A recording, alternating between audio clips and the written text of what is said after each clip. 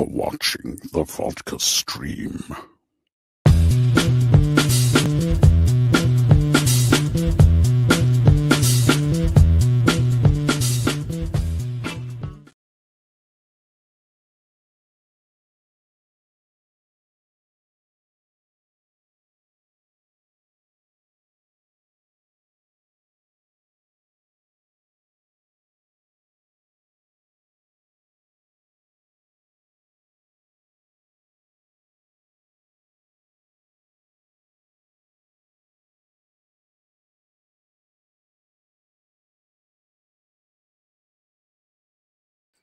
I am muted. There we go. Well, that's a good way to start. Muted. Didn't realize I was. Well, sorry about that, guys. What's happening? We good now? I think we're good now. My bad. I was like setting the camera angle up and I hit the mute button. Good way to start the Vodka stream. Welcome to Friday, guys. Cheers. I thought for this occasion I would just get some bourbon today. Get some bourbon. Always good with the bourbon. No bourbon. Cheers. Good stuff. Good stuff. Good stuff. Good stuff. All right. We should be good now. How's everybody doing out there? We're already having some chatting. Welcome. If you haven't seen The Flash, you don't want spoilers. We're going to be talking spoilers galore tonight. So just to let you know. Just to let you know. All right. We got Triton here. Restore the Snyderverse. Okay. We got that. Let's see. Hey, Dave saw The Flash last night and thought it was pretty good. 7 out of 10 for me. I have to say I didn't want to believe those rumors about that ending, but it left me in shock. Yeah, we'll talk about that ending for sure. Slasher, what's happening? Just saw The Flash for the second time. Was pretty disappointed by the movie, not gonna lie. It was fun, but very underwhelming scenes throughout the movie. Ooh. And we got Mama Film Junkie. Yeah, I took Mama Film Junkie. Mama Film Junkie came to the showing last night. It's great seeing The Flash. Yes, she had a good time. She enjoyed it. Ronak, bro, Ben is going way too long on his podcast. Is Ben still streaming? He's still talking. Well, that's fine. You know, we can overlap. It happens. Let's see. We got hello there. Here's my Flash review. Zack Snyder's Justice League is canon, but seriously, it was a fun movie. There you go. Let's get nuts, Jedi. Let's get nuts. Tony Movie Chappie D9 Neil Blomkamp fan. Hey, Dave, we'll be seeing The Flash tomorrow at 4. Can't wait. And how is the movie compared to Multiverse of Madness since both movies are in the multiverse world? I mean, I don't know. I would probably say I like The Flash better. Although I am like a fan of Multiverse of Madness. I don't know. I don't know where I'd rank those. They're both kind of pretty different. And then when it handles cameos, it's different as well. So I don't know. It's hard to do that. Hey, Axel, what's going on, Mr. Spoily Pants? I'm just gonna call you that for a little bit. It's all good. What's going on, Nighthawk? There she goes. Yes, she really enjoyed the movie last night too. A lot of emotions, a lot of laughter, some tears, some good times. Good times. Jay Fizz. Some are complaining about the jokes comedy. What about the fact that Barry killed and couldn't save Keaton's Kaye's Batman Supergirl? They're dead, and in the universe Zod wins. Morbid humor. Kaye was Batman? Okay. Jeez. Yeah, we're gonna have there's gonna be some fun people in the chat today. Fun people in the chat. Let's see. We got King Comics All the Flash. Fun, but definitely underwhelming. Kind of a weird substitute ending for the Snyderverse. And unless we get answers, we'll probably have nothing to do with the start of the Gunverse. No, definitely not. There's definitely not going to be. There's no correlation to what Gunn is doing. We are contractually obligated to love a movie with so many Batmans in it. I mean, I signed that contract.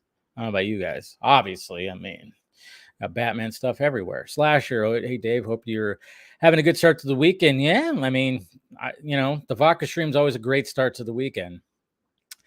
So, always good. Got to go fast for Sonic. For Flash, we got to go flush. I'm disappointed a lot with the ending. Okay. Andre, what's going on? Glad the DCU is gone. Time for Gunn's DCU. Very excited. Okay. Steve-O saw The Flash. I enjoyed it overall, but some of the CG could have used a little finesse. Well, there's some finesse that's coming out. I mean, obviously, there's that interview with Andy talking about some of it, which is we'll discuss it, of course, more as we go along here with the panel and everything. But it's just it was one of those things too, because I remember I was even in a thread talking about, at least I wasn't talking about the entire movie. I was talking about certain scenes in the movie that were indeed 100% stylized. And then, of course, that interview with Andy came out. Not like it was going to help anything. If anything, it just makes it worse. All it did was make things worse. Anybody who was already hating on it just hated worse. And then they were hating on Andy. It was like, that didn't help. It just didn't help when it came to what he said. So yeah. So we got Prod right here. The movie was okay. What's going on? Deus, good. Yeah, Integrity's here. Saw The Flash. Keaton and Ezra were fantastic. Supergirl was meh. Zod and Feora were criminally underutilized. Most of the cameos sucked. So there's that. Getting people's opinion. Your own act. What did you think about Flash after a second? I enjoyed it more. It has good rewatch value because just how quick that fucking movie goes. Like that movie moves. I mean, obviously it's The Flash, so it just. I just really paid attention to how much it flows, even though I still wish some scenes were a little bit stretched out a little bit more, and I could tell maybe like I don't know, but it just flows. It flows, and when you have a movie like a summer blockbuster time travel movie, it just has that summer blockbuster feel to it. That's the thing. And I'm not. I mean, it's funny when it comes to the discourse out there. I'm not one of those that's gonna say it's the best DC movie ever. I'm like, no. I mean, what Zack Snyder did is still god tier for me, at least when it comes to just filmmaking and CBMs and unique styles of doing a CBM. Is always going to be like that. With this, Andy took it a different approach, and it was funny. Where it didn't feel forced, and it had some really great ideas within it too. But you could see a little bit of this movie was just, being put together by so many different people. You could kind of still sense that, Thank God they didn't CGI Henry Cavill's Superman defeating Zod in one of those.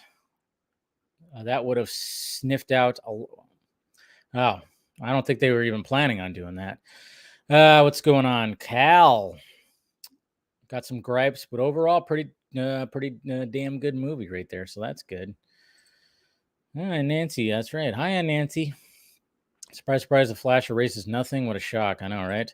Carlos, they should have released the DVD with all the alternate takes and call it the Flash Multiverse Edition. That's a good idea because for sure there's a lot they filmed and they didn't show it. I know there's there's concept art that we saw, especially when it came to DC fandom, like 2 years ago when they did that whole featurette. There was one particular concept art that showed Supergirl, and they were on like a ship or a boat or something like that. I'm kind of wondering, I'm like, did the whole scene get removed? I don't know. This movie was trash juice. Not just trash, but trash juice. You, what are you pouring in your trash can? He did erase Ben Affleck's Batman. What? How did he erase? Oh, because what happens at the end? Okay. Hi, what's going on, Eleanor? Love the movie. Good. Bringing back dead actors via CGI feels wrong. Yeah, until Fast and Furious brings back Paul Walker for most of the movie, and everybody goes, yes! Yes! That's exactly what's going to happen. It was like for a brief moment. Not a big deal. And it wasn't just, it was like 3. Let's see. You're the man. Mine Inception, yes. We got Saggy here. Flash was great. Haters gonna hate. Don't be hating. Be participating. Come on. I didn't think the pacing was that bad. Maybe it's just me. I wasn't saying it was bad. I said it was great. It was just went. Pacing was great. Pacing was great. For me, I just wanted some scenes to be stretched out a little bit because that's just me. But other than that, if you're trying to get like a summer blockbuster movie that has a bunch of craziness and time travel and whatever the hell, it moves at a great, fantastic pace. So kudos on them for doing that. Let's see. Steve out. I felt that the Flash got the same treatment that Ayer got. No, it didn't. It did not get no.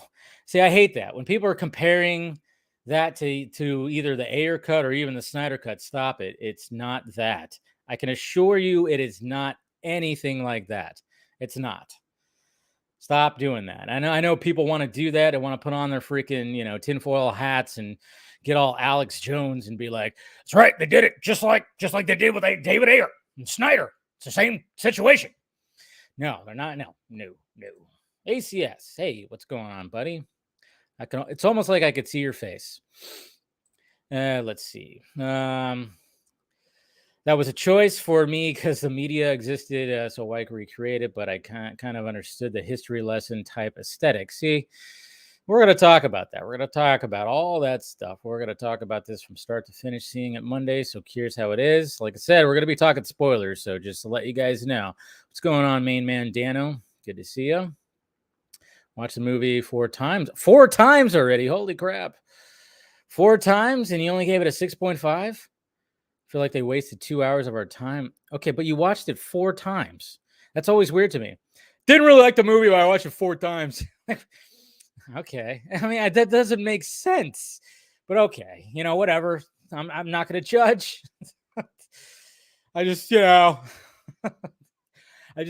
was hoping it would get better the 4th time, but anyways, forced Batman to say and be happier if he gave up his money. So agenda. Okay. Interesting takes. Dave, what are your thoughts on the Flash Thursday box office? It almost made 10 million. I know compared to some of the others. Yeah, it's a little low. Like I said, the box office is not looking good right now, but I mean, there could be a little, Aquaman made $69 million domestically in its opening weekend and ended up making $1 billion. So you just never know. It could. And there's not much. Indiana Jones doesn't come out for another 2 weeks. I forget. I thought that Indiana Jones came out next week, but I don't even know what comes out next week. We get like a little break when it comes to blockbusters. So we might get the Flash at least winning 2 box office weekends, and it might have a small drop. I mean, we'll see. But yeah, I mean, the box office right now, unless internationally it blows up, but right now domestically, it's still looking like it's going to be around 70. So, it's all crazy. Let's see. Ben compared David to Andy. Me? Just kidding. Let's see. What else we got here? Exactly. Math equations in effect. If everyone, there you go. There you go right there. If everyone watches it 4 times, it will hit $1 billion. That's what I'm talking about. Jordan just got back from the theater, had a blast and a bunch of heart. The movie did not feel like it was too. Yeah, exactly. Fucking thing flows, man. It just flows very well. It really does. So if you put Grant Gustin in costume instead of a second Ezra Miller, you are easily getting $1 billion. You think so? I don't know about that. I don't know about that one. But, maybe. Who knows? But, all right. Let's start bringing in people and let's start having a discussion. Like I said, people will be coming in at different times. So not everybody's going to show up right at the start, but we got a couple people backstage. And also, happy 28th anniversary to Batman Forever. I mean, obviously we want the Schumacher cut. We definitely want the Schumacher cut to come out, which apparently it's going to come out because Kevin Smith says he got a copy of it. So, but there was a campaign today for that. So I've been, seeing some stuff online, which is cool. Just in case you didn't, but people didn't know what was happening when it came to what scenes and whatnot were deleted from Batman Forever, which hopefully we could see that Schumacher cut. Even though I'm perfectly, I love Batman Forever. I've told you guys that many times, and I'm one of those that say it's better than Returns, and I will die on that hill. Have joined the stream. I will always die on that hill. Val Kilmer, man. Val Kilmer's Bruce Wayne. That's what it is. That's what it is. All right, let's start bringing some folks in here. Let's see, where am I at? Here we go. Oh, great Odin's Raven. There we go. What's going on, Travis? Not much. Luckily, I know that's one of them, but no, happy Friday. It's good to see you, sir. It's good to see everybody in the chat. I can already tell by the chat it's going to be a very rambunctious night. It's very, but no, it's a good time. Got a DC movie out, and I'm very excited for tonight. I think tonight's going to be a fun one. I think there's going to be some good conversation. So, yeah, definitely will be. And we got somebody else joining right now. I don't know why I just thought of the laugh. I was like, I saw laugh, and I love your laugh. So I was like, I'll put that right there for you. What's going on, Anthony? What's up? What's good, y'all? Y'all doing all right?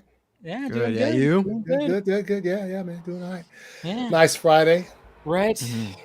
What's Friday. up, chat? What's good, chat? Oh, the chat's already it's getting pretty rambunctious. I mean, it's been crazy seeing the discourse for this movie because obviously when the first reactions came out, the hype was just whoop, it just went straight up, and then it started kind of like going down a little bit because there was some mix, but it was still mainly hyped up. But man, after this week and with the leaks and everything, it took a weird turn. Yeah. It took a yeah. And I will say this, and I've I don't know when I sort of came up with this idea of it's okay to talk about shit you don't like, but if you spend too much time talking about it, that means you like that thing. Like literally, that's what that's. So like, just putting stuff I don't like, and sort of I'll talk about it, and if I'm asked about it, I'll answer. But when it comes to just continuously, just out of the blue, talking about shit you don't like, you like that thing. Just come on, just fucking admit it. So this is I say this for the people who, because for me generally, I thought the movie was okay. I liked it. But for people who are just trashing it for forever, this weekend is your pass. Once this weekend's over with, if you're still talking about how much you hate the Flash on Monday, you like the Flash. So they're going to be talking. They're going to be talking about this. Then they like it. Then they like it. There's I mean, there's a little bit of a core. I mean, just the discourse. It was almost reminding me back of 2016 when BVS came out. I mean, it's a little bit different. It's a different type, I guess you could say, but it's just. Because it wasn't like there was leaks that really came out with BVS. I mean, obviously they spoiled some things. Yeah, the leak was the trailer. That's what it was. The trailer. Like, hey, here's Doomsday. Here's Doomsday. But it is funny because I think people are gonna like constantly. It's not gonna end, and then of course, with the box office, it ends up being low over the weekend. There's gonna be all kinds of people are gonna be celebrating that, which is gonna be annoying as hell because I mean. I every day it's like multiple dickheads in my mentions, and I'm just like, all right, what is this accomplishing? The fact they're saying this, and then of course, I even had one just even recently, like it's not canon to Zack Snyder's Justice League, it's Justice. I'm like, because you think so, or you heard this somewhere, or what is going on here? Because the movie I watched. And all the information I've gathered, nobody wants to be canon to Justice League at all. No. So that was always like the big thing too. I mean, that was a big thing beforehand, but I mean, just because, it's not the same tone and it's very much lighter and there's some different things that happen in it. Still, when they do their callbacks to Justice League, it is very much things that happen in Zack Snyder's Justice League that were cut out of Justice. So it's like, you can't, there's nothing that's going to convince me otherwise just because you don't want this movie to exist and it's got humor in it. And it's just not going to convince me that it's anywhere that they were trying to connect it to that piece of shit cut. So, but thank you guys for showing up. Of course, more people show up. So how many times did you guys see it? Did you guys see it 4 times and still? Yeah, I actually gave it a 3 out of 10 and I saw it 9 times now. I'm going 10 tomorrow. No. my statement. Yeah. You saw it that many times. You like it. You like it. There's no, you don't see it. I give you 2 because I remember I'm someone that did not like the 2016 Suicide Squad. I think that's it for me, a bottom 10 comic book movie for personal reasons. But I remember going back on the Saturday being like, hey, maybe it's gonna be different this time, and it wasn't. But then I didn't proceed to go see it and stuff like that. I'm with ACS where I feel like you get this weekend to air your grievances, but then after that, unless you're asked, if someone ever goes on Twitter or podcast like, hey, what do you think of Flash? No, that's fine if it's a natural thing. And even then, there's just some people that are just tweeting just so much. Luckily, I've been muting a lot. I muted a lot for that reason. I alluded a lot because I already knew we're in full spoilers mode right now. We're safe. I'm good to say this. Oh yeah. If you haven't seen the movie, full spoilers right now. Yeah, guys. I already had knew, like, I think last year at some point that Reeve was in the movie, like something with Reeve, but just because it sucks with I hate Elon Musk for the U and the following, because like there's legitimately, I think we all have this where they're following and For You, there's certain people that are on both like one feed only, so I can't see everybody. So when I click the For You, it does like a recommendation of maybe you'll like this, and it's just some joker posting like the Christopher Reeve screen image, and like I know that he's in it, but I would have liked not to have seen the exact image. And that's where I'm always, because I think I've talked about this, me and Ray have bickered about this before, I always say once something out, you need to stay off Twitter, because then that's your fault, because people are going to tweet that way, like the finales. It sucks, I wish it wasn't that way, but that's what people are going to do before the movie even comes out. To me, that's when I think it's like really off limits. Like that should not be a thing. And it just because you don't like it, why ruin it for other, like people like what they like? I don't know. So yeah, I agree that you get this weekend, say hey, I saw The Flash, I didn't like it for XXX, and then move on, because as we've talked about how many movies are out this summer, so it's like talk about something else. Extraction is out on Netflix, Black Mirror is like, go find something else, but yeah, only the ones gonna see it again next weekend with with some of the other family members that haven't got to and don't need to see it opening on a Thursday. So what was your overall thoughts on? I really liked it. I think I got it in like why I kind of explained, it's kind of like a 8.5 out of 10. That's where I'm at, and I think I have it fourth in the fourth or third. I got to see it again, so I liked it. I think I had some high highs and some low lows. There's some choices and I think what's funny about that, because I listened to your spoilers review, Dave, and then I talked to a friend and I know other people like you didn't like the lasso truth moment, and then I talked to other people, I love it. It's so funny. I feel like with movies, there's so often where it comes out and there's a Discord, but the Discord is like everyone decides, oh, these are the 3 bad things about the movie, right? Or these are the 3 best things. That's not this movie. This movie, I feel like you talk to everybody, it's like, oh, I love that, and you go, oh, I hated that. I had that last night when I was talking to Kirkland Taylor on the review, where it's just like, yeah, that joke didn't work for me at all, and Kirkland's like, oh, I'm laughing my ass off. So I think that's where the biggest thing's the humor. I think if you find this all funny, this is like a hella ride. There's some stuff where I feel it wasn't MCU humor, but there's times where there's a scene going on and they should stop the joke. My example of that is R. Barry and Supergirl having this great scene talking about hope and the S, and you got Barry in the background like, oh, it stands for Supergirl, right? Like that's where it's like, oh, just drop it, like just for a second, just let the scene play. Relax.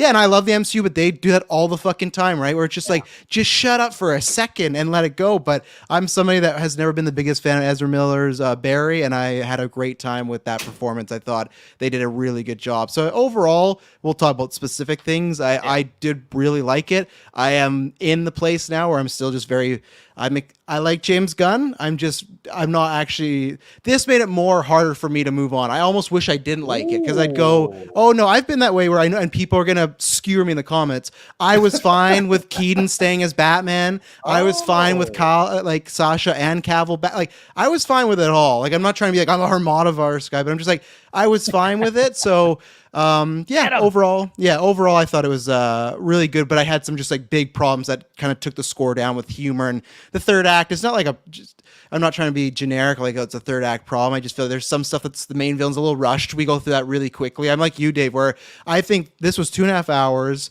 It flew by for me. Like when we got to the film, I'm like, oh, we're already here. I could have easily took 3 hours. Took 3 hours and would have felt nothing. Or felt like nothing like against it. I thought more would have actually added to the film. So yeah, I mean it is interesting because I mean like the first act is great just because there's just the way that it establishes the story, and then of course when it starts really getting into the multiverse, or at least like, hey, we got to stop this this Zod guy or whatever the hell. And then of course when it gets to the final act where it's like you got a final battle here, and then all of a sudden you got a multiverse final battle.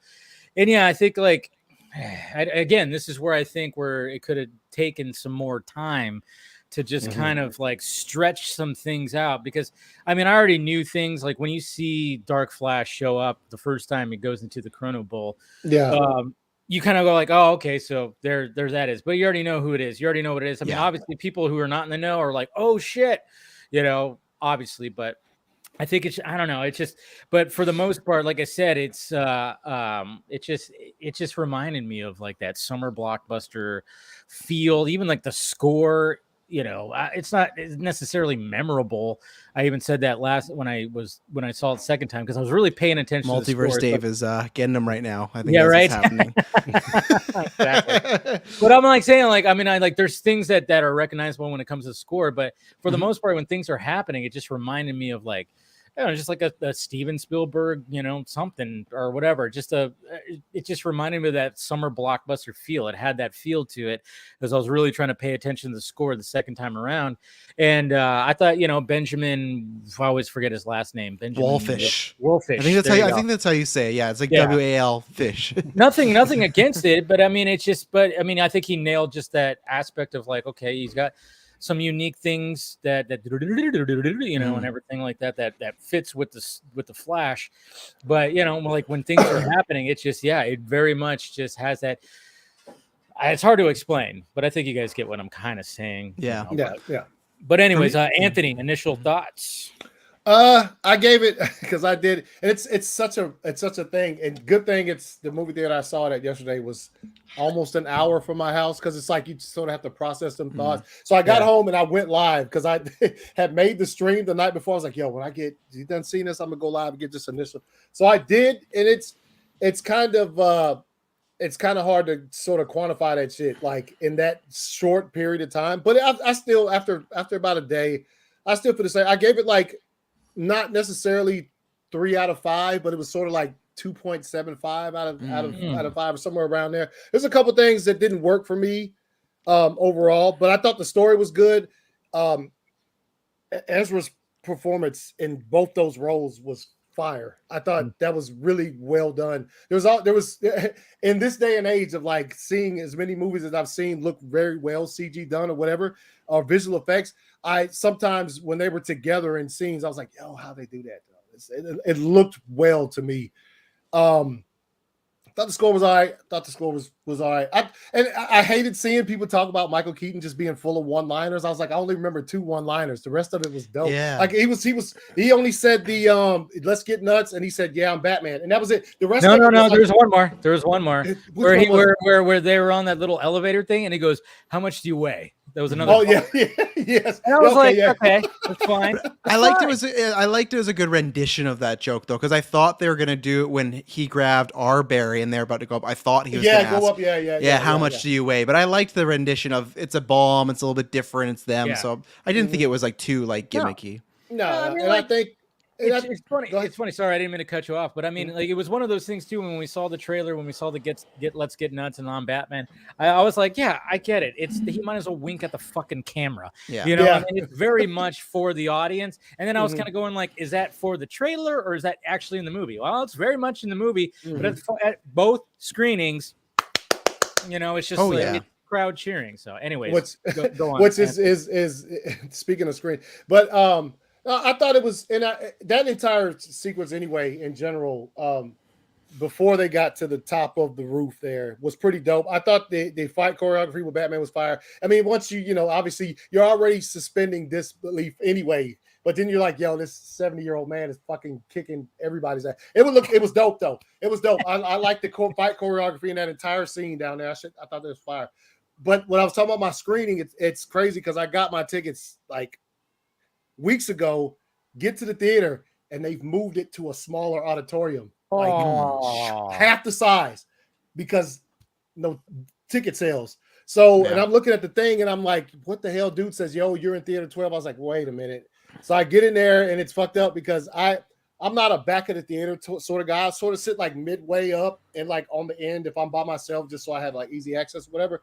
and my seat was all the way to the back. That's how smaller it was than where I bought. And they changed auditoriums just for ticket sales. But then by the time the movie started, it was probably about 70% full. So like when I'm 70, okay, relax. William. William.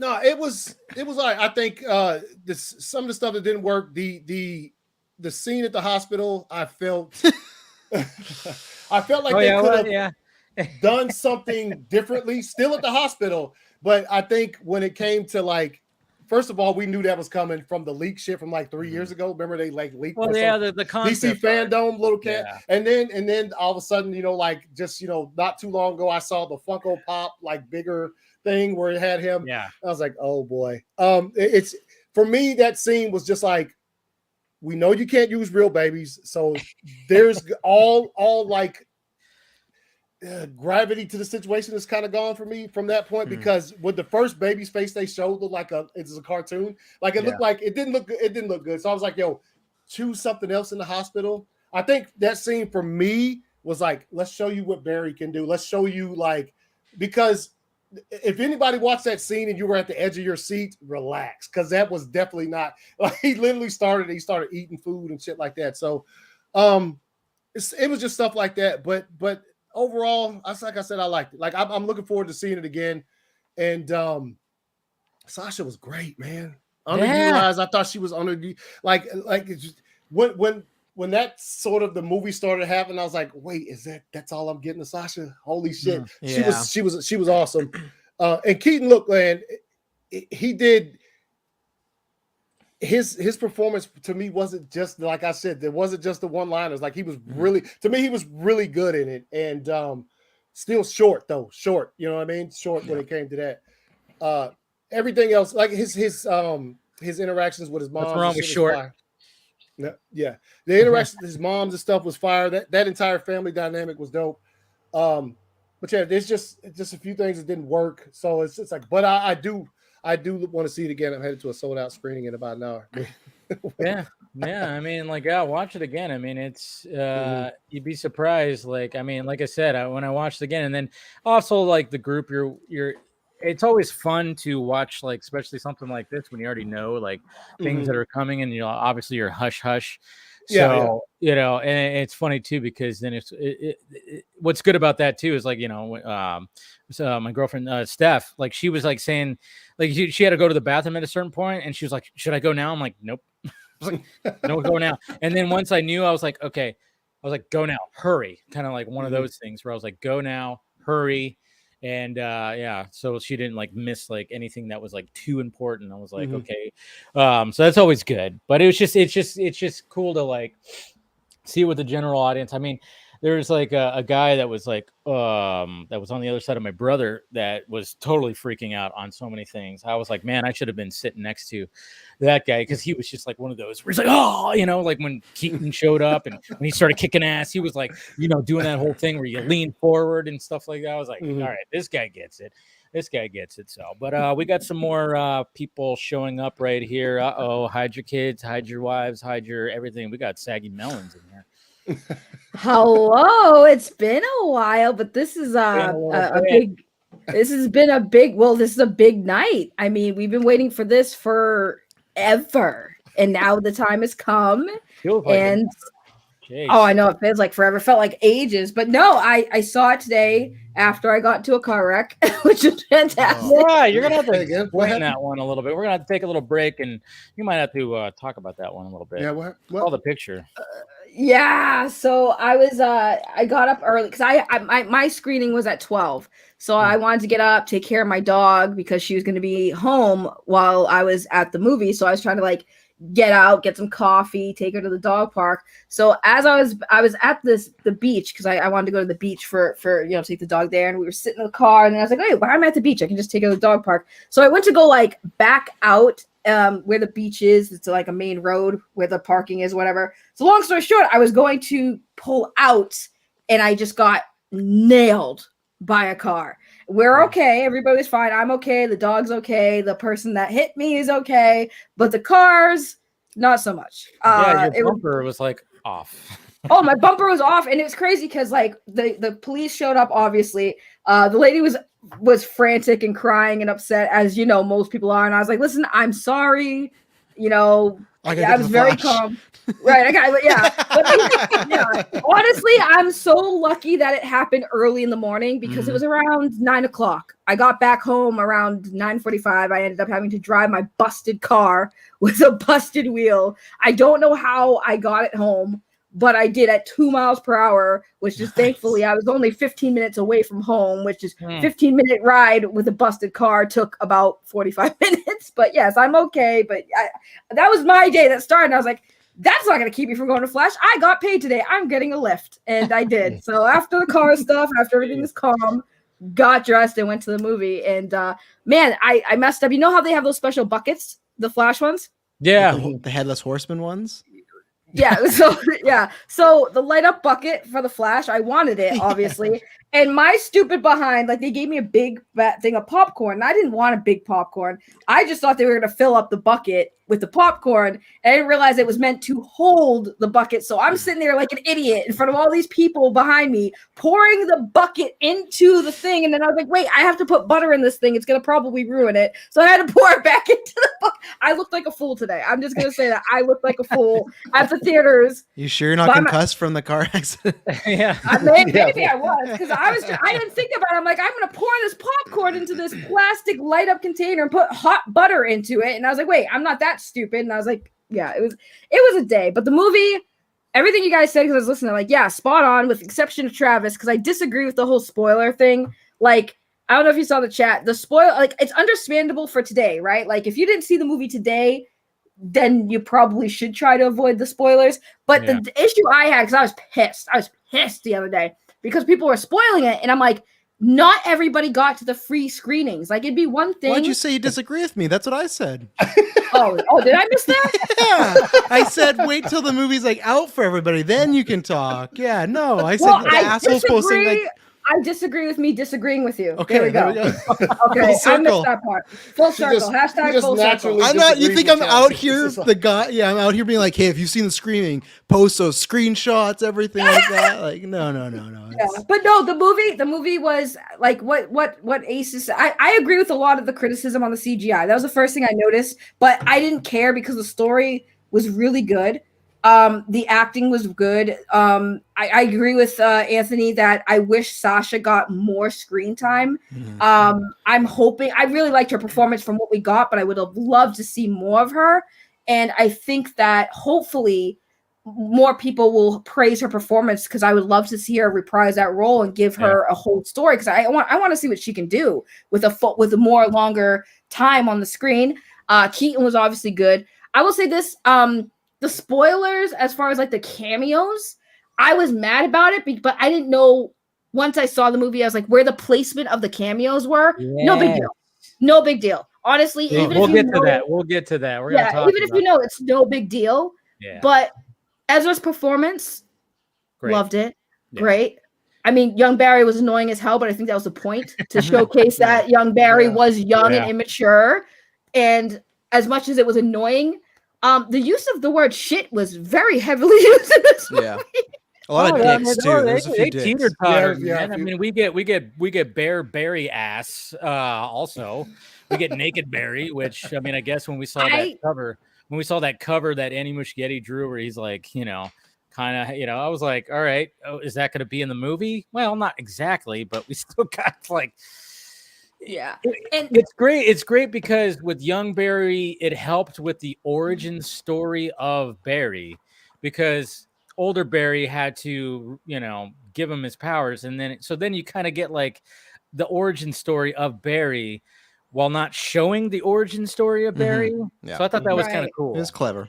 Yeah. Right. I will say too, when Aces was when I always call you Aces. It's I was like, who's Aces? Aces. What's up, Aces? Every time I see his name, I read it as Aces. I don't know Hanging why. out with Matches Malone. Seriously, it's weird. But I agree with Anthony about the baby scene. it was, I will admit, I was on my edge. And I know I saw articles where people are like, the weirdest part is seeing Ezra Miller saving babies. I'm like, the weirdest part was seeing like Andy Muschietti about to kill a bunch of babies if the Flash wasn't there. Okay. Like you had a baby about to get stabbed with a bunch of scalpels. You had a baby about to get burned to death. You had a baby about to get acid. And I'm sitting there like, that's your takeaway, instead of the fact that Andy Muschietti literally just chucked a bunch of babies out of window out of like 20-story building. Okay. Great. But before we continue, we got somebody who hasn't been on for a little bit too, and he's returning. Ray! What's going on, Ray? Hey. In a little bit. How's it going, sir? It has been a little bit. Because I saw this today after I got out of work at 1:10 p.m. Yeah, that's right, because I get out of work at noon these days. I am an early bird now. I drink coffee on the way to work now. That's crazy. Like how like an adult. Why are you drinking the Rock's Zoa? You know, the greatest energy drink in the world. The greatest energy drink in the world. Yeah, made with the Rock's ball sweat. Oh yeah, it's good. Straight from the tank. Yeah. No, but Straight from Black Adam's balls. Yes. Oh, man, Too bad he wasn't in the end. You know, I was looking for Rock. I didn't see him. That would have been something. It's like, where are you, Rock? I would have literally screamed. I would have walked out of the theater. I would have been like, "No, F this movie, Andy Muschietti. I'm done." There was like as far as I managed to stay completely in the dark as far as the cameos, and that was a combination of you were off Twitter for a bit. So so like I've had like an awakening of sorts when it comes to Twitter. Scientology. Twitter. Okay. No, I did no. Tom Cruise got it. No, I did get I did see we had the Dead Reckoning Part 1 trailer, which can't wait for that. Fire! That's amazing. Yeah. It was just cool. It was just cool to see Kittredge there again too, right? If you're like a fan. Anytime I see that, I'm like, oh yeah. You want to know something funny, Ray? Yeah. I tried to avoid the spoilers too, and it was two of my freaking friends who spoiled it. One being in the chat, RJ. I see, and that's the thing. And this is something I'm definitely gonna like because I was gonna do a separate episode talking about the early releases, but I decided no, I'm just gonna talk about all of it, like everything in the review tomorrow at Flycast. But like the whole thing, like I still don't know how I feel about that. The fact that so many people got to see this movie weeks in advance, right? Because I was already worried enough about the CinemaCon stuff, and then it's like, okay, now regular people are seeing it at screenings. It's like, no, this is dangerous. It was an interesting strategy because I understand they wanted to build up hype, and I thought, okay, you have like a couple of fan screenings around, whatever. I didn't think it was going to be like, oh, and then we're going to have some next week, and then next week, and then next. It was like, what the fuck? Like, how many screenings are you going to have, and how is this going to prevent anyone from? I mean. You go there. I mean, unless they just say, "Hey, we're gonna lock your phone up," someone's gonna take a picture of something. So like first it was like because you're right. I was off Twitter for like a good while because I was working, and adjusting to like my new schedule, and then I would look at Twitter from afar and I'd be like the Grandpa Simpson gif where he like comes in, sees Bart, goes right back out because I'm like, nope. Like a couple days later. Nope, and Twitter is so dead to me at this point. I'm really only there because of you guys and mutuals anymore, to be honest with you. But like when I saw so many of you seeing it, like there's so many people seeing it early, it went from severe FOMO because I was like, has everybody saw your tweet? You're like, everybody's seen this damn movie, and it went from that real quick to like, okay, everybody keep your mouth shut. Everybody did. Because I started seeing like people posting careful with that, right? But like, and then and I don't know what started like a couple days ago with the actual clips where those it showed up on TikTok. From.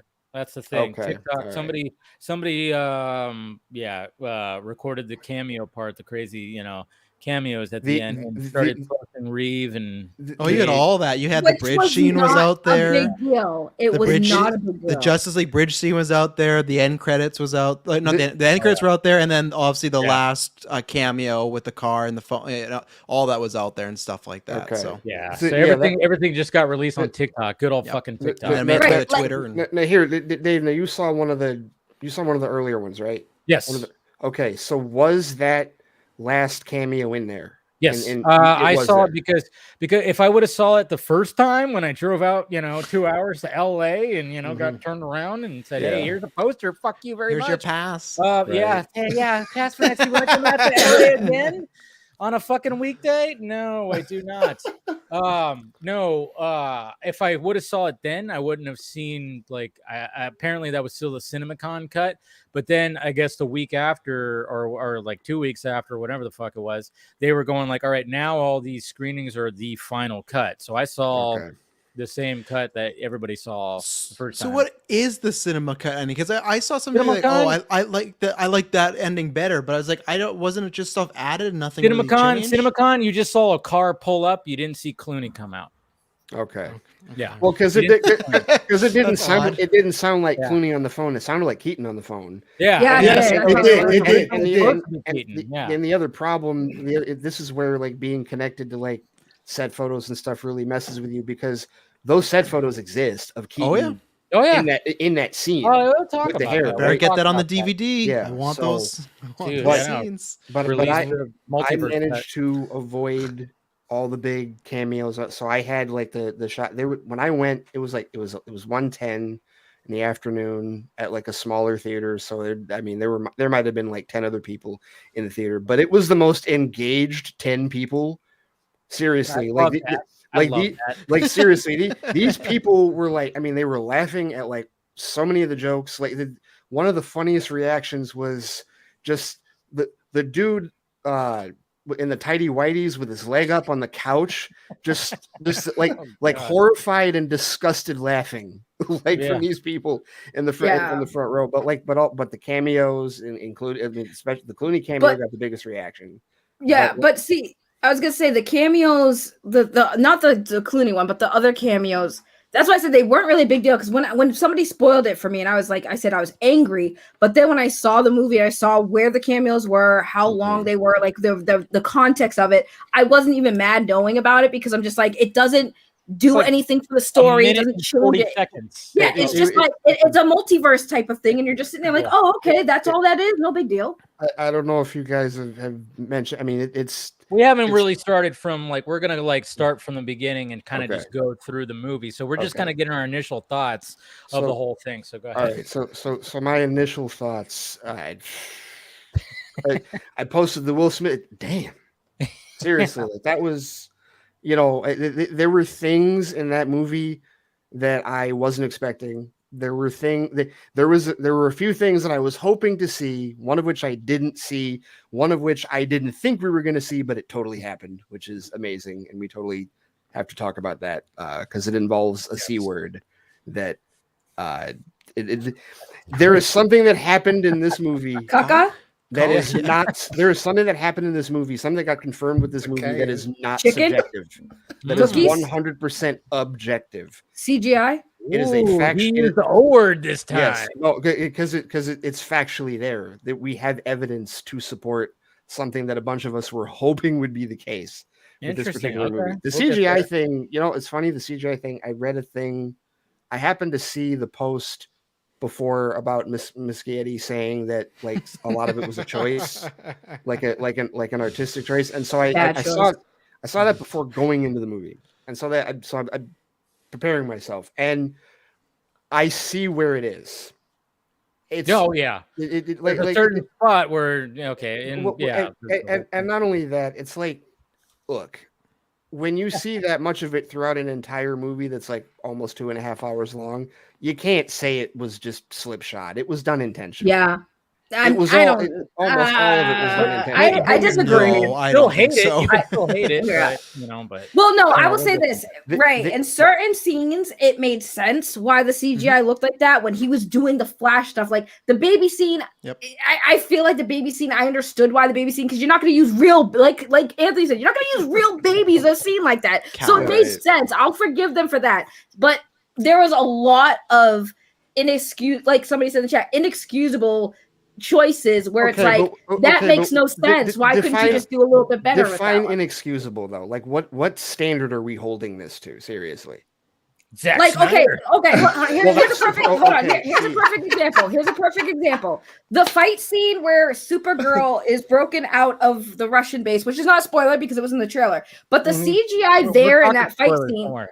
Right. Well, I'm just saying, I know we're not getting to that point yet, but I'm saying like the CGI in that scene had nothing to do with the Flash's view of how he views things in the Speed Force, because he wasn't moving. He was the Barry that had the powers wasn't using them. The Barry that was the older Barry didn't have the powers at that point. So there was no excuse for them to have a bad CGI scene when the focus was Supergirl fighting the bad guys. So that's what I'm saying. I feel like out of all if that's your biggest example of bad CGI, I'm like, okay, then. And the cameos. No, cameos are good. We'll get to that. Flash sometimes has like the Iron Man MCU floating head thing where Ezra's head is like kind of detached. No, he does. No, he does. Yeah, but that to me is not a choice. And then you have there's times where you have the two Barrys together and it's very odd where one is real and the other one's CG. And I get why they do that. But then there's times where they're like in a scene together talking back and forth. But they're not in the same shot and one's CG and one's not. You're like,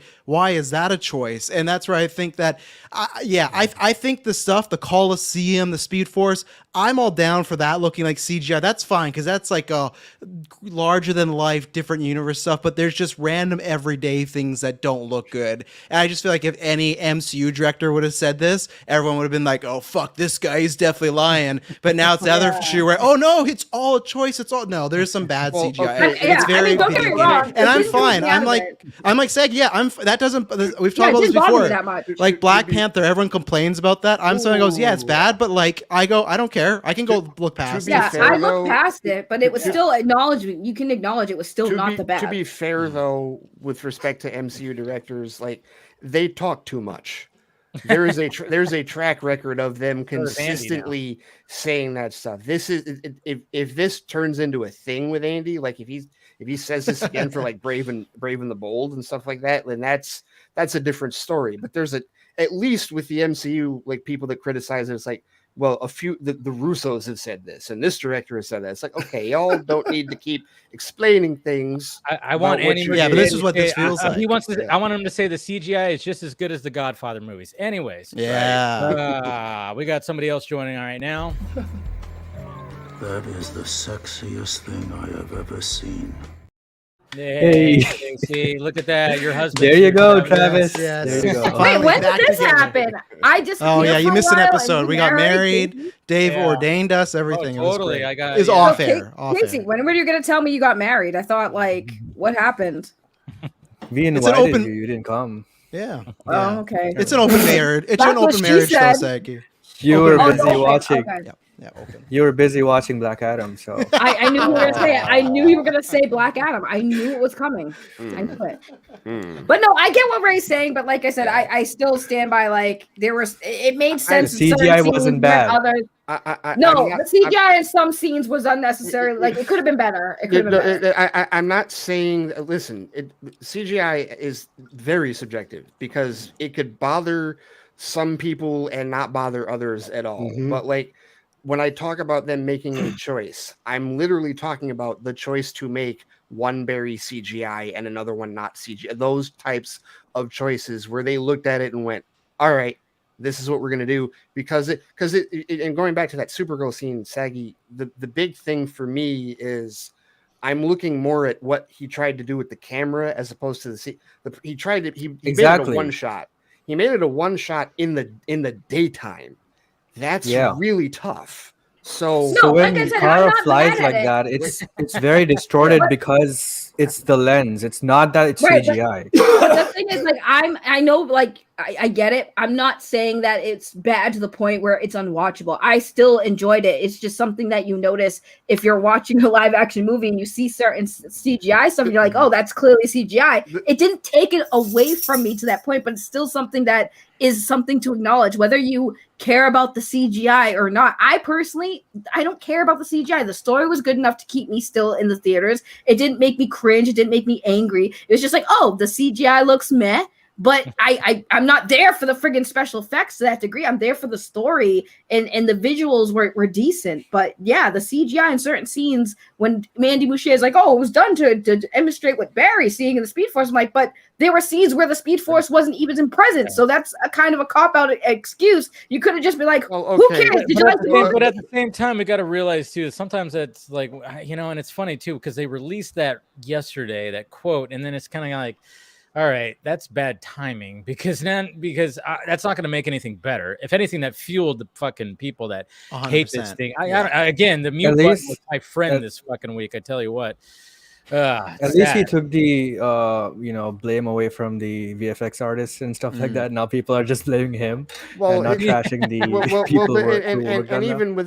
with as any director should. And even within the context of the quote, I mean, he could literally just be talking about the Coliseum stuff. He could. He doesn't have to be talking about the whole movie, but that's immediately what people assume. He's excusing the CGI for the whole movie, which again, wholly subjective. Because did I notice the floating head thing? Yeah, but I've seen it so much in the MCU I'm just used. I don't. It is what. Listen, when you're trying to adapt comic books for live action, shit's not always going to look right. But you see, what makes me mad is because in Iron Man 1 and 2, it looked great, and then they had to fucking go and change it because they used to have Downey in the chess piece, right? Yeah. They used to, yeah. Well, but that's part of the. He's like, I'm not wearing that anymore. Well, there's that part of it, but there's also the production process because it's way easier. Oh yeah, more cost effective for him to just wear the pajamas. It's the same, and that was the same thing in this case because this was still under Hamada's watch largely when it was shot, and he was supposed to be the belt tightener for all of the DC budgets. And I know this one got up there as far as money was spent was concerned, but still, that was the whole point when he got hired was he's supposed to rein in the budgets, after the $300 million they fucking wasted on Justice League. So, and yet he got the boot. He got the boot. Totally. Anyways, all right, we got somebody else showing up right now. Watch out. Throw a knife at Steven. There we go. Out of focus. And then way out of focus. Look at that That was his dramatic entrance. That was his dramatic entrance. In my mind, he didn't even join. Like Dave just hacked his computer and like pulled him in. No, it was a prelude to the rant that I'm going to go on about lensing and thank you. Decisions that were made. Oh no! I saw a little bit. I saw some of his tweets earlier. No, I might enjoy this rant. There's the thread. Yeah. I'll go for it. But I mean, I forgot to ask Casey, what's your initial thoughts, review, when it comes to this movie? I really loved the movie. I expected to love it, but I didn't know how good it was going to be. Because obviously the recent DC films have not been as good as, they used to be before. But I still enjoyed most of them, even Black Adam.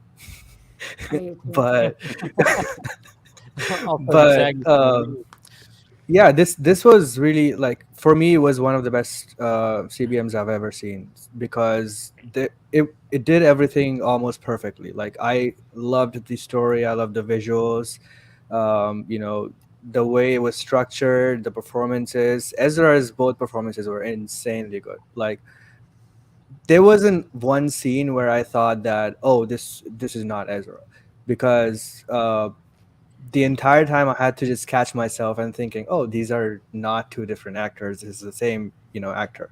So that was really good. And a lot of the humor just really, really worked for me. The entire audience in my theater was just laughing. Even the dick jokes? It did not. Yeah, it didn't. It didn't fill the fort. Maybe not everything, but I'm most of it was. Not every joke was. By and large, DC humor, in my opinion, is more organic. by and large. To me, it felt more natural and organic. Yes, that's why I liked it. Like, if the type of humor that I don't like is that if they have a serious scene going on and they undercut that, that's the stuff that I don't like. And well, they kind of, for the most They part, did a couple Dick times. jokes is a pejorative, is a funny thing because like we all agree dick jokes can be pretty fucking funny. Like so we'll say like dick and fart jokes as if we don't like dick and fart jokes. The problem is when someone's like, "Oh, let's insert a funny line here. Say something about farts," and then like move on. It's like, no, that's not a fun. Like that's not. Or just insert a fart. You know. Yeah, exactly. Like that's well, that can be funny. Yeah. but like that's wildly different from like I will say, like the stuff that they had in this. I think was entertaining because it was organic, especially because it was to the coming way that- from the 18-year-old Barry. Yeah. well, I was gonna say, I also like how self-aware the movie was. Like when because obviously young Barry was obnoxious on purpose because he's young and immature. But I like that one line when old Barry kind of snaps on him. And young Barry kind of is like, I am kind of annoying. Yeah, it was very self-aware that, yes, I am an annoying person. There was something that was before that because even the older Barry goes, now I understand why people, Yes. And I was like, that's what I really dug about it because I was really worried. I'm like, oh man, I think young Barry's gonna annoy the piss out of me. Like, but then he was like, and then he to, didn't. Yeah. What? Very core to the plot was the kind of heavy-handed subtext that he's on the spectrum somewhere. Yeah. I mean, that's Thank you. That's like basically, basically part of the on the climax is the whole bit like the disengagement and the that math problem he was working on in the beginning and getting so upset about as a kid. Like that's very like if not heavy-handed, it was right there. Yeah, Steven, How cool I was said that the Man same of Steel thing like today. flashback for that? That was cool. I was gonna say that I said the same thing on my stream, and people were like, I didn't get that sense, and I'm like, dude, it was so in your face. How did you not get that? They were kind of hinting that Barry was on the spectrum. I didn't catch it either. I wasn't looking for it though. It's like It was more in this movie than Zack Snyder's Justice League. It changes for like if anybody who has been diagnosed with a learning disorder or is on the spectrum in any way or has kids who pays like you could be in different circles and not be aware of it, but there's a lot of like big tells that are like really, really obvious, like on the nose. They're clearly pulling on that specific string. As you pointed out now, I get what you're saying. I think you're right. I'm just saying this wasn't something I caught when I watched and that's the movie. why when you bring it down to like the whole plot being like, oh, you gotta let go is like and like relating it back to the mental health and everything. It's like, oh wow, that's like not just kind of a character subtext. That's like core to what the whole thing is about is emotional processing and letting go and disengaging from things that you're obsessively compulsing over. You know what, Stephen, and we can talk about this later or we could just gloss it over, but I don't know. It almost, to me, I had a thought in my head where is this kind of a like subconscious subliminal message to, I don't know, certain sector of the I know there is a huge irony to the way people are massive reacting irony. Yeah. Yes, totally. I thought that on the way home, I was just like, the message of this movie kind of applies directly to a particular hashtag. I'm so glad that Steven said that because when I saw the movie, that was my first thought, especially in that line when I said with like in the Batcave when old Barry had his moment and then he was just like, listen, I don't do people. And I even felt that way going back to Justice League when he saw Bruce Wayne and he said the same thing. Like, I don't get people or I don't really do understand people. And then he went to that monologue and thinking back to that, I'm like, dude, I'm telling you, it does feel like they were trying to hint that he's a little bit on the spectrum. He doesn't have any friends. People at work tease him. And then Bruce Wayne is his best friend, which by the way is adorable on a number of levels. But like, is Bruce Wayne and Alfred like his best friends? Like, right. This just got. I just saw this on Twitter right now. Look at how adorable this is. Aww, look at this. We got some behind the scenes. Oh, look at a practical suit. Yes. Look at that. Well, you know what's funny is speaking practical suit. You know how one of the Barrys used the Batman like Keaton's bat suit with the neck thing, and everyone was like the neck. That joke was so funny. But again, the ripping it off, it's like, yeah, that whole point, like that's why I said the movie is very self-aware because that's what everyone was saying, talking about the neck thing, and then obviously they included something like that in the movie, and I'm like, the movie was very self-aware of everything. there's a lot of, and this I'll loop back a little bit to the visuals, and not to point fingers at anybody here because I don't think that's necessarily what's happening, but there's a lot of Travis of disingenuous reactions to Say you brought up first. to a lot of fair. the decisions that this movie made, and I think some of them are just kind of knee jerk, and then some of them are bad faith. But I think a lot of people don't really realize that they're doing it. But there's like going into like, for example, the cameos and people talking about it being like zombie puppets and grotesque and how dare they bring back these actors.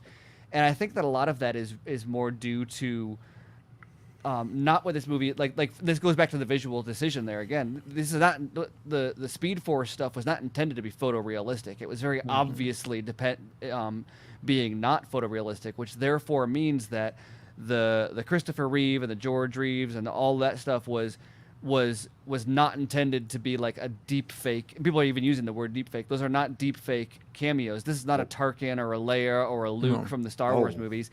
These are just visual homages, intentionally to avoid doing that uncanny valley deep fake, like we're puppeting a dead actor around. This is just saying here is a DC universe that exists, and acknowledging it. And I'm not saying that, like, I think that the visual style was questionable, but there's a lot of like those scenes leaked and people were like, oh, this looks like the Scorpion King, and it's like, well, kind of, but like it's not because they did a bad job of it's not because it's underbaked. It's just because that's the aesthetic they decided to go with, and you can tell because I can see that, yeah. Like look at like the Nick Cage and the Helen Slater stuff. Like they actually took live action footage, or they in Cavill also they had in there, and that you can tell they actually changed the aesthetic for them. They took footage that we saw from Justice League of Cavill and then changed it to that 3D aesthetic. Well, anytime it was in the Chrono Ball, it was like, I mean, again, you could literally see, like, I mean, there's particles that are almost making up the whole thing. It's similar to what we've seen even before, and then Stephen, we've talked about this too, is the fact that it's like, I mean, Man of Steel, when you see like the particles, showing like when Jor-El was talking to Clark on the Kryptonian ship, it was almost like you have to almost like kind of look at it like that. It's like a projection, or like Cyborg, and when Cyborg goes to it does the whole financial system thing. That looks like he's the whole thing is like not quite photoreal, and it looks like bad virtual green screen almost. But it's not bad green screen at all. But someone could take that and say the same thing about it. But the point is, it's not supposed to look like he's actually there because he's not.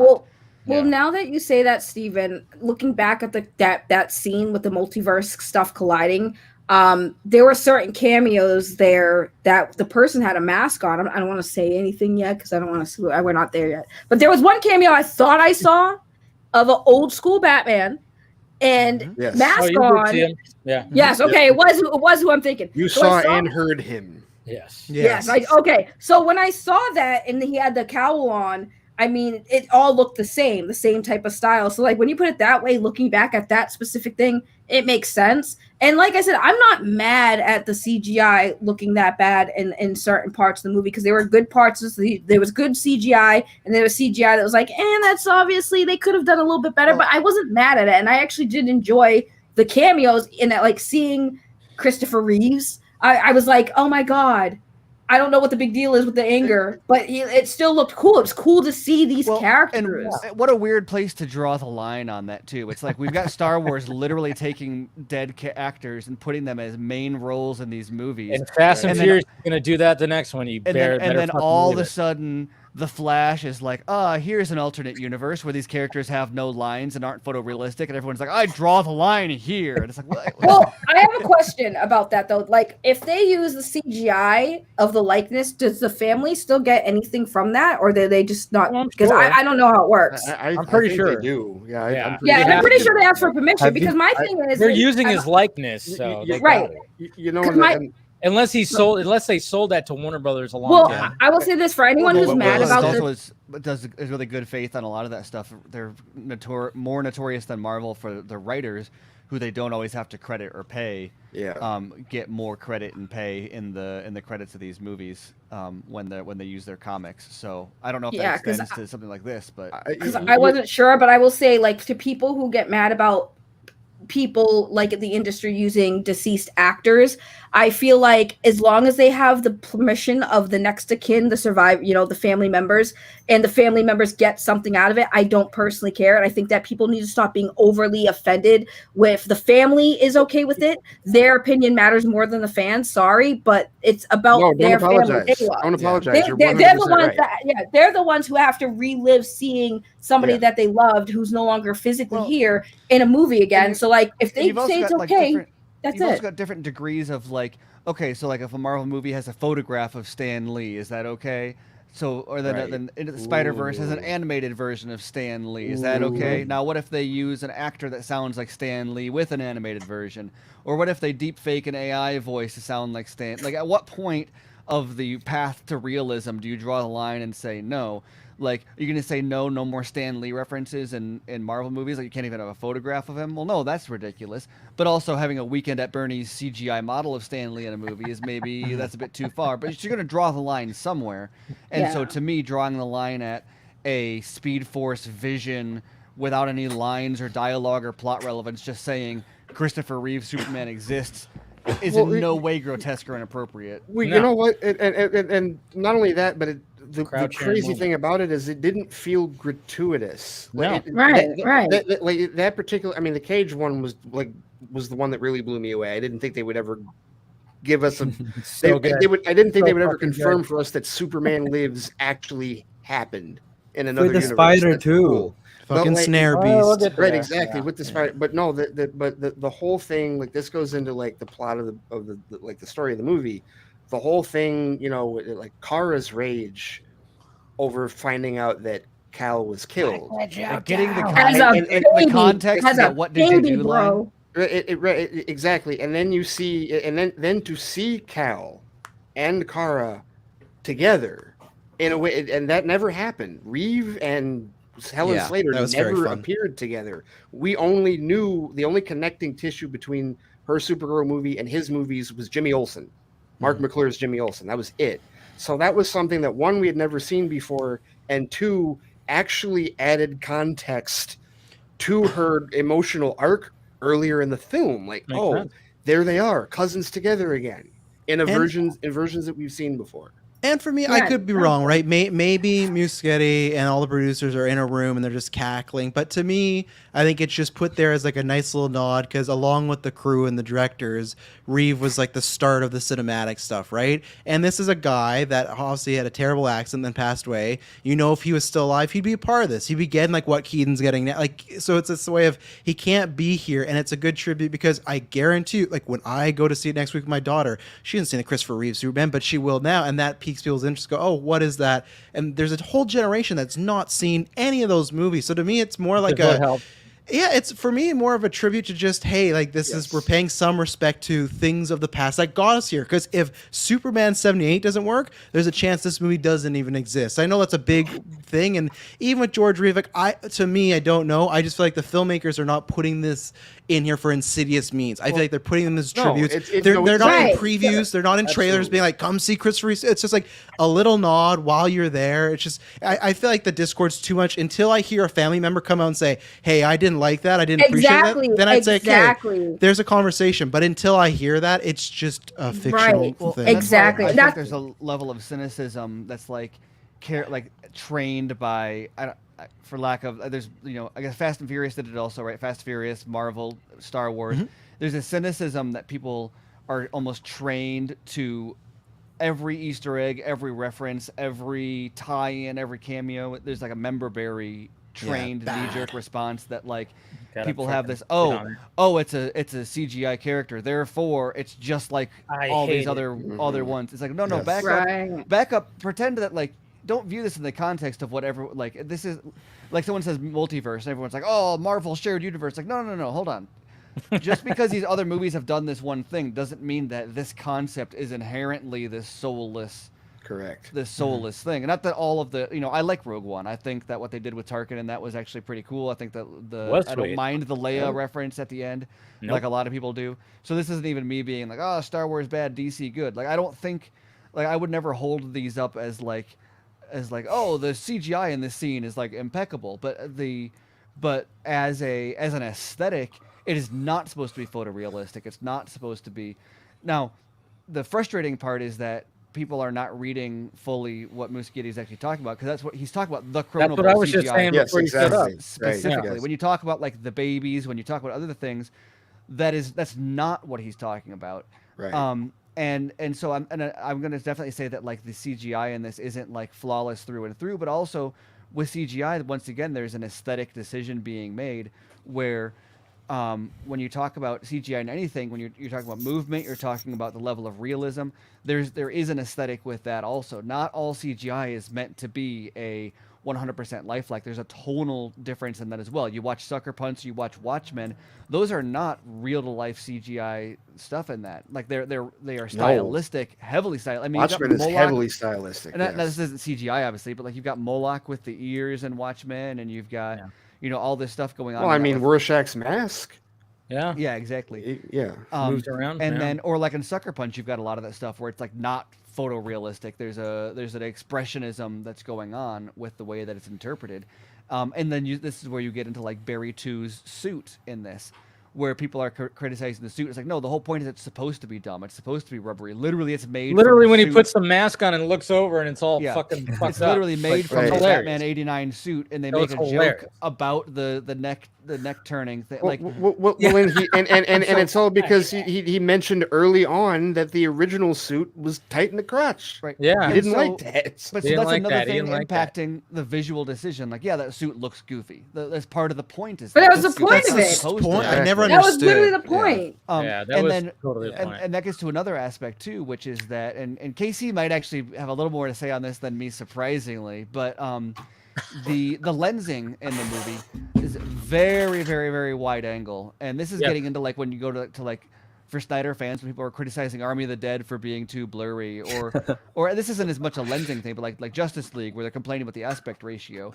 That's another thing with this movie where the lens choice, and this is not something that everyone will be aware of immediately until you know to look for it. Very wide. You get a fisheye look on a lot of these scenes, and that's honestly, I think the reason that a lot of people are criticizing the CGI with the body doubles is because it creates this bobblehead kind of looking effect on everybody throughout. And so, like, for example, people will show that shot of Barry from the final battle where his lips are all like curled, and they think that it's this like CGI model of him, but like, no, that's literally just like this super, super wide angle lens that they're using on it for, I guess, stylistic reasons or whatever. It's, what is it, Casey? Is it 12 millimeter? They said, or 8. It's 8. Yeah, that's 8 millimeter. insane. Yeah, It's absolutely insane. Right. And I don't even know that I love that as an aesthetic decision, but it needs to be said that like that is not. There's a lot of visuals in this that people are saying is bad CGI because it looks rubbery, it looks disproportionate, and that's got nothing to do with the CGI at all. It's got everything to do with the distortion that comes with that lens, which is no other movie does this. Yeah, which is a stylistic choice. That doesn't mean it's a good or bad style. Right. You're welcome to say this movie looks bad. I don't like the way this movie looks. Listen, but it's one thing to say the CGI is underbaked, the CGI is done poorly. It's another thing to say that they put a lens on this that creates rubbery looking characters that I don't like, for example. Right. The reason they also went with this lens is... Go ahead. Stand at a time. I'm sorry, I was just gonna say real quick. As long as we can all agree that Ezra Miller's butt was not CGI, I'm content. That's it. Sorry, Casey. Go ahead. Yeah, I was surprised by how jacked Ezra was. I've always thought of Ezra as more like he's more of a noodle, but like scrawny. Ezra worked out. Okay, before we continue, we got somebody showing up right now. Ben. Hey, there he is. Sorry, you're guys. It's my favorite trop. Hey Ben, how's it going in that other timeline? It's going great. What other timeline? What are you talking Hi, about? Ben. What's Eric Stoltz doing nowadays? Oh my God, Eric Stoltz. Oh, that was so fucking good. All right, so I mean, whole back and forth was fantastic. We should just like kind of start and just talk about like, I mean, like I said, we were gonna go through this whole thing because I wanted to get everybody's opinion on obviously the opening scene. I mean, first of all, Ben, initial thoughts. I enjoy the movie a whole lot. Okay. You mentioned the beginning. I thought the beginning was a little bit slow. but then after Really? to me it felt like yeah, because it kind of dragged a little bit the whole Batman because they were in the Snyderverse, Dave. Time works anyway. differently there. Yeah.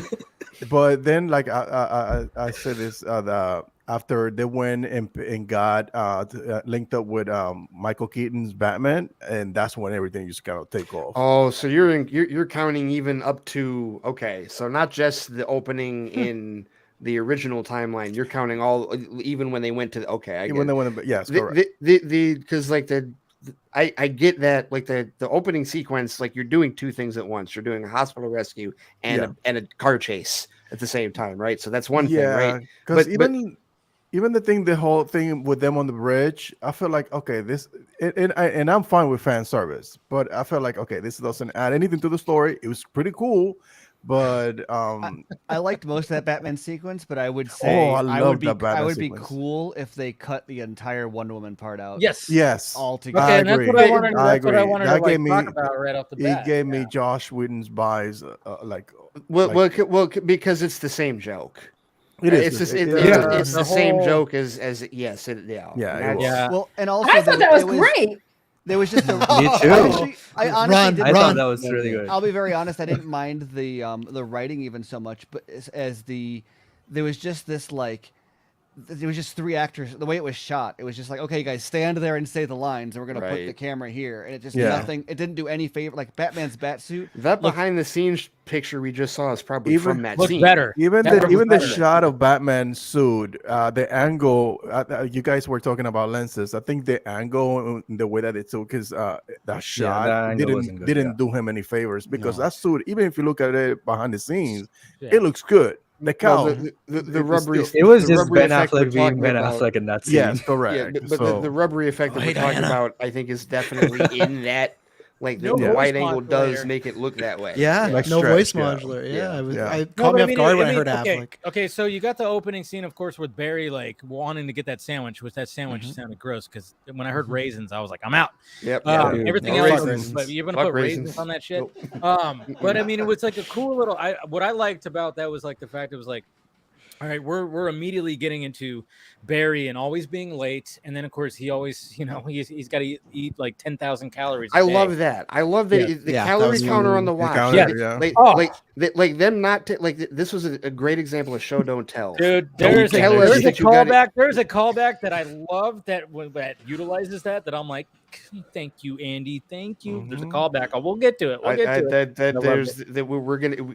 got to get to that objective thing that I brought up. Yeah. I can't wait to talk about that. No, but yeah, I mean, you would obviously we're meeting a Barry that, and yes, canon to Zack Snyder's Justice League is I don't care what anybody says, but it's subjective. Yeah, I know. I mean, obviously, I think I would say that this treats Zack Snyder's Justice League as canon, but I would say it is not canon to Zack Snyder's Justice League, though. For we don't have to get into this now. It's not the two-way thing, but well, why not? The way that they very semantics. The way that they treat time travel is totally incompatible with the way that Terrio did time travel. And so you could say that it works where you could say Zack Snyder's Justice League leads into this movie, but like this movie does not fit at all in the Justice League 2 and 3. No.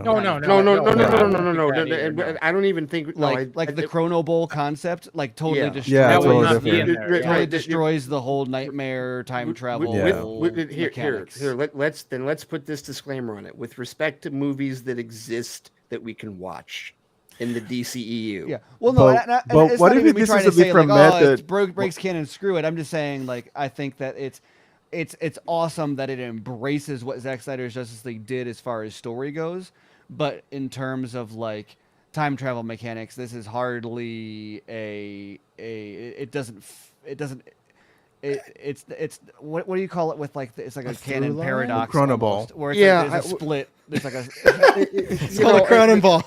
But I didn't need that though, Steven. What I didn't either. I'm just being technical. Right. I would say that being technical. Surprise. But no, but different like no spaghetti strand. No, we're here now, so I was talking about it. The second when I heard him say Pazharnov, I did a double take and was like, "There it is. Yeah, it's right. That's it. There it is. Game over." Even when Iris goes like, "We met before." Oh no, that Iris was already going to be my reason, but as soon as the minute you directly reference something that is in one version and not even remotely in the other version, like it's literally, and not only that, but yeah, you're right. It doesn't follow with what Terrio's original idea was, but it's it's literally evolving in a different direction. This is the plot device. Essentially, right. at the speed of force became the plot device for this movie. It's not compatible with the Whedon cut because of explicit references. Exactly.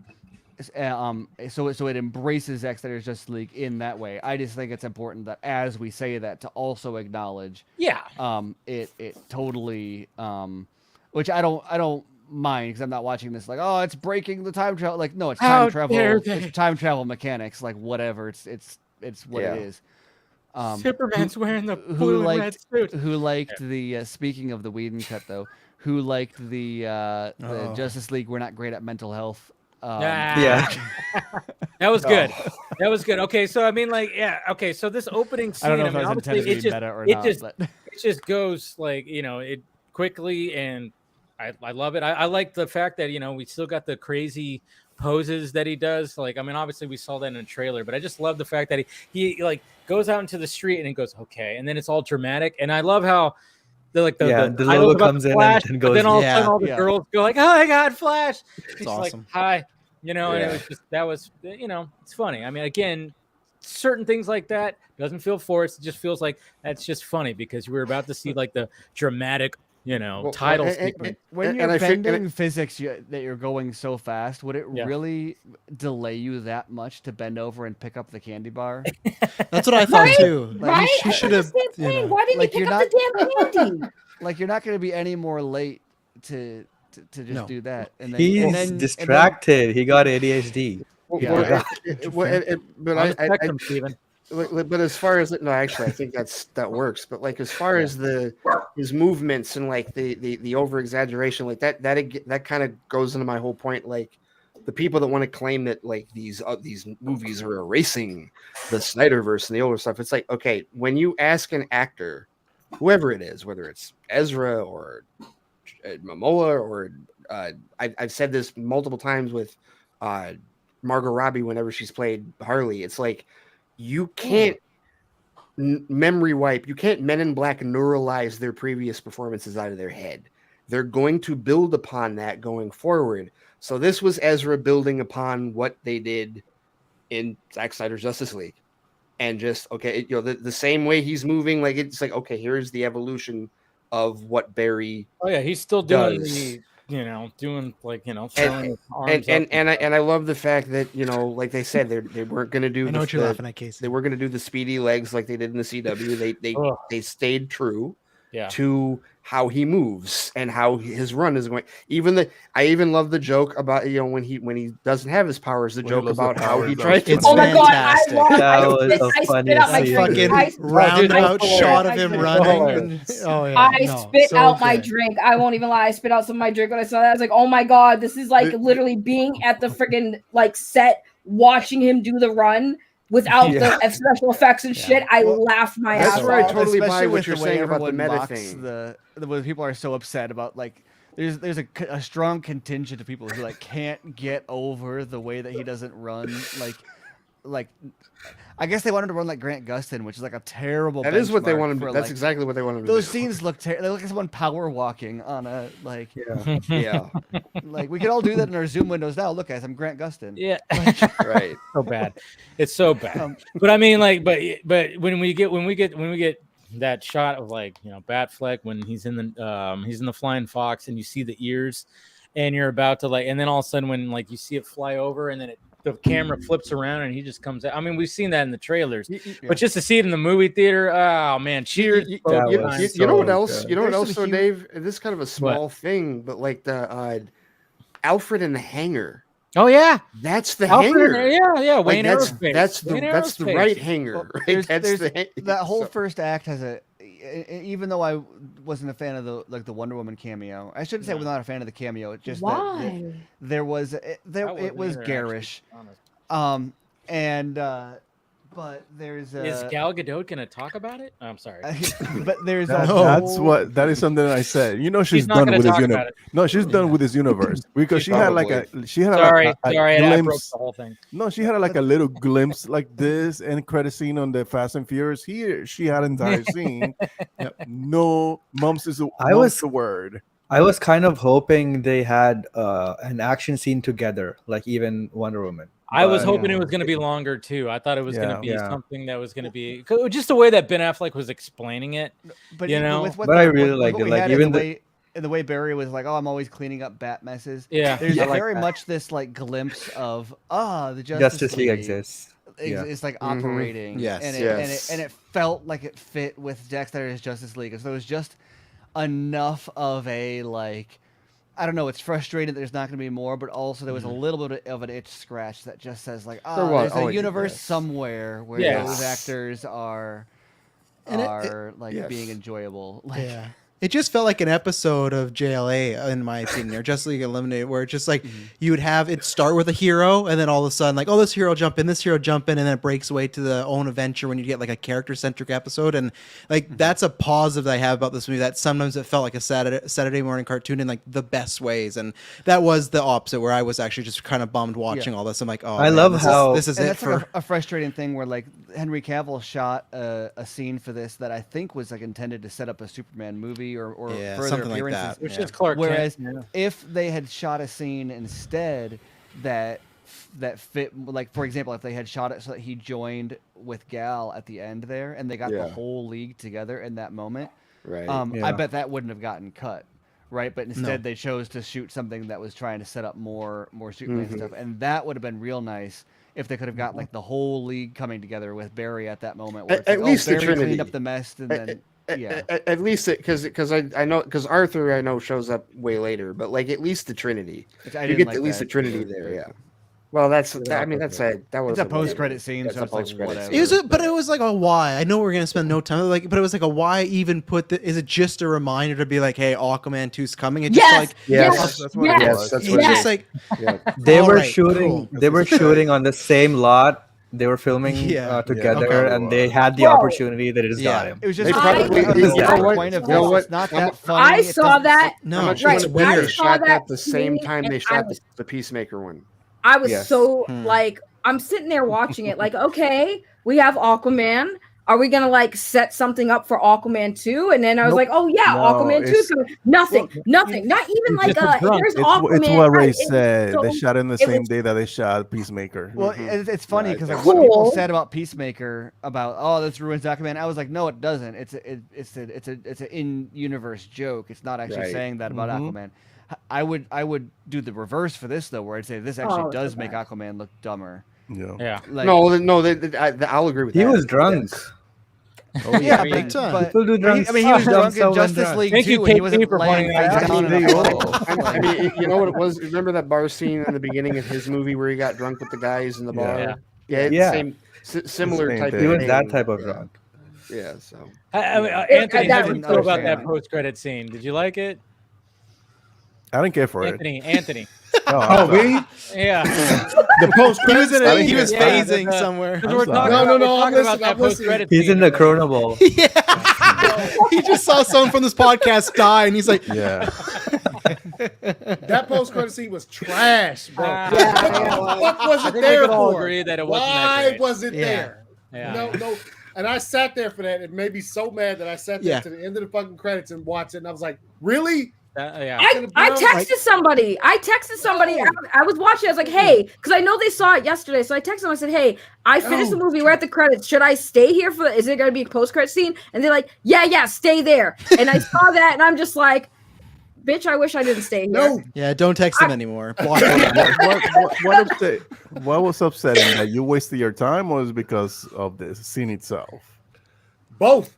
For me, both. I mean, like that's something that I wish somebody had sent me, like the just a regular, just a copy of it. Let me just watch it then to sit there in the theater and wait. I could wait until I don't feel that strongly about it. I don't feel that strongly about it. I'm like, I just indifferent.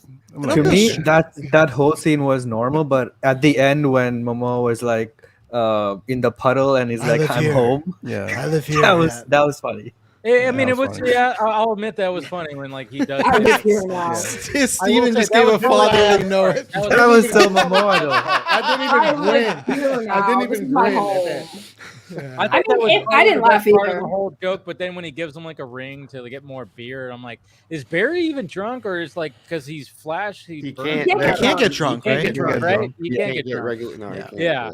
But I mean, but I think he said that though. Didn't he tell Arthur that he can't get drunk? Something like that. I feel like he said something. Yeah. Also, Barry is making a new friend. Okay. Since he only has one friend. All right. So, but I gotta ask though, like when it comes to the Flash Batfleck costume, do we kind of agree that it looks good when he's on the bike, but when he's standing there, it does not look comfortable? He looks like a Lego piece. As fuck. Well, standing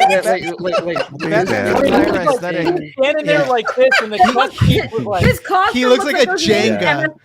It looks like Emma King. Isn't it like a thing that's like over? Like Minecraft. Is he just wearing the Justice League suit, but there's something like that? Yeah, he has some armor over it. And Yeah, the emblem was that chest piece was not. Fingerprints on it. Like it was awkward. It was just like when he's on the bike, everything looks fine, and when he's up in the air, the bike stuff. When he's doing like the crazy, when he's like, he grapples to the. On the bridge, he's going back and forth. Cool. Yeah, great. And that's why I was saying this is why that's why I was saying it reminds me of the Whedon stuff. Killing motherfuckers. Yeah. This is why that suit could look fine as any Batman suit ever. Yeah, this is why set photos of any superhero suit looks bad, because these suits all look dumb and silly unless they're photographed correctly, and so that's why it's weird to just have this like with a group filter shot. lens. Well, this is why, especially the Batman suit, you've got this weird like eyebrow things going on. Yeah. And, you've got to have the right lighting and you got to have the right angle. And this is why, first of all, you don't shoot Batman in daytime. That's the first rule. But again, I like the rule. I like the joke. Get a lot of that.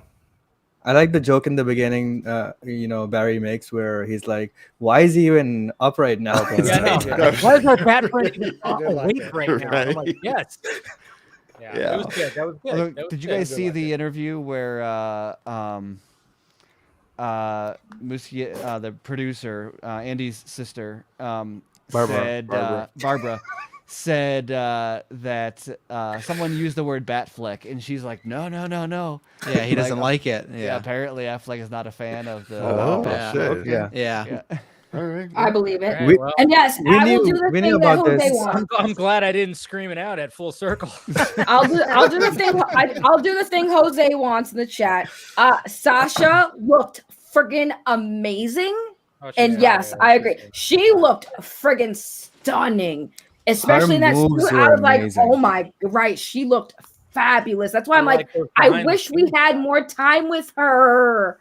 I think a big chunk of the movie that was taken out, it was her stuff, because I buy that. I can buy because that. like even the conversation that she had and the thing in her interaction in certain scenes, I'm like, it feels like there's supposed to be more. Yes, because it's like a reduced version. It's like a reduced version of this conversation, and that is kind of a tough underlying thing with this entire movie, is knowing would have improved how much of it was changed for a variety of reasons, not just because of who was in charge, but just because of what it means. It's still good. No, it is still good. I'm not saying. I said this in my live stream. This is the movie that David Ayer thought he made when he was asked to make changes to his movie. Okay. Oh. So you mean like tonally? Okay. Are you saying? You're saying? Okay, so we were actually talking about that at the beginning. That's a bold claim. Somebody felt like Why you do that, man? It was like, weird. So do you think we're gonna get like what 2 years from now? We're gonna any Muschietti? Yeah, it wasn't the movie I wanted to make. No, none if he's directing Batman for sure. No, I think he's like, he ain't saying shit. I think he's a team player, but Yeah. this is definitely not the movie that he wanted to make. He already said there will be some deleted scenes on the Yeah, Blu-ray. Yeah. I hope so. Yeah. Well, and I think in his case, it's different in his case because aside, not only is he in like now going to be a part of like an active director in the future DCU plan, but also like he came into this like he's the fourth director coming into this. This was in 3 other directors' hands before it even got to him, and it still changed while he was doing it. So I think on some level he understands. There was minimal changes in post though. This is Yeah. not a, Right. No. So to right. even compare it to Justice League or Suicide Squad or Birds of Prey, nothing. There were a couple minor pickups done to change the post credits and stuff like that. I mean, we even saw the storyboard the stuff Jerry when it post. came to Batman. We saw the storyboard like he wanted like Batman everything Batfleck, sorry Ben, for doing what he did was like all that what he wanted to do. I think when it came to the cameo, that's where it got kind of went back. It was like all right, and then it got a little too like, I'm not a fan of. I mean, even like when Barry goes, I know sex or whatever the hell he's. Yeah. I haven't had it yet. I've never experienced it. That was funny. I thought about why he would say Amanda that. Laughed. It was the only one that laughed out loud in the theater at that joke. I thought it was funny too. But the reason I was thinking about why he would say that exact thing when Bruce was just going about his childhood stuff, right? So Bruce was probably Ezra was. Is that compulsive?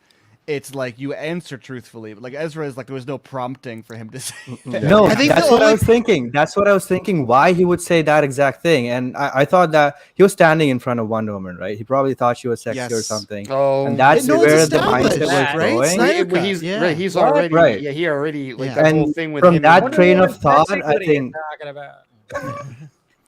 From that train of thought, I think he could lead into that what he said. Yeah, that's why it worked. Like, I don't know if I found it funny, but that's why it worked for me because it's like they've established that he has like even if it's like a schoolboy crush, he has like that on Diana, right? So it made sense to me that he would be thinking about sexuality while Diana's there, and because she even says before, nice new suit. Like she compliments him on his look before that, so he's probably thinking, oh, I got something going on here, and then he gets the lasso, and then the game's over. There was also something going on with this movie that I think we talked about the same thing with Shazam: Fury of the Gods.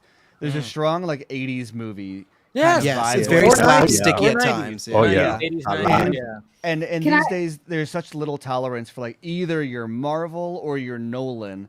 And like anything tonally that, like anything tonally that doesn't fit into one of those two buckets, people are like, it's it's very like you look at the way that Ezra plays the two Barrys. Totally, like neither one of those characters existing in real life would make any kind of sense at all. But like, it's an impressionistic movie. Visually, it's impressionistic. The characters are impressionistic. None of those characters would work in a Nolan movie. None of those characters would even work in a Marvel movie. Like you put that Barry in a Marvel movie, like, no, that's weird. Nobody acts like that in a Marvel movie. But they do in like Spider-Man does. No, not even Spider-Man is quite that weird. Like, no, he's like an awkward little quiet kid until he gets the suit on, and then Spider-Man a little bit. But like, I don't think him and young Barry does. Or like that whole scene in the apartment where they're talking, like the whole Eric Stoltz Deadpool scene, is all that stuff. Deadpool, but like that's even Deadpool is like. He's overly meta too. I get that. Yeah. I want to know the people that like watched the movie and did not immediately get the Eric Stoltz reference. Tons of people. I was with two people that had no idea. There are plenty of people that like have no. Yeah, my kids were like, "What the fuck? What the fuck?" I didn't get it either. I had to pull up the YouTube and be like, "Look at this." I like how they after because I thought the same thing. I was like, I wonder how many people aren't going to even get this, but then they got into the like They did Top Gun. They did a bunch of other Oh, ones. yeah, And I was no, like, they did. oh, okay, Yeah. here they're kind of feeding the audience a little bit for anyone Yeah. who doesn't know they're doing. No, I knew Imagine being someone that doesn't know any casting. Like you're just like not a Oh movie my person at God, all, right. and Oh, you yeah. don't know any of the like. It's like that the College Humor sketch of the guy that knows nothing about Game of Thrones. I don't know if you guys ever seen that. Can I ask yeah, a question yeah. to the panel? I have a question for the panel. Keenan Pell. Why Keenan does Peele. everyone say "uh-oh" when I say that? Pass. It's not a As bad Keenan says question. in this movie, pass. Pass. Well, no, I hate will that moment say so much, but we'll get there. my least favorite part of the movie, I did not like Iris West at all, and I'm glad we like didn't get her. a lot I of don't like her, her. but I didn't like her, and I wanted to know if you guys felt the same way. It's not that I didn't don't like her, I just it's felt that she indifferent. doesn't match. She doesn't like. I feel like that couple doesn't fit. Something about it that isn't. Yeah, it's not a racist thing. Trust me. Ben it's not. doesn't like No. That's what it is. Get him! He's canceled. It's over for Ben. I'm a Ben black doesn't like man. interracial. Get it Just right. expose yourself, Ben. Wow. Listen, Let's have all the white people maybe on the white. podcast are being racist. It's something about that white boy that doesn't fit with that. I know you hate the CW, but you feel the same way about Grant and Candace. No, I Is it because Candace is lighter skinned? No, Ben is trying to explain. No, she's a darker chocolate. And you know, while we're speaking about Spider-Man, fucking Peter Candace is and darker skinned than Yes, she Kirsten, is. So Peter, Tom Holland and Zendaya, you got to come against that Yeah, too? exactly. No, not at all. Not at all. It's just, I'm just Okay, you just didn't feel it here. I don't think there was It's enough. the time actress. spent. No, I Dave, think I Ezra- agree with that. you know Dave, what? there wasn't enough there. Ezra is too pretty for her. That's what I'm Honestly- saying. That's what I'm saying. I'm just gonna say that didn't click acting wise. I'm not gonna talk about the looks. No, I think that I said what I said. What did he say? What did he say? I think that the way they wrote said Ben what is I living in said. the Eric Stoltz universe. she was a No, little clip it, off-putting. clip it. In Justice League, she was a little bit of that, like, because she didn't have any lines or anything. They gave her like that aura of like, oh, Yeah. he's. And in this, when she starts talking, it's like, oh wow, you're like a little bit like off-putting, like just like the question. Have you ever thought about if your dad did murder your mom? It's like, what? You're supposed to be my friend. Reporter. and it's like, oh, I didn't mean it like that. I was like, what do you mean? How else do you mean? No, I Okay, don't know. well, wait, the thing that Jose, took me out Jose. was that that beautiful girl from high school. I was like, I'm looking Yeah, at girl her like, next door. Yeah. fuck up out of here, man. Wait. That ain't the chick somebody's like. Well, but over. well, there's just another. But that's another score, another one for Zack Snyder's Justice League because, like, unless you have that scene from that movie, then you really someone that hasn't seen that movie and watches this one is probably going to feel more like Ben with respect to how. But even that though I know about is that framed. scene. Right, I know, but I'm just saying, like, we don't have any, like, there's not enough here to say anything about any chemistry between the two of them whatsoever. I don't want to write everything off as like stylistic, but that is also one of those things where like it didn't bother me too much because it's one of those once again like 80s movies things where it's like sometimes you just say things have chemistry and then you just kind of roll with it. Right. Like, I mean, I'm not Jose saying is- like that wouldn't Okay, be my sorry. standard normally, but the way that this movie You don't refer to establishes Jose. other Yeah, but things- those 80s movies, He it's doesn't always exist. the hot girl, this beautiful, amazing, beautiful girl, and it was always the ugly nerd guy. Yeah. And this was not it. Well, I wanted to give Because- Jose a hard time because Jose was like, everybody wanted her in the movie. And it's like, yeah, that was before she had lines, dude. Before she had lines. Well, And sometimes actors just don't have Trying to like. push the buttons. He's just That's trying to cold. push the buttons. But we Yeah. got somebody right here that's joining from that loves the Hey, Flash. Andy. Hello. What's going on, Andy? Hello. Welcome. You know, What up, it's, what up? yeah, you and Travis. I with was the tank sitting top. listening in horror of like, oh no, they're fighting about West Allen. I don't. This is gonna get ugly. That's no, what we but do here. Yeah, how's everyone doing tonight?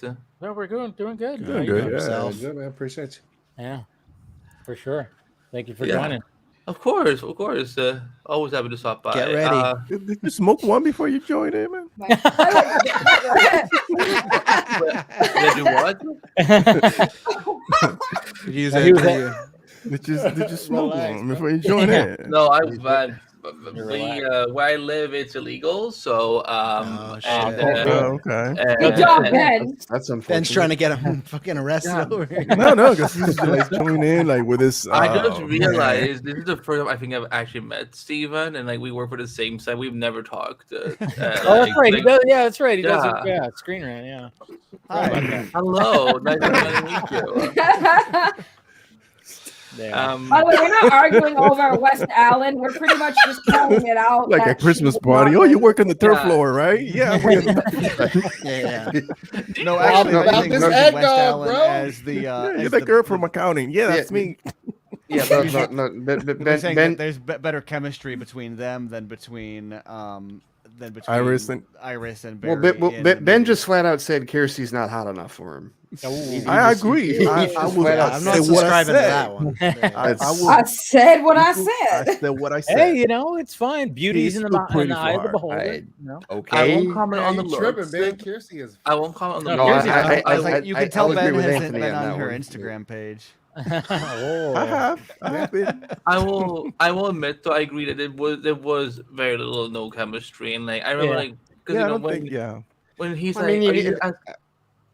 ahead.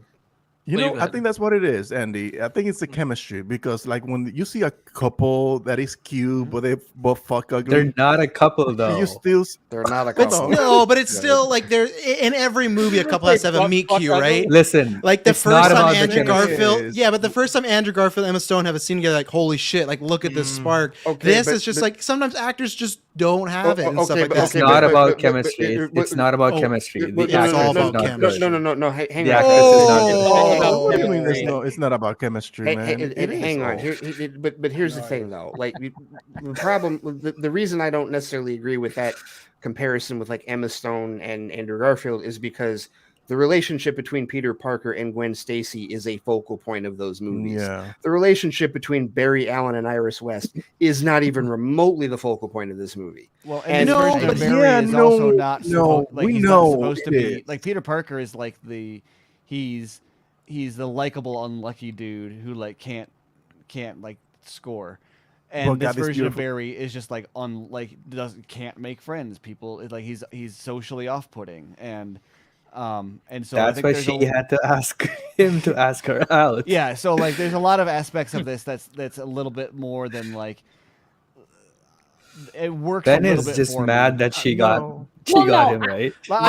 Even like when they're back at his house, they're trying to have these cute scenes. I just don't think it was there. Okay, but it feels forced. Wait, hold on. I was gonna say the whole thing is right. Like having Iris West there. And like the whole thing about Barry having the hots for her, I didn't feel that at all with that performance when they were both there. It didn't feel like Ezra wanted Iris as bad. Like, it wasn't like Grant and Candace have great chemistry. But again, that was the point of the show. The point of the show was literally the West Allen relationship.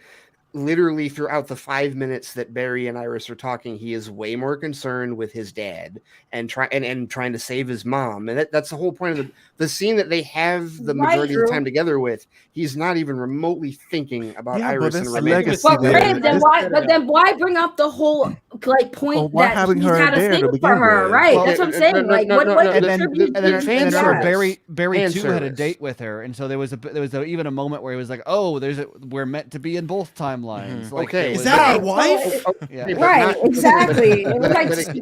But if she was meant to be if she was meant to be that big of a focal point in the movie, she got distracted by Supergirl though.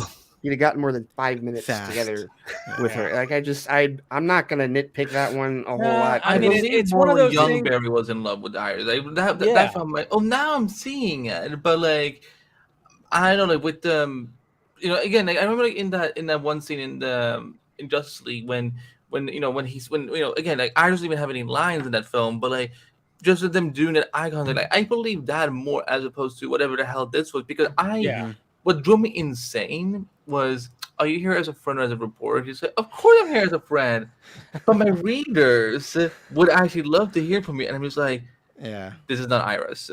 This is not. I actually would never. See. Okay, no, I'm gonna push back against that because this is where fan brain comes into play, and our preconceived notions of what we know Iris West to be impact what this movie is doing. That is. That's not what this movie. I just feel like it's a waste. It was a waste of having her there. It was just a waste of having her, in my opinion. But this is a one-off movie.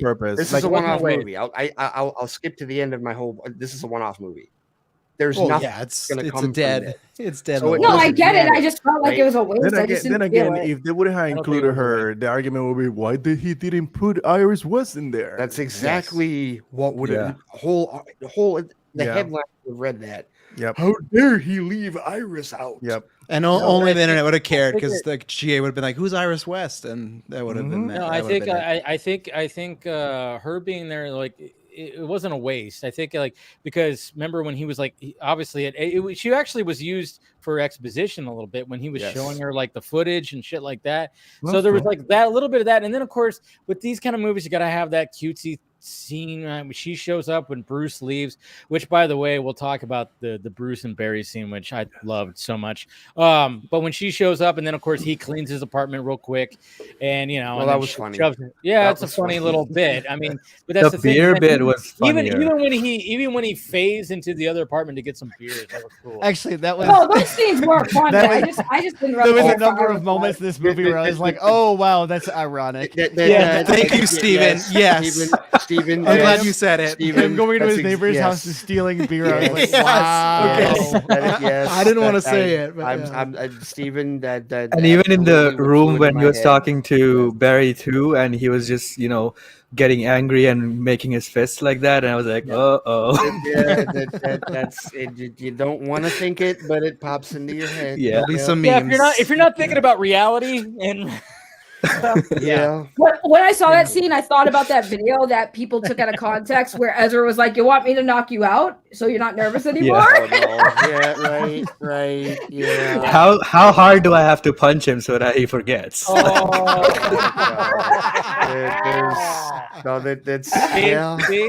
See, I went in not even trying to think about it. I wasn't trying to think about it either, but it's hard not to. It's hard not to, dude. I can understand why people who I don't know what would be the right characterization, who take the claims against Ezra with a level of seriousness that they don't doubt the legitimacy of some of them or the severity of some of them to an extent. It would be, if I was in that camp, it would be very, very difficult for me to watch this without that being a problem. I understand people were criticizing some reviews that mention that, and I personally think that kind of thing doesn't normally belong on reviews.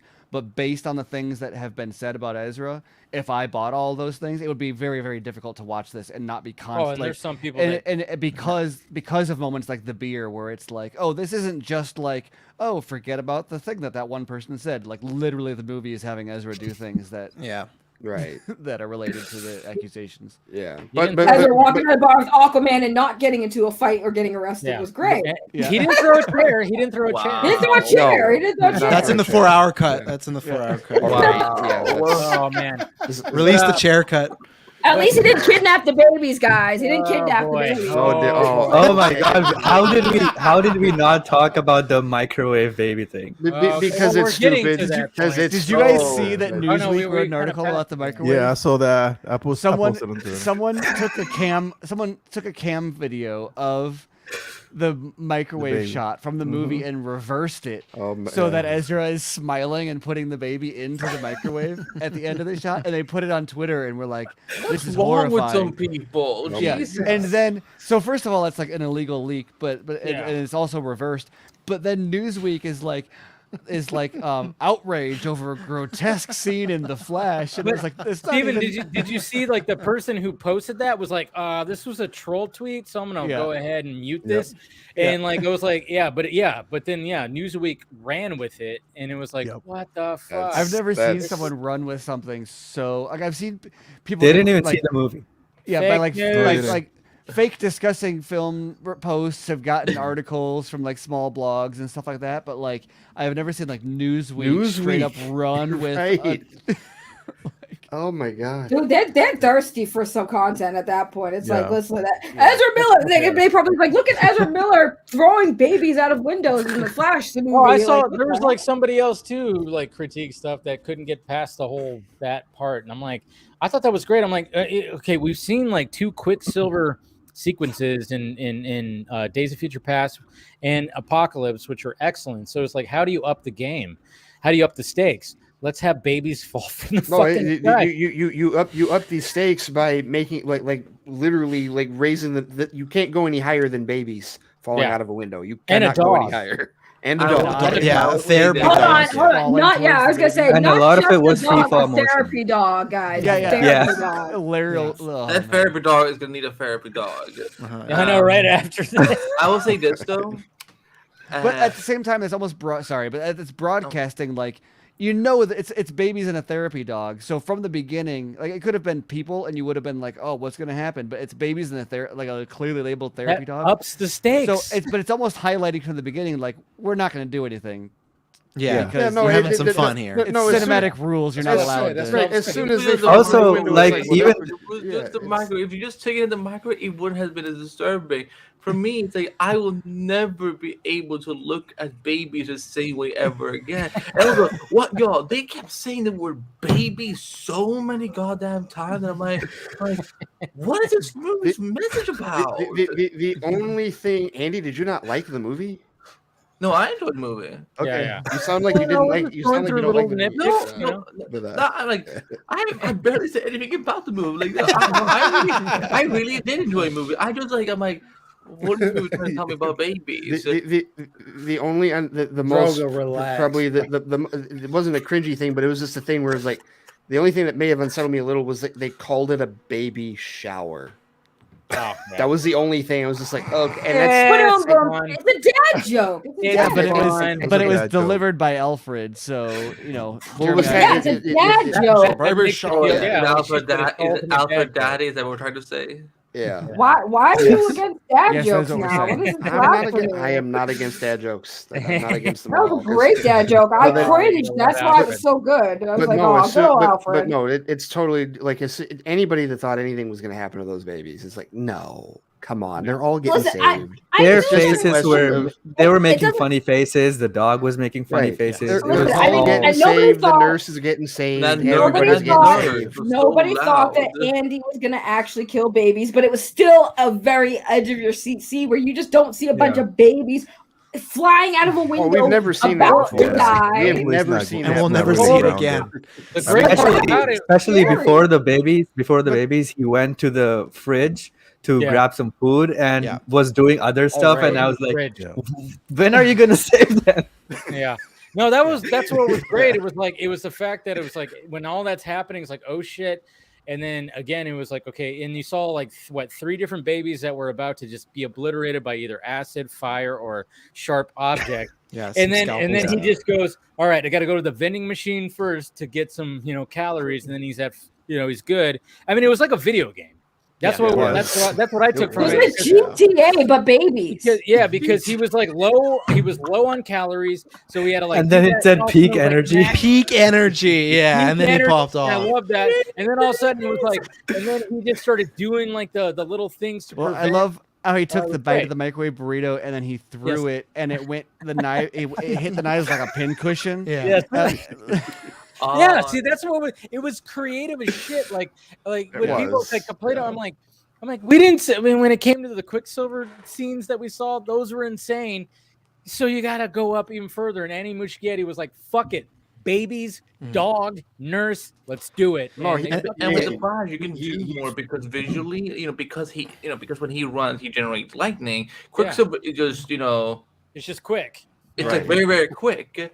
But with Barry, with any speedster in the DC universe, from the Flash family, you can do so much visually beautiful. Like that's why, in the earlier seasons of the show, like there was a lot of cool things they could do. Like whenever Barry would freeze time and start doing stuff. And in this case, they have a major ass budget for a motion picture. So as much as I didn't like the whole baby stuff, I can say this film does really well with his powers. Whenever he actually is using his powers, and see him run on things in slow motion, but just seeing him go to the vending machine and eating. And so I'm like, what is happening right now. One thing I like about Barry's regular just standing in in the slow motion thing is that extra, the lightning still keeps going in the background, right? Yeah. It just happens, and the VFX guys always have to do that even when he's standing. Yeah, he's just sitting there especially like in and I like especially in the moments with the mother, he's just looking at her, and the lightning is just going in the background. I like how they kept the physics rules too, like from Justice League, where he can't just like run and move people, like especially with the babies. Yeah. Where it's like he's caressing them. And they even pay that off. Plot point with they even pay that off later because did you move me? Yeah, because like there's a scene when younger Barry moves him fast, just a little, and he starts he just throws up for like 2 minutes. Yeah, that was the most greenest vomit I've ever seen. I'm like, what? Yeah, but think about how much she's ingesting all the time, Barry. You'd probably have some green ass vomit and stuff like that. Yeah. You know what? Yeah, that was gross. That was gross as hell. Well, and somehow that actually worked for me because vomit in movies, I'm always like, okay, it's kind of a gimmick, but that worked there, and I fucking loved when they climbed down the ladder, and I was like, that was so funny. I was being all like snarky. I was like, okay, they're just getting in this base, like they're gonna get noticed. Like, this is stupid. How can I suspend my disbelief? But then 10 seconds later, it's like, no, they do just get noticed, and they bump over stuff, and then another thing. That all worked for me. It was so much like Tom and Jerry or Looney Tunes and stuff like that. That shouldn't have worked, that scene, but that worked for me. I was like, okay, this is happening. And who else caught the? I thought it was at least an Easter egg to Justice League when the Keaton throws the frying pan at him. Yes. It's like that. Young Barry's ducking him, and then old Barry's like. It's like that same shot as with the batarang. A little bit of a callback. You actually see that in the Chrono Bowl too. You actually see Bruce throwing the batarang at one point. You do see that, yes. You do see that. But Steven, you said you had to leave. Are you good? Yeah, I got to head out. Yeah. Okay. Well, thank you for joining. Appreciate for sure. It's fun talking about it with you guys. Did you get your? I mean, was that your rant earlier? Like, was that all you had to? It's never all, but I've got to. Yeah, I don't think actually Steven ever said what his overall thoughts on the movie were. I don't think we ever actually got to that point. You have to stay till the desert scene, Steven. I had some. I think that there's some things that you could nitpick with the VFX, but I think that there's a lot of visual things that are going on in the movie that are artistic choices that people are registering as bad VFX just because it doesn't look right, and bad VFX is an easy button kind of, oh, this is why it doesn't look right. And that doesn't mean that like that magically makes it look like everybody wants it to look, but there's a lot of aesthetic decisions that are going on with this, from color grading to lens choices to just the general kind of VFX style that people chalk up to a bad job when it's just a stylistic choice that they don't like. And I will have an article on Screen Rant about that this weekend. So what was it? Can you reveal? You said on Twitter that there was one shot that just doesn't work. Oh, yeah, that was actually less VFX specifically. That's the Wonder Woman. I would have. I would have just cut that whole. Oh, I mean, maybe I want to say cut the cameo. Like, it's cool having her and stuff, but like just the way that was done, I would rather have what we have now out of it than in there. Okay. And then you can re-engineer that, edit it, whatever you need to do to not make it look so garish. Like, it looked visually like the Whedon cut to me, but that was the only part that I would say that about. I think that the rest. But of wasn't Bruce and Diana so cute together? Like, they're cuter in Zack Snyder's Justice League. Yeah, of course they are. Yeah. Listen, but like, I'm a huge Wonder Bat shipper. Like, I was about to say that was a Wonder Bat scene. Yeah. Totally was. It was. But anyway, Steven, thank you for joining, and for sure. We'll look forward to your article, man. Awesome. Appreciate it. Have a good weekend. All right. Have a good one. Bye, Steve. He just leaves. He leaves the chair shot though. He just leaves the camera. You have to leave the tab. Like, why? So then, when he's sleeping, he hears something, and he just wakes up right away and runs to the desk and like, Wait, no. You know, one thing I didn't understand visually, and this comes, it's embarrassing because I felt so embarrassed. I'm like, I'm the Flash Pocket. I'm supposed to know this, but it's like, so he has blue lightning, but when he puts on the suit, it switches to yellow. Yeah. Is there something in the suit that makes it yellow, or like why? That's what we're assuming, because obviously it charges and you got the emblem that helps and it goes throughout his suit. Well, because he even talked about the charge also. Yeah, right. Can't charge up too much. Yeah. Yeah. Right. So I think it's just like one of those things where it's like, I guess you have to get the prequel comic to really get that more explained. Even in the prequel. Wait, even I just in Zack realized. Snyder's What the hell was Steven talking about? That scene with Wonder Woman was funny as hell. I think he was also saying visually it just really kind of delay stood out action. something. She was doing the Steven Steven thing. She was asleep somewhere and she woke up and like, Well, I don't know. It just hit me because I was reading the chat too. I'm like, yeah, I love the lasso scene too. That shit was funny. I don't know why. Like, and even the follow up to that. The cameo was good. He didn't like how it was shot, and I do get his point that like visually it does look like Justice. I do get his point of that. Yeah. But I think a lot of it is because it is the same joke from Justice. It is. Yeah. It's the same lesson. But it also follows up. It also follows up with Barry was talking to Bruce like, I couldn't take it back, Bruce, and he just says let it go. Yeah. And then the guy's running away in the background and Batfleck throws the thing. Yeah, and then of course there's the gag of like, the guy's getting away and then he just tosses a batarang. And that was funny. I was like, I didn't know that to me felt pure. Yeah. That felt That was a pure Batman animated thing, though. series. A lot of the things in the movie I thought was straight like a cartoon. Like, yes, and that was absolutely great. To me, that was great. And that Like goes when Barry into... got naked.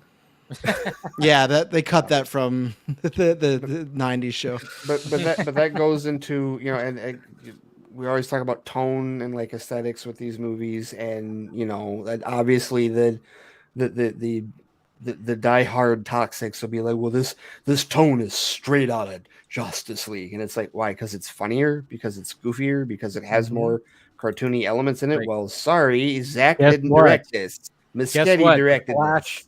The Flash is a goofy character. He is. It's a very goofy character. That's the thing. It's like when I obviously all this week I've gotten those kind of guys in my mentions, and it's just like it's not Zach. I mean, and even Zach didn't want it to be Zach. Like Zach was setting a foundation and doing his thing with his Superman story, and he wanted directors to take on whatever, and it's like, so I wasn't going in expecting like a Zack Snyder aesthetic or anything like that. I mean, I thought, okay, cool. We're seeing some shit we've seen before when it comes to Zod and all that kind of thing, and that was great. But I was not going in thinking, oh yeah, I'm gonna get what we got with Zack Snyder's Justice League trilogy in this movie. No, fuck no. You're not gonna get anything like that. I have a very, very sad thing to break to everybody. Zack Snyder isn't the only director who makes DC stuff, and Zack Snyder is not like the god of DC that makes everything. So I hate to burst your bubble. All right, I'm gonna kick you out. How dare you? I hate to burst your bubble. As much as I like Zack's work, don't get me wrong, I love Zack's work. I think a lot of movies that Zack has made, I have not liked it. I've always enjoyed it. But when people are like, "Oh my god, this is not Zack Snyder," it's like, but it's not supposed to be. It's Andy Muschietti. That's what it says on the thing. Well, even Andy Zach Muschietti. appreciates other artists' work. That's the thing. I mean, he said on this very stream when he was on, he was like, when he was talking about Ezra, he was talking about the Flash, and he goes, "Oh, that's cool. That looks interesting." So I'm like, obviously he's not going to be like, how dare they or whatever the fuck. But I mean, if it's not your cup of tea, it's not your cup of tea.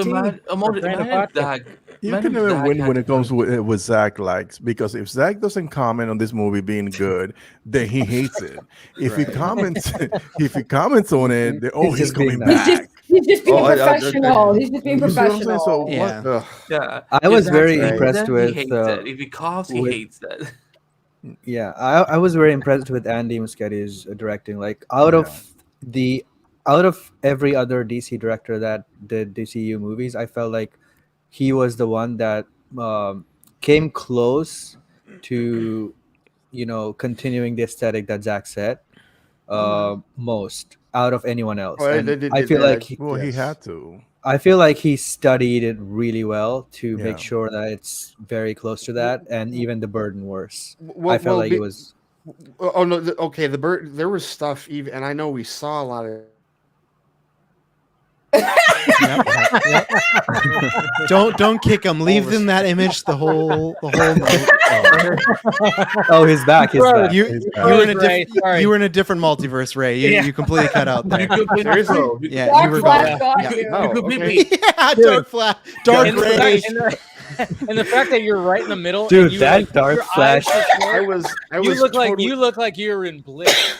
I was still speaking. I was totally still speaking. Someone's under the table. No, what was the last thing you heard me say? You're talking about how Zach would hate this movie, and you're saying something. That was what I was saying was. Oh man. No, it's just okay. He said somebody's under the table.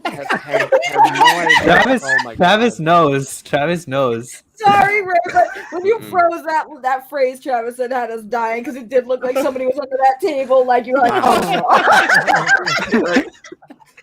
What, like Helga from Swordfish? No.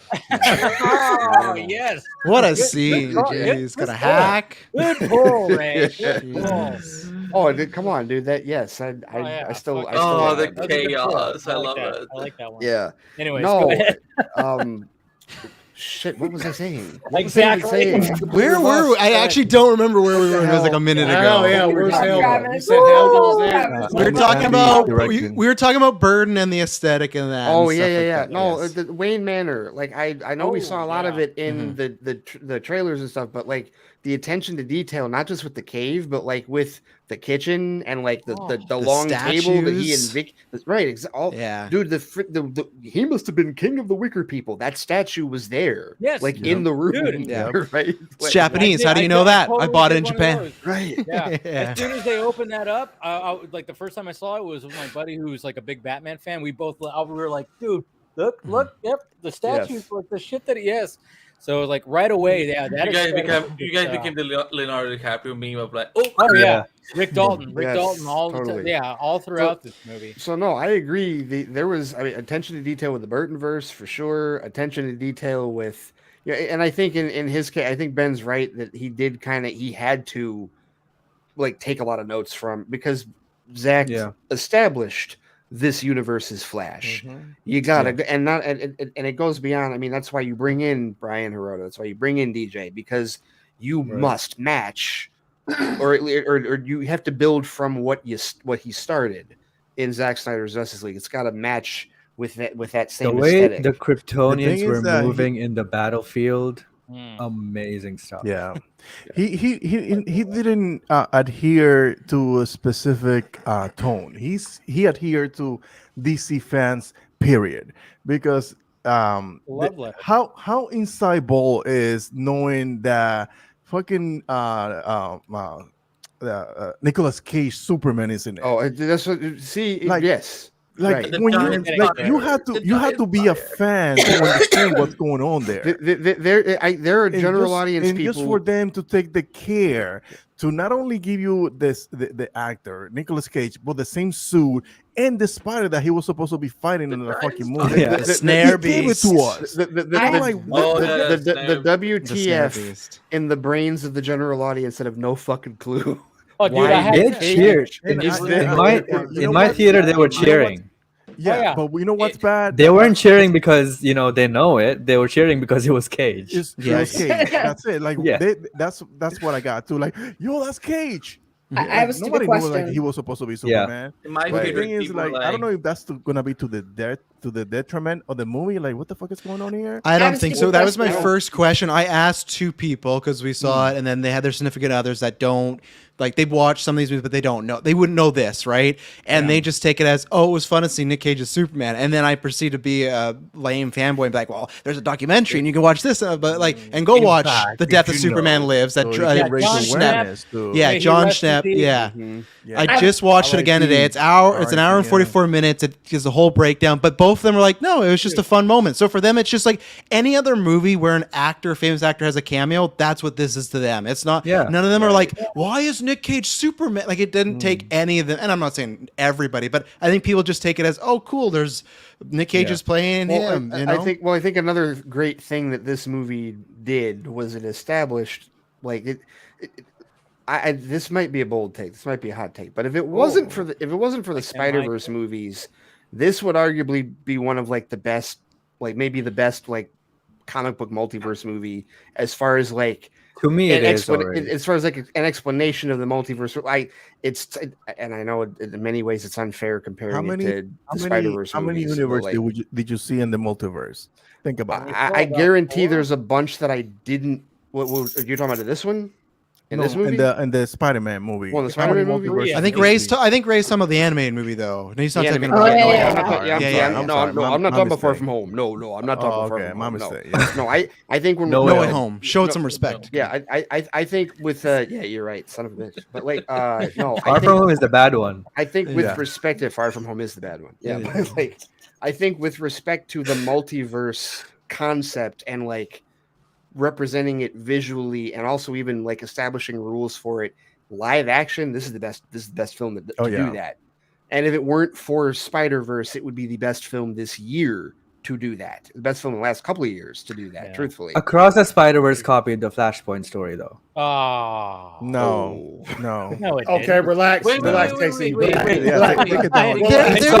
elements the exact same story. Okay, it's not beat by beat. It's not beat by beat, but I'm usually on your side, Casey, but you're alone on this one. We should probably go table back that for and another think about time. it.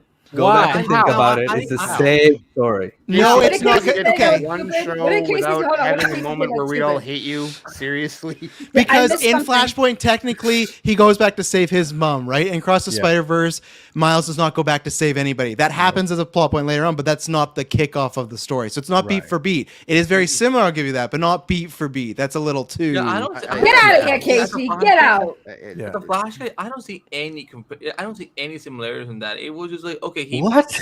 There's definitely tons of similarities though. Like even the canon event stuff feels very similar. No, yeah, there is. The only reason they made that movie was because they wanted to make Flash and probably just wanted. That's fair. I can see that jump. Yeah, because Lord and Miller were doing a version of the Flash, and then they went to go do Solo, and that didn't pan out. They were part of it. Dave, I have a suggestion. Whenever Casey has a hot take like that, because he's had a few when I've been on the panel, you need that. Give him the one.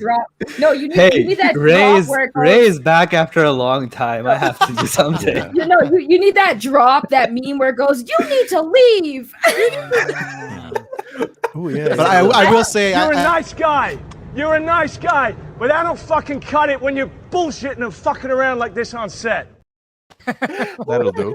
There you go. I have a stupid question before I forget, because I want to. No, the movie's not universally loved for saying. We can make whatever. No, I know this is a stupid question. So during the big fight scene, right? At one point, the Barrys were talking, and old Barry said to young Barry, he's like, "Yeah, no, they're like, oh, they're fast." Oh, sorry, young Barry said to old Barry, he's like, "Yeah, these Kryptonians are fast," and Barry was like, "They're not as fast as us." And I'm like, "But wait."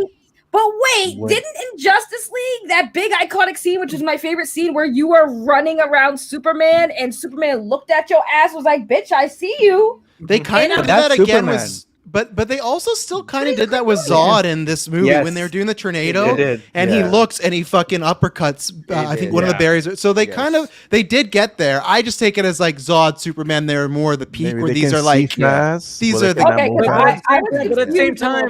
The Barrys are technically faster because they can move faster than light. Yeah. But I mean, when I guess like when it comes to like a battle scenario, it's like obviously you can't do. I don't know. It is interesting to look at that. That's what I thought, because I'm pretty sure the Kryptonians like I know that at least in the Justice League it was implied that Superman was at least as quicker than not maybe as quick, because it's very confusing to me, because I know at the end they were going to race, but we never saw the outcome of that race. But I'm still looking back at that scene where the Flash was so wrong version. Wrong version. I didn't see no race. Sorry, whatever. No, that's it. Wasn't there like a scene at the end where they were gonna race? Where they were gonna race? I don't know which version. Sorry, I'm tired. I don't remember. It's not the version the people here like. No, it's not. It's not the canon version. It's not the. I'm sorry for this movie, but I've never seen this movie. Okay, cool. But my point being, I apologize, this man. I don't recognize this man. Movie, but I never heard of this movie. Yeah. I don't know why somebody in the chat saying a bad take. It's not a bad take. I'm just saying. Casey's forgiven for the Spider-Verse thing. All the heat's on Saggy now. You know. It was like the Barry Lightning Bolt thing. Like Casey had the heat and then he transferred it over. Yeah. Oh yeah. Never forget. I was waiting for The Rock just to be in the hierarchies. Oh my god. Zaggy won't get it because he didn't see the movie. No, well, here's the thing. I saw both movies, and I do apologize. Sometimes I do get them crossed over because it's okay. I do get a crossover. I'm sorry. I apologize. It happens. Chat, get her. Well, here's the thing. When I came into the whole DC, because like I said, I wasn't a huge DC movie fan at the beginning. Oh, and my then, God. Right. No, I wasn't. Well, after like the old school Batmans, I didn't care. Why are you shill? Yeah. Why are you talking to film Fuck's junkie sake, man, here? you're amateur. I became a fan later. Give me a break. So what we're gonna find out is Saga's gonna have to put out one of those like apologies. Oh, good for you. And how was it? One of the bits in Across the Spider-Verse were so good about Costanza, and then the Listen, last hold on. one. So my first DC movie since the old school Batman films was unfortunately Justice League because that was recommended to me in the beginning. What? Yeah, hold on, So wait, you went from 92? Where? What? Wait. What happened? Were you in a coma? No, you skipped the Godfather of DC films? Listen, I'm gonna explain it. You dare question Black Adam? You skipped Jonah Hex? Shut up! I can still say Black Adam. No, listen. I actually did. I Jonah cannot Hex. believe But Travis said Jonah Hex. No, listen. I was really big. Hold on. I was big into Marvel and the DC shows, but then when the whole Watchmen too. Hold on. Then when the Zack Snyder stuff came out, okay. Enosh, listen, blame Enosh because Enosh was like, "You need to watch the Justice League and then come back." And so it was Enosh who recommended it first. So blame him. Oh, No. That blame doesn't happen. No, that doesn't account you for like 20 years. No. Well, because where were you when Dark Knight was the biggest thing in the world? Yes. I didn't really care for Dark Knight. I'm not gonna lie. Okay, Dave, it's over. Kicker. It's 3 strikes.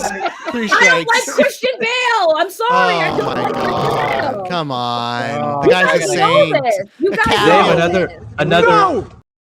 You guys knew this though. I always talk about how I don't like it. What are you doing? He's the greatest actor of our generation. You don't get to talk about him like that, I don't right? care. Come on now. I don't care. What don't you fucking understand? Why do these all work? These all work. If it makes you feel better, I like him more than The Rock. No, don't just be sorry. Think for 1 fucking second.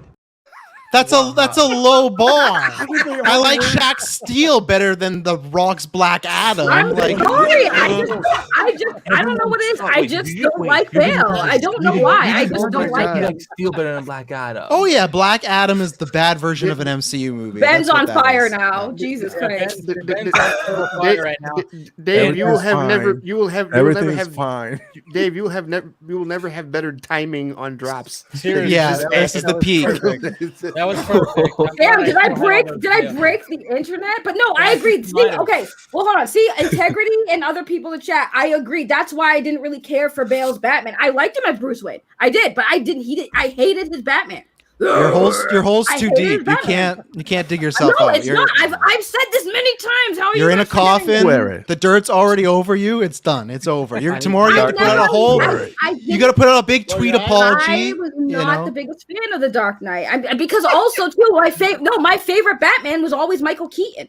So I'm sorry, but like Michael Keaton's Batman for me was always. You know what? How old are you? Don't worry about it. Don't ask me that. Don't ask me that, Ben. You know better. How young are you? Woman, that. How All right, young let's- are you? Oh yeah. That's cute. I remember when I had my first beer.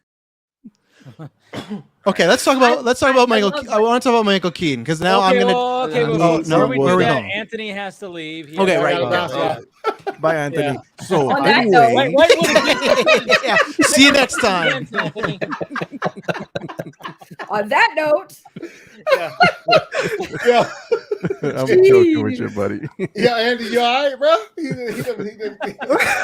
didn't. Listen. You talk smack about Black Adam. I'm like, listen, that was like one of my favorite movies of 2022. So It's okay. We all make mistakes, you're Andy. judging It all me about happens. the Dark Why you Knight, really? cradled up? Why are you so cradled up like Jenny Desiree from the Dune universe?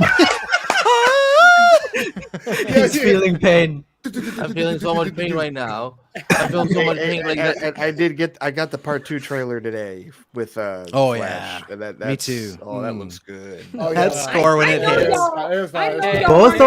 Both of guys, Anthony has to leave. Right. No, we don't want him to leave. That's why we're talking, so he can't leave. Yeah. If he doesn't say bye, he doesn't leave. You're staying, motherfucker. Yeah.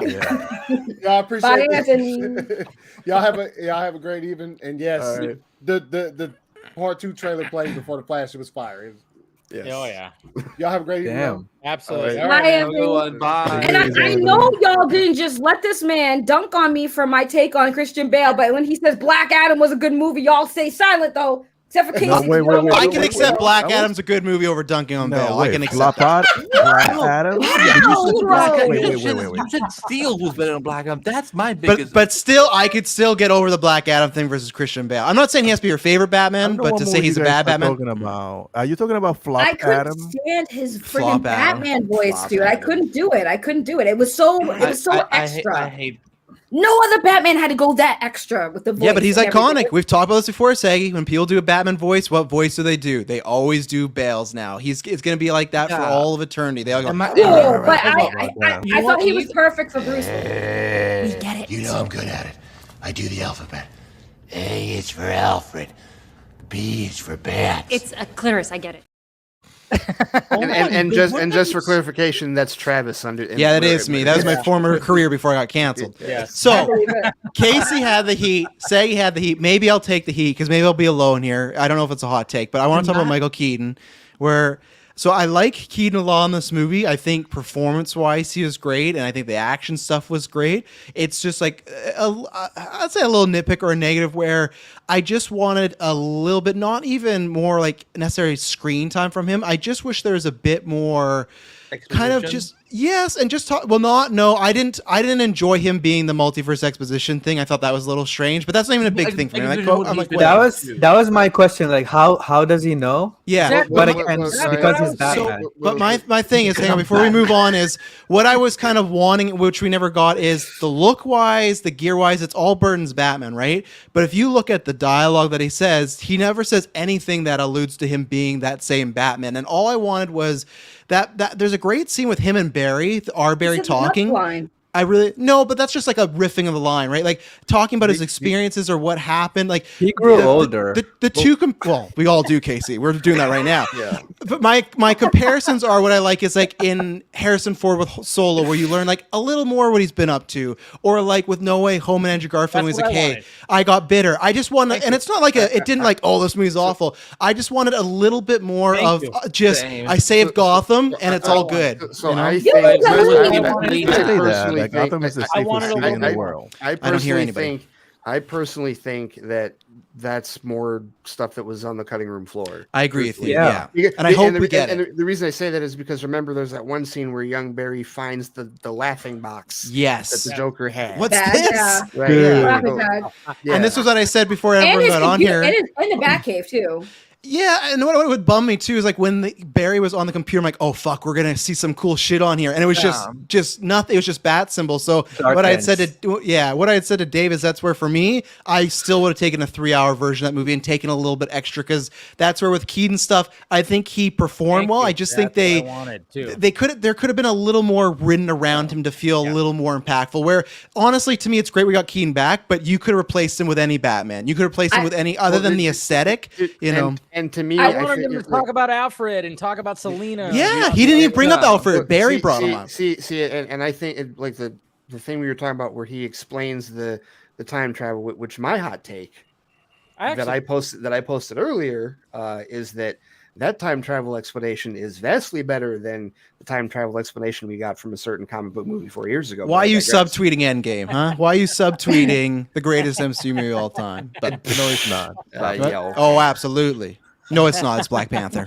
Wait, Travis. I want to ask you. This is the greatest MCU movie of all time. Still. Oh my God. That is for the first time, Ray turned into Scott.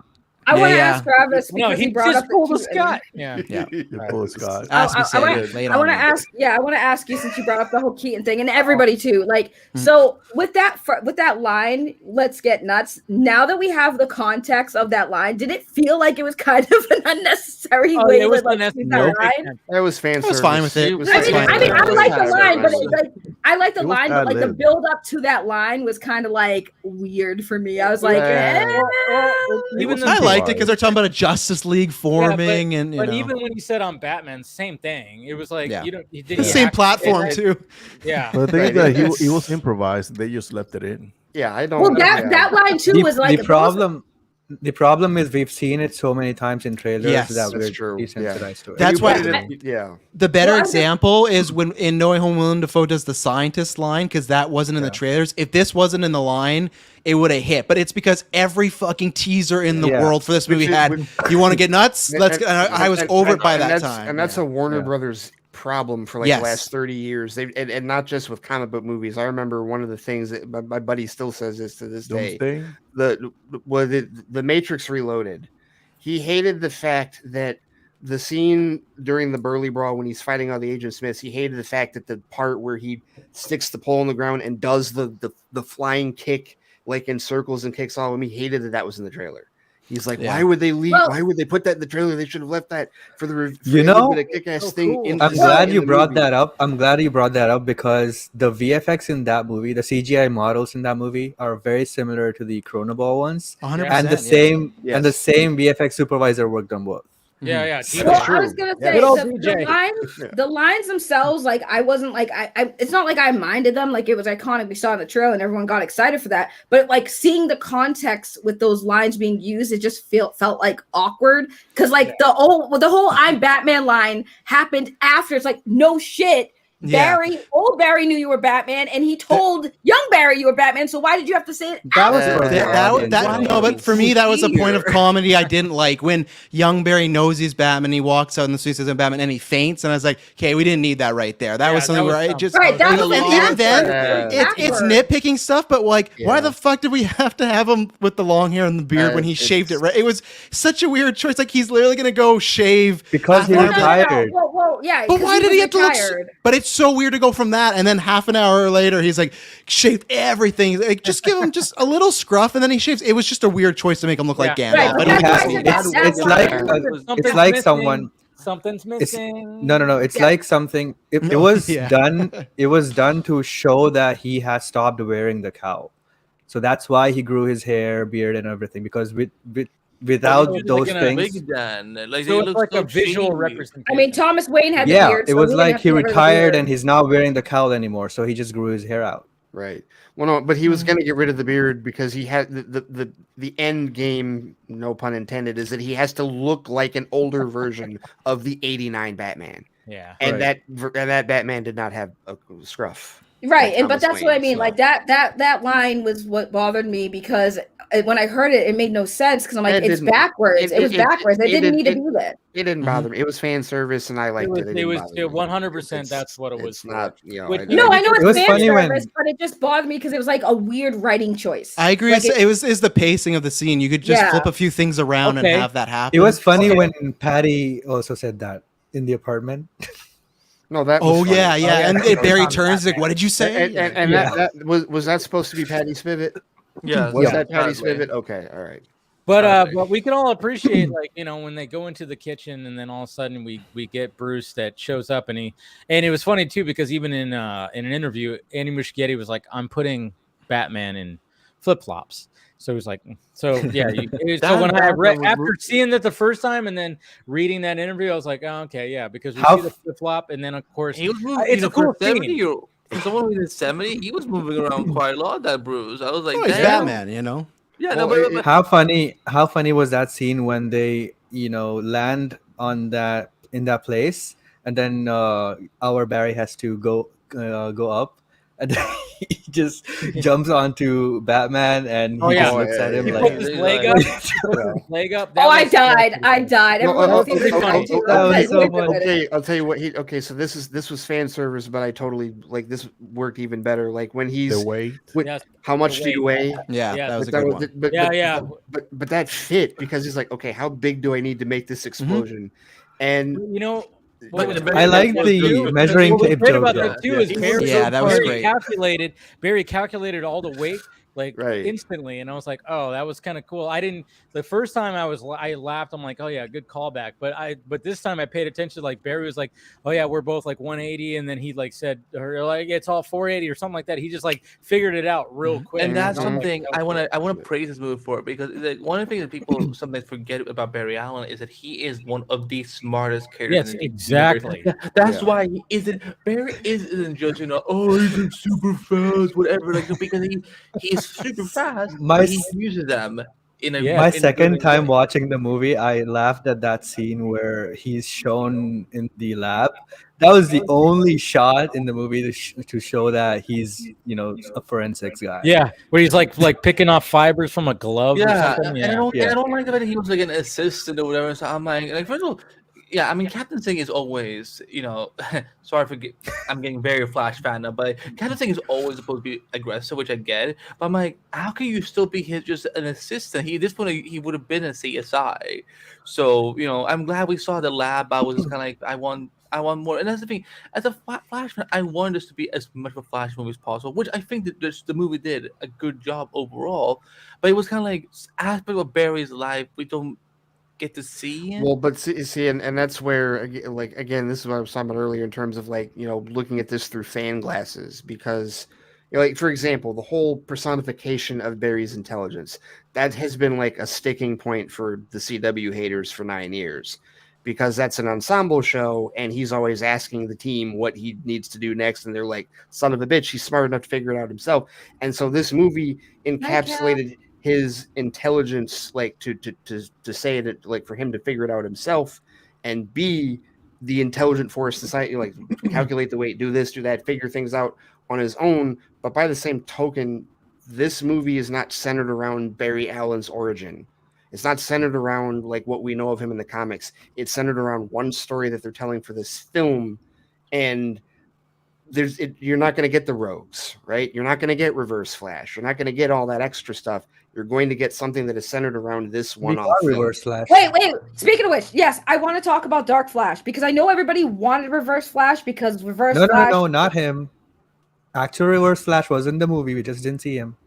No. I'm saying I know people wanted Reverse Flash to be the big baddie, and everyone was like, "Oh, we're getting Dark Flash," and I'm like, now seeing the movie, it makes sense why it was Dark Flash. Yeah, I didn't need Reverse Flash. It would have been. I think it would have been nice at least during when Nora gets killed to just get a little hint. Yeah, but I didn't need a 2-hour movie about Reverse Flash, because one, we've had 9 years of Reverse Flash. So I'm kind of good right now, but just a little hint. But one shot would have been cool. It is odd that it would have been nice to have a reference. Yeah, it's odd at no point he ever has the idea to just even go and see who killed his mom at all. That's the thing. They don't. That is a little weird. Like, if you could do that and go to the scene of the crime, even just to see, okay, I'm not going to change anything, but who did fucking kill my mom? Yeah, that to me is it's not necessarily a plot hole. It just doesn't make sense from a character standpoint. But that's why I say the focus of this movie.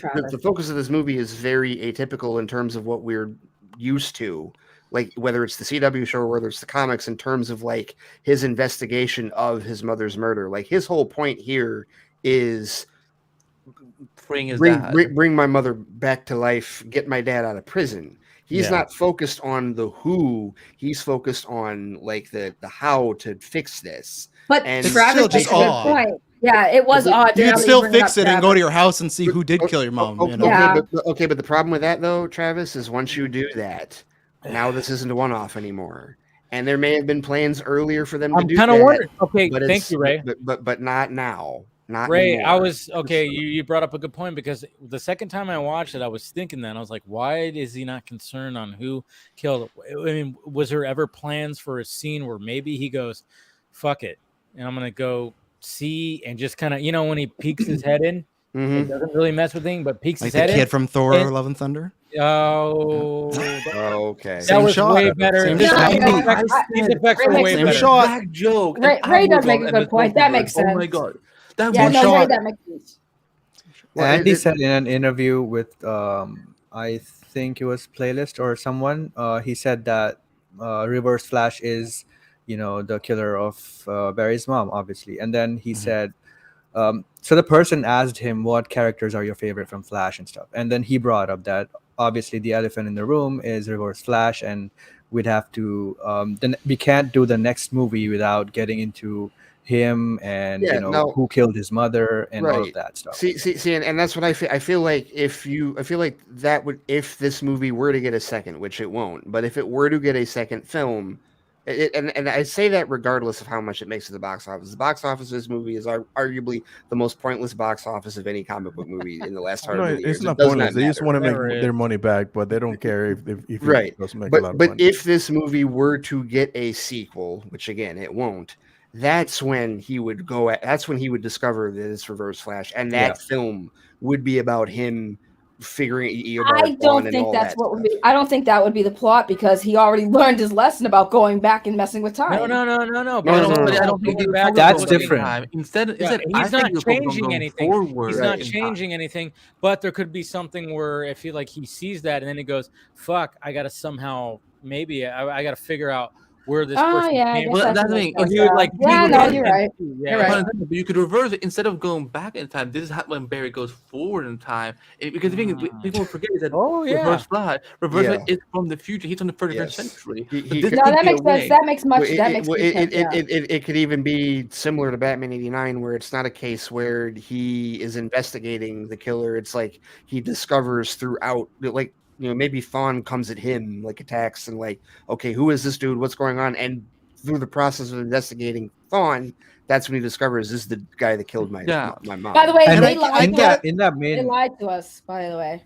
About Dark Flash, because they said, "Oh, it looks like a Venom symbiote." So I was like, "That when you see it on the screen, it looks ashy as hell. It looks like ash."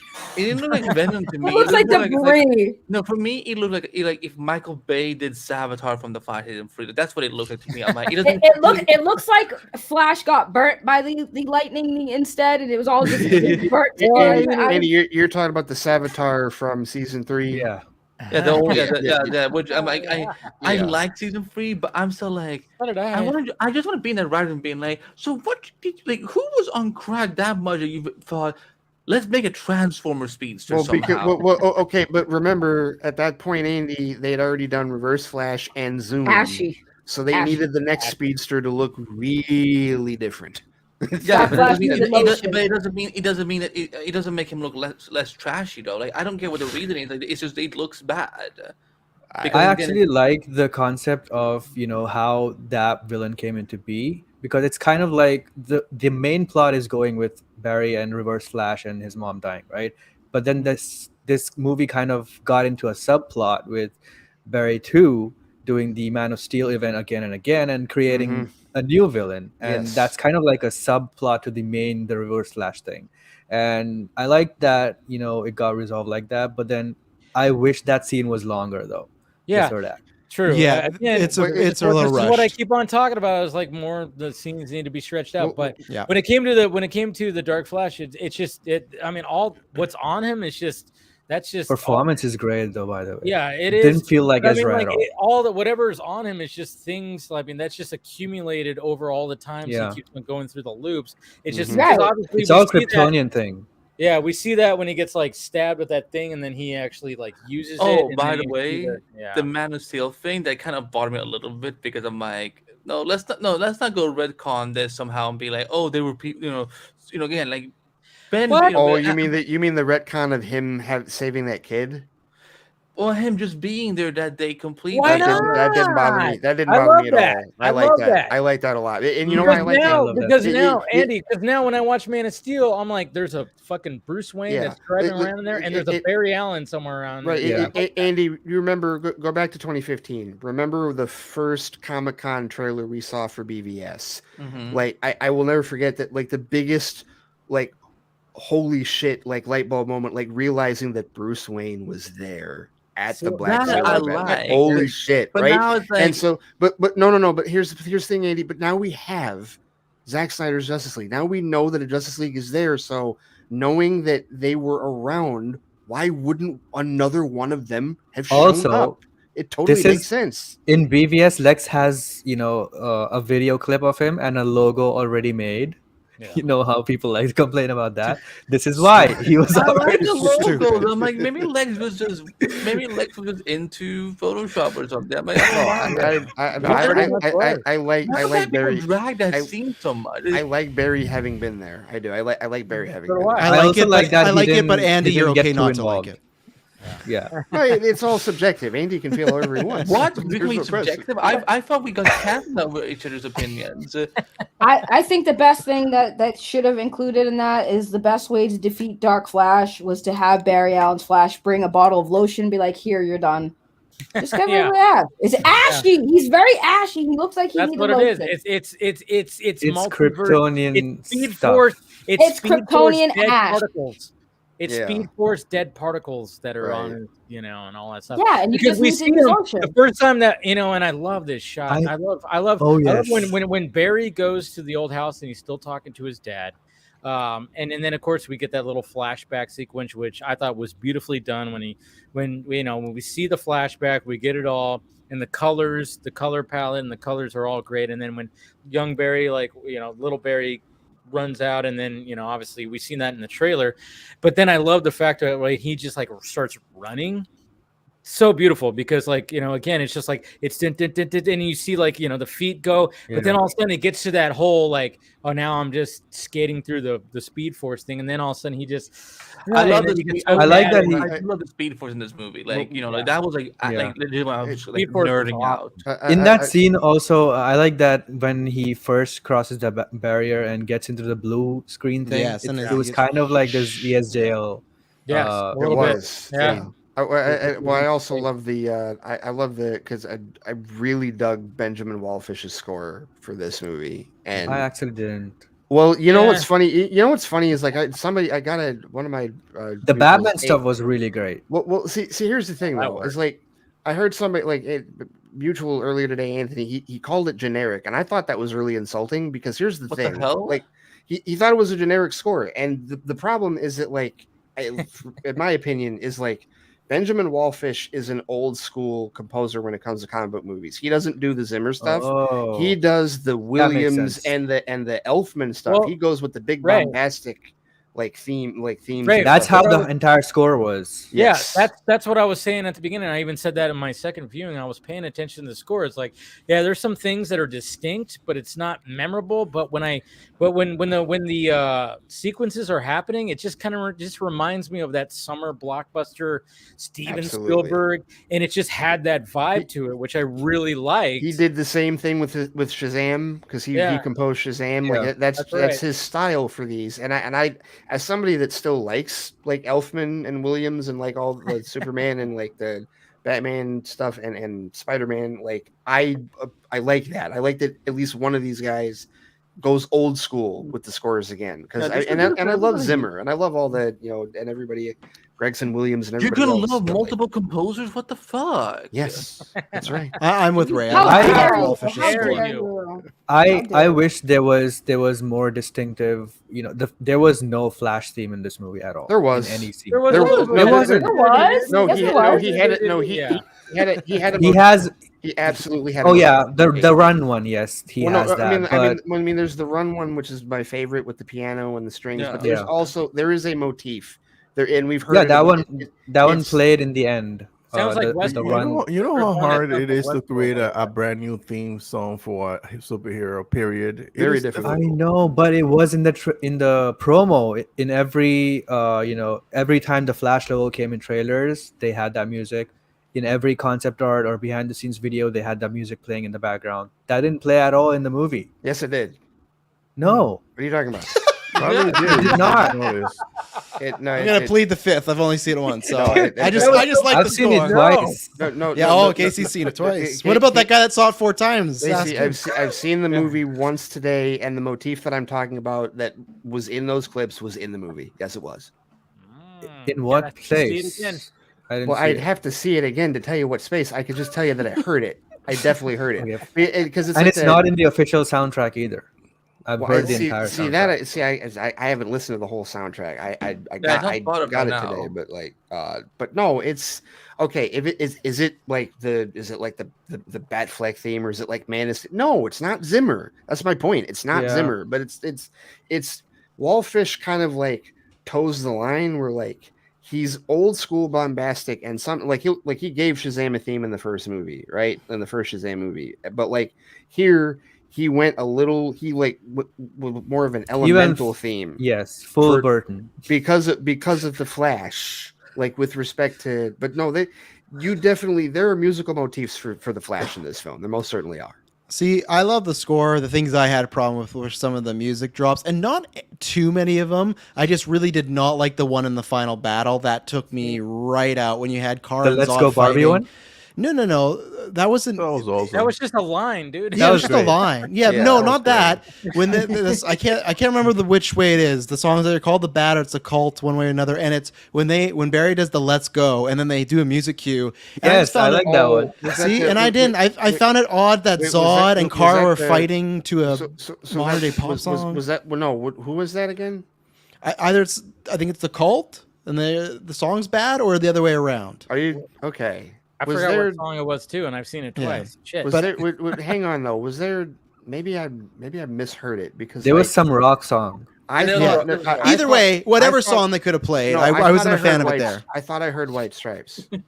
I thought it was White Stripes. No, it's not White Stripes. No. It sounded like Jack White to me, and I could be wrong on that. Oh my god! Let me just right. No, it's not. You might be thinking of the song with when Bruce comes in the mansion, but no, it's no. That was that one, right? Yeah. I don't know.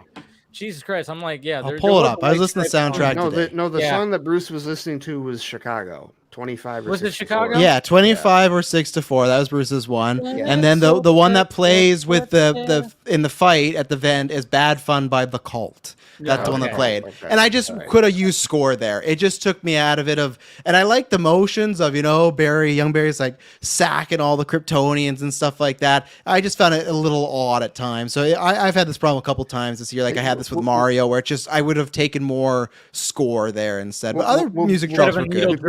Because I mistakenly thought it was White Stripes, I thought about like, what's the one? Hardest Button to Button was used in one of the earlier Justice League trailers. Yeah. And so like I had that thought in my head of like it's White Stripes again. All right, here we go. So that was surprisingly that really worked for the trailers, even though that was after Zach was like it was kind of thing. But I just was like that whole like it worked. It worked. It really did. Yeah. It really worked. Did anybody? But we got somebody coming in right now. He's a little late, but hey, Scott! He's here. And he's eating. Oh, his calorie count's down. He needs to get the peak energy. Peak energy. He's got to get those calories in if he's talking about the Flash. You better believe it. And Travis, I'm with you on the needle drop. I'm there with you. Same letterbox score. Something happened. We got a talented Mr. Ripley situation going on. Uh-oh. I will. Okay, Scott, tell us why do you hate the movie? It'd be kind of hard to do because KC, the weirdest thing was I saw your DCEU rankings. Our top 5 match perfectly. You know what? Okay. You know what, Casey? Our top 5s are pretty much the same. Hey, KC, ours are nothing alike. Well, hang on. No, that's what makes us work. Yeah, exactly. Opposites attract. Flip for me. Flip 1 and 2, but yeah. Other than that, the 5 movies themselves. Yes, I agree. I do.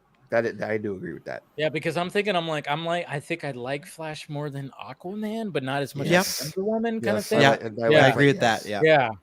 Like, I need to watch it again to put it over Wonder Woman. The Wonder Woman is the tough one because Wonder Woman's just good. It's just really good because I'm not putting it ahead of the Zack Snyder trilogy, but I think it's like putting it in a letterbox the weekend that the movie comes out, I think it's doing the movie a disservice because we don't know how we really feel about this movie until like a week or two until we see Yeah, it. you gotta let it sit. You gotta. But we got followers, Ben. We have to please them. They need to know what we think about it. I see. Well, and I hear you on that, but I mean, because even like on the way home, like in the car, like I was like, as I'm processing what I've just seen, like things that I did not think of 10 minutes earlier, I'm like, oh wow, this is like it occurred to me, like one of the biggest things that we've been looking for with this movie is like, okay, what questions is this going to answer for us as fans as far as the direction of the reboot?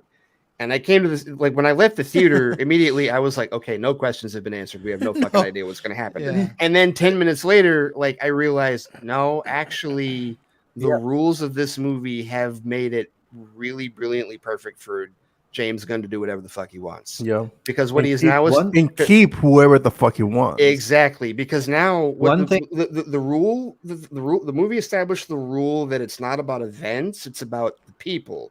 The events can change, but the people, there are different there's even that scene where Barry is like, well, your Alfred was this and my Alfred did that. So this kind of answers like for example, the Waller question. The version of Waller that's in Waller doesn't have to be the same one from Studio Squad or even from the Suicide Squad. But it can still be Viola Davis, right? Mm-hmm. The rules of this movie allow him to keep or discard whoever he wants going forward.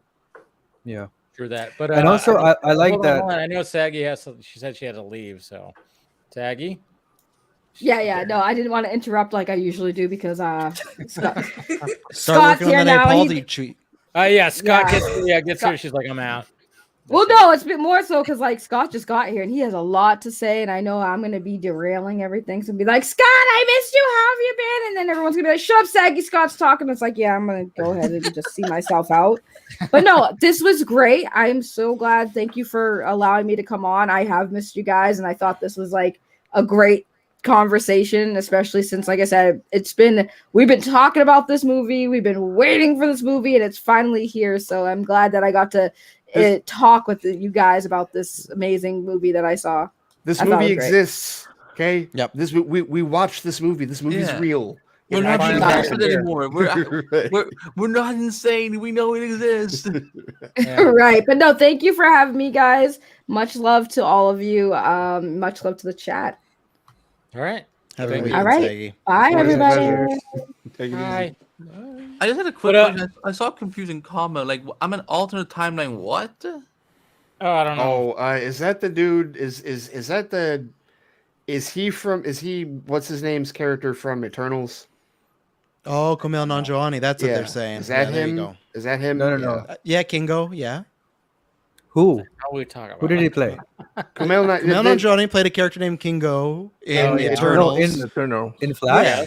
No, in Eternals. One of the worst MCU movies. What about him? No, that movie wasn't bad. You missed the private chat. Anyways, what were you gonna say? Is it a troll? Is it a troll?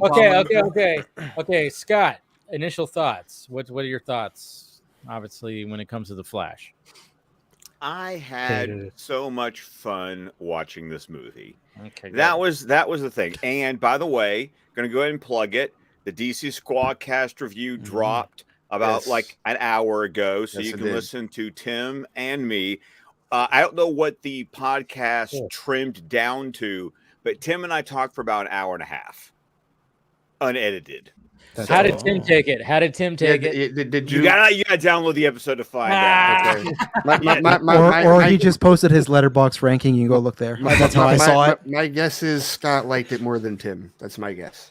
I mean, obviously, but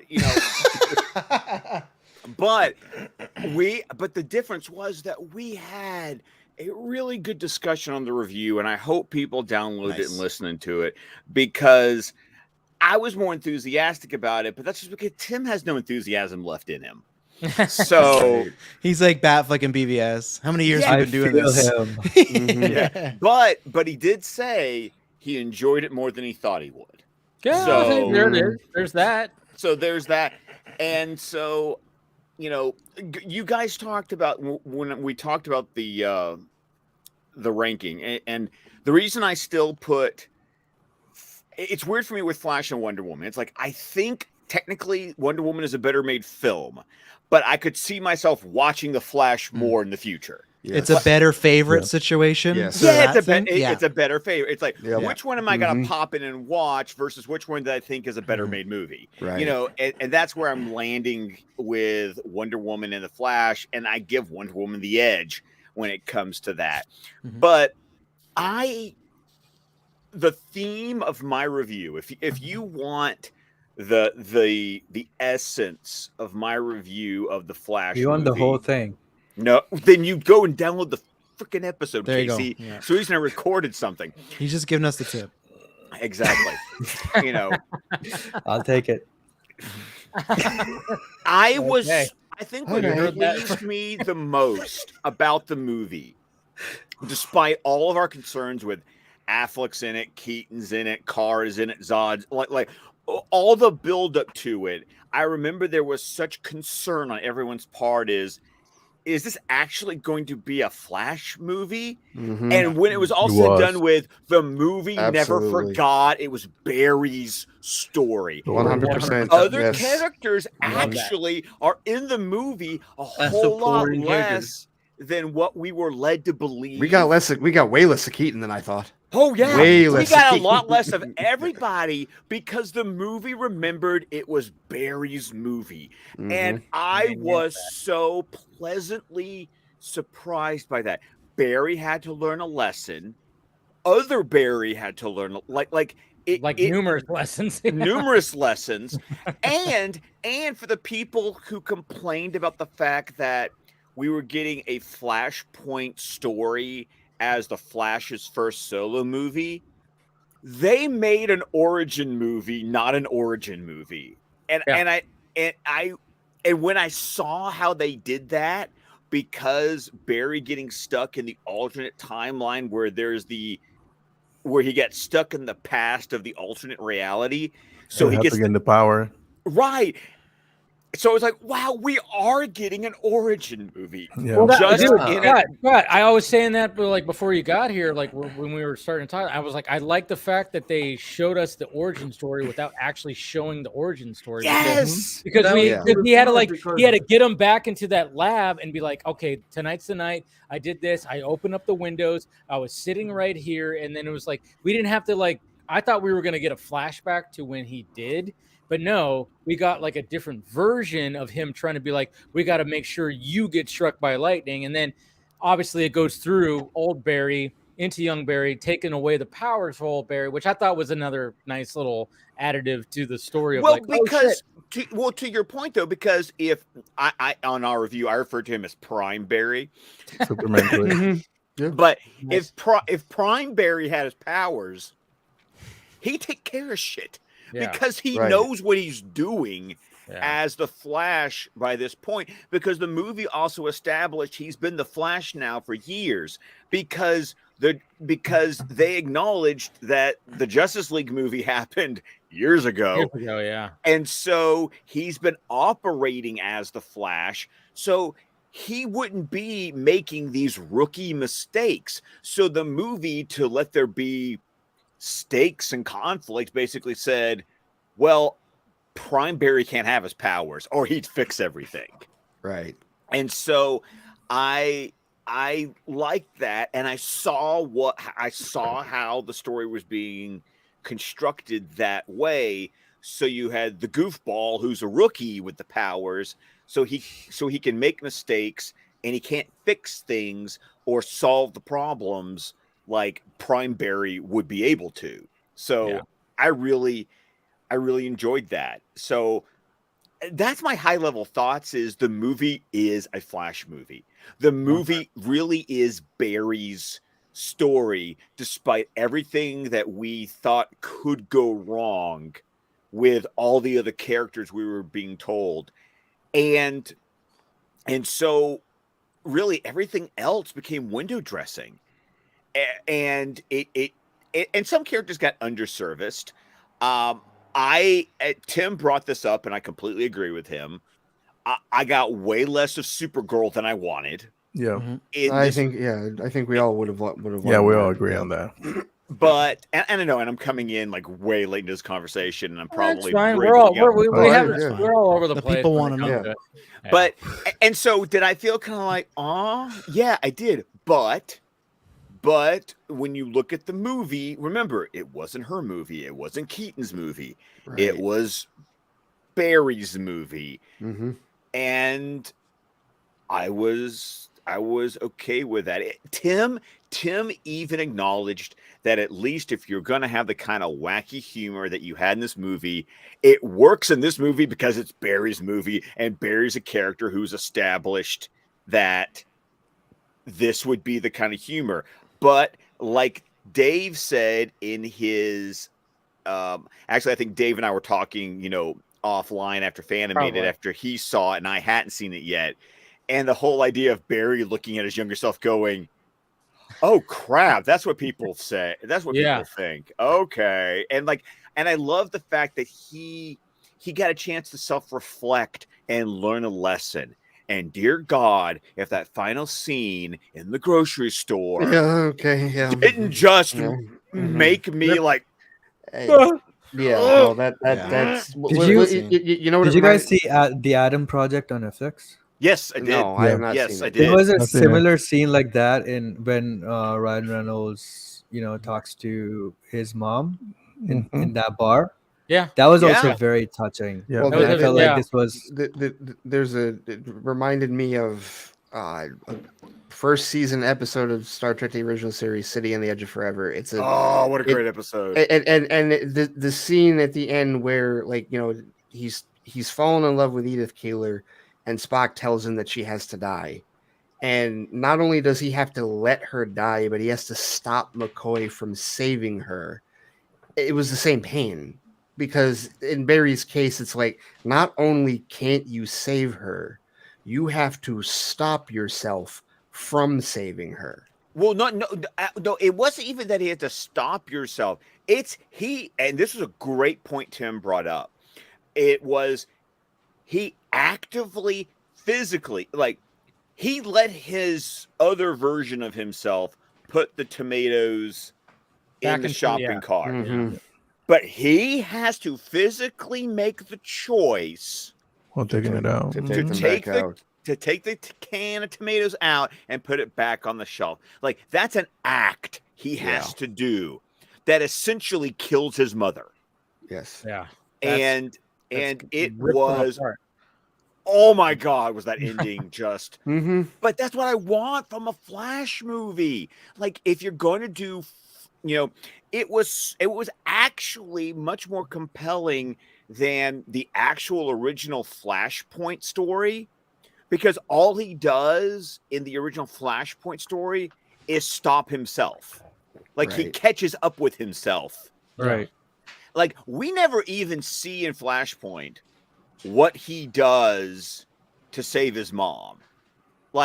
He just wakes up in the Flashpoint universe in issue number 1. Are you saying that Andy did a better job in this movie? Well, what I'm saying is that we actually, it boils down to, we were given this was the causal event. Yeah. Right. Put the tomatoes in the shopping cart. Yeah. Cool. And then not only that, then put the other row of tomatoes on the top. So he killed one. We were getting to that. We were getting to that, Ben. Oh my God! I'm sorry. But and I still and Ben, to your point, and I still like the fact that even he does something as small as that, and the movie acknowledges that there's still consequences.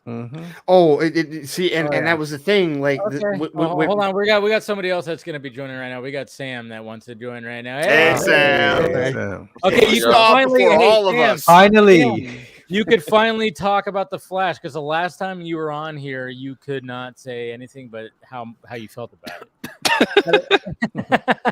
Dude, I had to keep it all in. I was holding so much in. I was nerding out in that theater, crying in the theater. I couldn't say a word to you guys. I was putting my best acting face on it I could give. Ironically, I just left the theater seeing it for my 3rd time. Ironically. 3rd time. There you go. Damn. There you go. Yeah. Are you in the Speed Force, bro? Because it looks, I know, yeah, looks blurred in the background. That's intentional. That's all okay. intentional. Yeah, man. Thanks for joining, Sam. Yeah, we're just for sure. We're just all. I mean, we're just talking about certain scenes, certain things, and obviously, right now, we're talking about that heartfelt ending. Like, I mean, I teared up both times I watched it, just because. I mean, yeah, just the fact that he has to say goodbye to his mom after and Christina Hodgson. I'm sorry, that line of "I love you, I love you more, I love you first." Oh dear God, that's great. Oh, that's yeah. Yep. And they're both produced. Did she really write that though? Did she really write that? Who knows? Who knows? Maybe. I mean, you've seen the Emancipation of Harley Quinn, and you can pick up. See.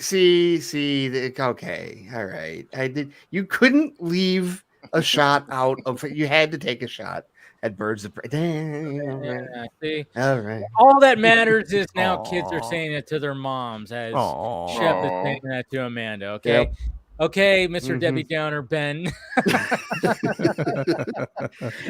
I'm just she really? Hey, would a woman she actually? really? Yes, I would actually think a woman would actually write that, not a man. Was she? I agree. Actually, now that you bring it up, yeah. If you think about it, I'm like, could a dude actually? Yeah, no, well, I mean, maybe at one point, but that sounds like a woman pulled that one out. I would tend to agree with that definitely. But you know, it's funny we're talking about Flashpoint. or Mama's Boy would do that too. Oh, maybe Angie's a mama's boy. Now you're treading into cancel territory. But anyway, What? I'm a mama's boy. What are you talking about? I'm saying someone get. We talked about earlier. Someone get offended by anything. But that's well, true. I mean, it was great too because I was, when I saw Not every problem has a solution. When I saw that with my mom, I actually after I was like, I love you, mom, love you, mom. That'll make you that scene will make you want to call your mom. Yes, And luckily, my mom was like 2 seats over, and I was like, yeah, love you, mom. No, just talking about there was one scene I do appreciate, like, even though this is not a Flashpoint adaptation 1-to-1 at all, but like I do like that there's still the inspiration there, and one of my favorite scene in Flashpoint is still has a version in this movie, the "we need to try again." I love that part of the book because of like what the first lightning bolt does to him when he tries to get his powers back. Yeah. And I mean, and look, he looks worse in the book. Far worse. The book. He's fucked up right after that first time. But I love that panel. I love that panel where he wakes up. He's just like, we need to try again. And we had that scene. We do have that scene in this movie. It's not nearly as gruesome, but I appreciated that was there. That because I wanted to see that. I wanted to see a personification of that. There's also a shot where he's catching the other Barry though. The what? In the Speed Force, when they're running back the first time, they were both in the Speed Force at the same time, and they were our Barry was catching Barry too, and that was kind of similar to the ending of Flashpoint. No, it was, but it wasn't the way it ended. No. So I appreciate that. One takeaway from this movie is that Batman doesn't share shit, because he could have shared, hey, Kryptonians are weak if you hit them with kryptonite.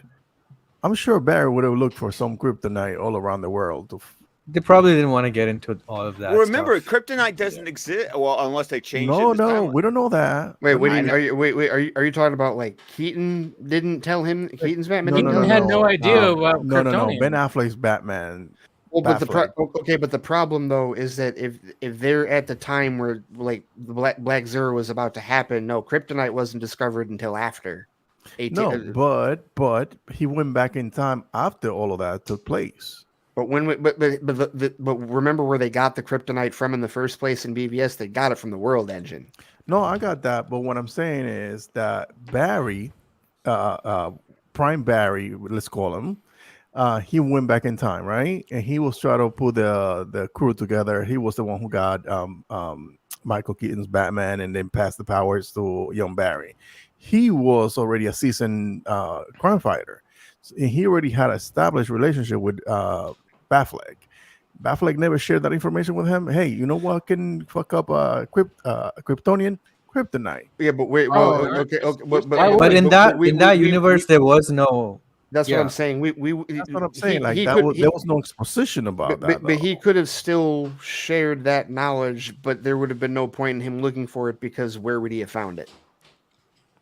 Yeah. That event never happened. That's what I'm saying. In was like Barry was 18 years old. The World Engine had just the World Engine. That's what created that. So You're right. Right. You would have had absolutely right. You got kryptonite after the World Engine. After the World Engine, because they found it in the Indian. So that would have they would have had to do it, but Cal did and take it down, and then whatever remnants fell into the ocean, which they found. That's then they would have gone on time. Yeah. Because in the timeline in the alternate reality, the World Engine just starts because they don't even because they're starting the World Engine in one of the variations right after they kill Kara.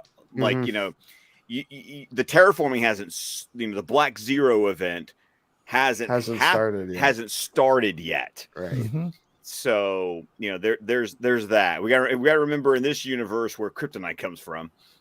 That's true. Right. Yeah. If we're gonna stay consistent with that universe, One thing I did like about this one though is when Barry was like saying try it again, is seeing the other Barry's emotional reaction to all of it. Like he was like, I don't want to see myself die like this. Like he had drawn like an attachment to Barry in a way that we kind of didn't really catch the emotional value of it until that moment, because it was like seeing him like dying right there. He couldn't stand it. And then when he came back, he was in tears. Like I was like, second time watching it, it wasn't as the first time watching I was like, it was kind of funny, but then the second time watching I was like, oh no, he was terrified that they wouldn't be able to save him. And so for him, it would have been like, moving forward, I have to be the only Barry. I have to be the only Flash. These powers, I have to do something with it because I don't have a mentor anymore. I don't have a brother anymore. And I love how they changed that up versus like in the Flashpoint, it was just like, try it again. Like that was it, Yeah. Because he's like Thomas. He's only talking to Thomas, and he doesn't have the same emotional connection in that regard. Yeah. So it added some. One of the things I wanted to did you guys see that the callback? There was a callback to Back to the Future. Obviously, there's Back to the Future stuff that's mentioned, but did you see when Barry is like walking in the apartment and he goes, and we still have, and then he looks at his watch like this, like this, dude. That was totally Doc Brown. Oh, really? The second time I watched it, I'm damn, like, where is that kid? Shit. And he goes, and he looks at it like that. All suddenly, I'm like, dude, that was a choice. Fuck yeah, that was a Back to the Future callback. Just the way that he looked at his watch like that, I was like, damn, where's that kid? Like, oh man, I was like, thank you. I'm like, there you go. That was a callback to Back to the Future. That was even the movies. Obvious. Even the movie started with a clock, like the first Back to the Future starts. And also, I like it when Keaton's Batman is saying, I'm sure at one point you watched a movie that explained to you, and he gives you the chalkboard explanation of alternate timelines. He goes, "Yeah, that's bullshit." I had a little fun with that. Spaghetti. I had a little fun with that earlier today because I know you're right. I know that it's Back to the Future that that he's referencing with that. Oh yeah. But I had a little fun earlier.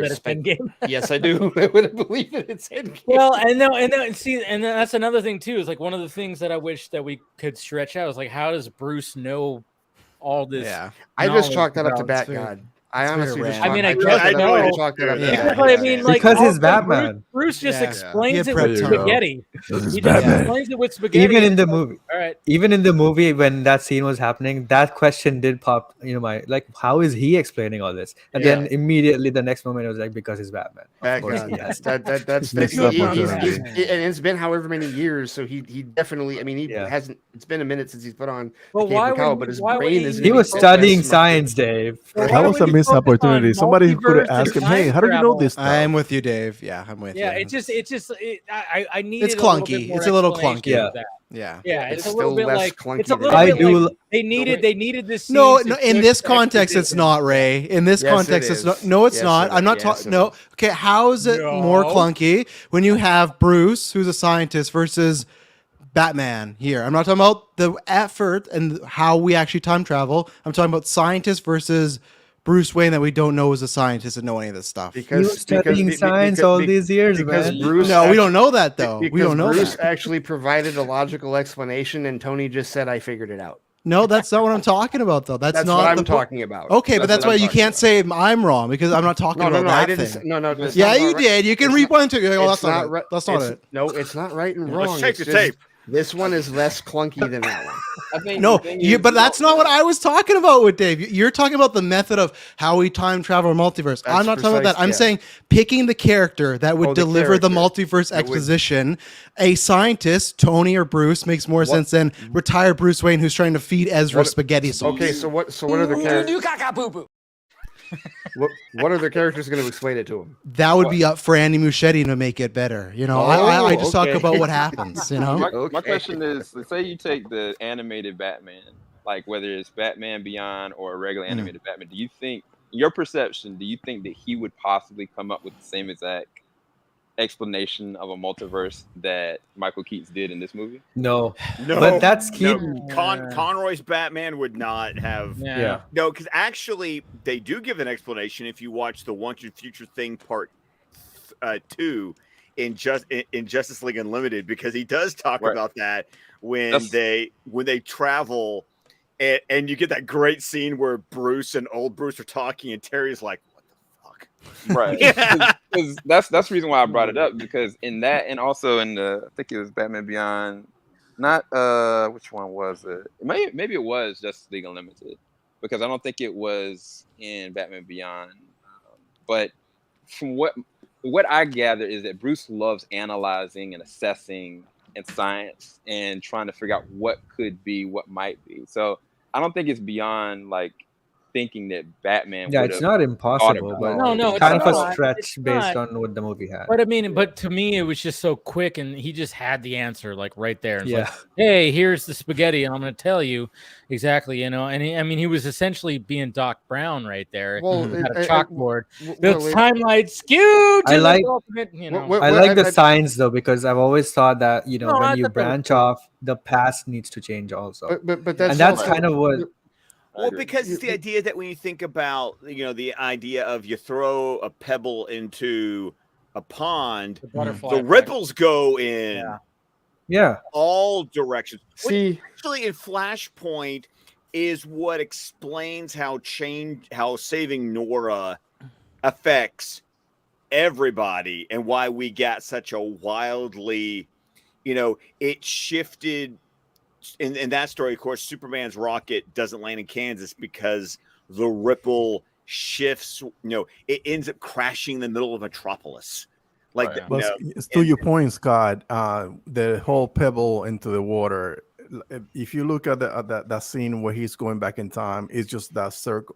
What's the name of the ball in the middle? Chrono ball. The chrono ball, and it's like the pebble is a chrono ball, and like everything around it is just like rippling into a different universe. And it's like a kaleidoscope too. Yes, I love that so much. I love that chrono ball thing. I love how he starts running backwards to he does start running backwards. Yeah. I'll admit it. The thing, because everyone, of course, has got to be complaining about the CGI in this movie, and the chrono bubble was the one time where I was like, no, this is an intentional choice that's being made. Mm-hmm. I may not exactly like it, but at least I saw that it was because of how rubbery everyone looked. Like, it was like, wow, this looks like Scorpion King CGI kind of deal. But it was a choice. To me, it was like So first of all, they need to have a starting point of the design wise, what to have in there, right? So they needed all these characters doing all these certain motions in slow motion and all of that around them multiple times. I don't think if they did a realistic version of that, it would work in that, especially because of all the, if you want to call it cameos, of all the 3D, CGI cameos in that scene, you couldn't have gotten all the actors there at all. Plus, if you used footage from the previous movies, it wouldn't have worked. So it had to be 3D models if you wanted all of that stuff in there. Like the Zack Snyder's Justice League characters in there, and the Burton Wars, especially the Kara versus Zod stuff. And also the recreating. I mean, I'm sorry. When you freaking bring in Nicolas Cage's Superman into this, you needed the chrono bubble to be completely 100% CGI and not realistic looking CGI. So what that did was, when you recreate Christopher Reeve, when you recreate George Reeve, when you recreate frickin' Helen Slater, when you give us Nicolas Cage Superman, they were never going to be 100. Adam West. Adam West. Adam West. Yes, I know. And I'm sorry, Teddy no Sears. one's going to tell me that Jay Garrick didn't look a little bit like John Wesley Shipp. Just a little bit. A young one. A very young John Wesley Shipp. Yes. For a moment there, I was thinking they just made John Wesley Shipp That was Garrick again. That was the only cameo I was like, why is he here? Because he's not even. But it also leads to the one cameo that the one thing that I was hoping to get that we didn't get, that I am a little disappointed. Grant Gustin. Yeah, I that's what I'm saying. Like, why bring in Teddy Sears, who played Yeah. Jay Garrick, Fuck that guy. and not bring John Wesley Shipp? No, they did. They did. That's Teddy Sears. I heard the same thing that KC did. That it was Teddy Sears that was playing Jay Garrick. Teddy. Yeah. Well, because same thing. Yeah, well, because he did. He played Jay Garrick on CW. No, he wasn't. He wasn't Jay Garrick. He was He was fake. Yeah, but either fake Jay Garrick. Yeah, but it is odd that they got Teddy and not Grant, and just it's strange. Or I don't know John. why Grant Or didn't- John yeah, or Wesley John. Shipp. Yeah, Right, it's a John weird Wesley choice. Shipp at Even least. especially that he showed up on the damn show. Like, I thought Yeah. that would be given away. Well, that's that I would say. But that they probably was even a brought missed in cameo Nick opportunity. Cage. They brought in Nick Cage. They designed a suit for him from the same production designer from that movie, canceled movie, and then they also brought in Helen Slater. They brought That in was the really big cool. spider, though. Remember The the Snare big Beast. spider? Yeah. Oh yeah, The that's big right. spider, and you know what? I'm just like Kevin Smith. I need to watch. I want the behind the scenes photo of Nick Cage in that suit. Yes. Do you think Nick Cage was there? Yeah, he was. That's what I'm saying. They brought in Nick Cage and designed a suit for him. I don't think he He did. Andy said it. Okay, then if that's true, I do want to see that. It didn't look like that. It looked like it was just a creation. No, of they him? had to. Wait, they had to recreate it. Well, they did a suit of him and they just touched up on CGI, or yes, because it looked like the whole thing looked CGI. Okay, in the scene they might have recreated it, but Andy said that they got him a suit. We will see if we will Was it a see this. mocap suit? This will be in the featurettes. Oh, It yeah. will. It There's- better no, be. it will. It better is be. great. If You I have can't footage keep of that Keaton out. anywhere You or can't Cage, keep that even out. if, If this happened, you can't not put it there. Dude, You that have to outfit release looks this so guy. good. Because I'm saying I Keaton's- want an animated movie of that script. I really hope it happens one Dude, day. they need to. Yeah. I mean, like, oh man. I mean, when you see that happen, it's just funny because the first screening I went to, obviously, it was full of fans and everything, so everybody cheered. Second one, it was kind of like, huh? And I remember In just, my like, second everybody- screening, they cheered too, but they didn't know Okay, that that's it was good. because of that. Mine was my first. It was just like everybody was every 5 minutes they were cheering. Yeah.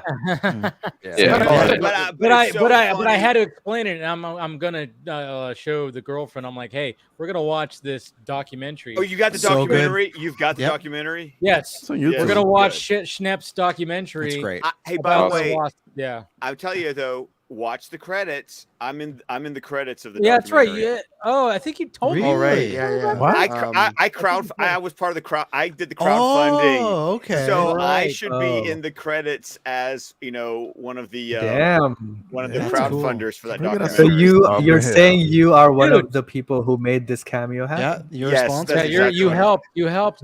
But the fact of the matter is that documentary came out in 2015. And it's so Yeah. good. It's so good. It's too. such a good But documentary. it just came out. It is. When I looked at the date, I I was like, "Holy shit! It came out in 2015." Holy, but it's just funny because not a lot of people are not going to know what the fuck that is. I had to explain it. I saw this Oh, yeah. movie with my dad and my wife neither one of them knew the fuck what was going on. And that's the weird thing, though, about not having a Grant Gustin cameo in this movie is that you go for like the deep pull, the deepest cut. Deep cut. Yeah. But again, these are all the movies though. Grant Gustin is TV. No, but again, Adam West was TV. But Adam West, you could cheat and say got a movie, right? Adam West and George. Yeah, but Adam West got a movie. Yes, okay, you could cheat and say they both got movies. Oh, Superman. But again, no, George Reeves got a movie. Wouldn't get Hawk. You got a movie too? But Superman and the Mole Man. I'm chalking it up. That's right. Honestly, right, yeah. We're all talking at the same time. We are. I am chalking it up to cutting room floor. Because I'm sorry, I got to go back to the Crisis on Infinite Earths scene between Grant and Ezra. They were setting something up. Grant, I think, was originally going to be in the movie, and he's in the cutting room floor. Yeah, when you know Hamada who was there. You know who got confirmed to get cut from this from that scene? Linda Carter. Yeah, it was Linda Carter, Cesar Romero too, and then there was a third. Oh, Brando was also supposed to be in as well. Andy said that in an interview. Oh, wow. Brando, Caesar, and Linda Carter. Yeah. Wow. All right. Why? Did they keep Caesar's? I don't know. Did they keep Caesar's laugh though? I felt like I heard his laugh. voice. I heard the laugh. But I think you're supposed to see him. I guess appear. They better have that mustache on him if he appeared. Oh yeah, no, they would have. Yeah, definitely. That's why they couldn't. They're like, we can't. The mustache. We can't. It's too much of budget. Like, there's too much to pay. I won't lie, Travis. I definitely got a Portals vibe when that scene happened because everybody's just showing up. Right. Oh, yeah. And it's like seeing, but it was a surreal moment because again, I stayed away. I did a really good job of staying away from the spoilers for this one. As holish as people were on. If you thought Twitter was hell before, dude, last week has been.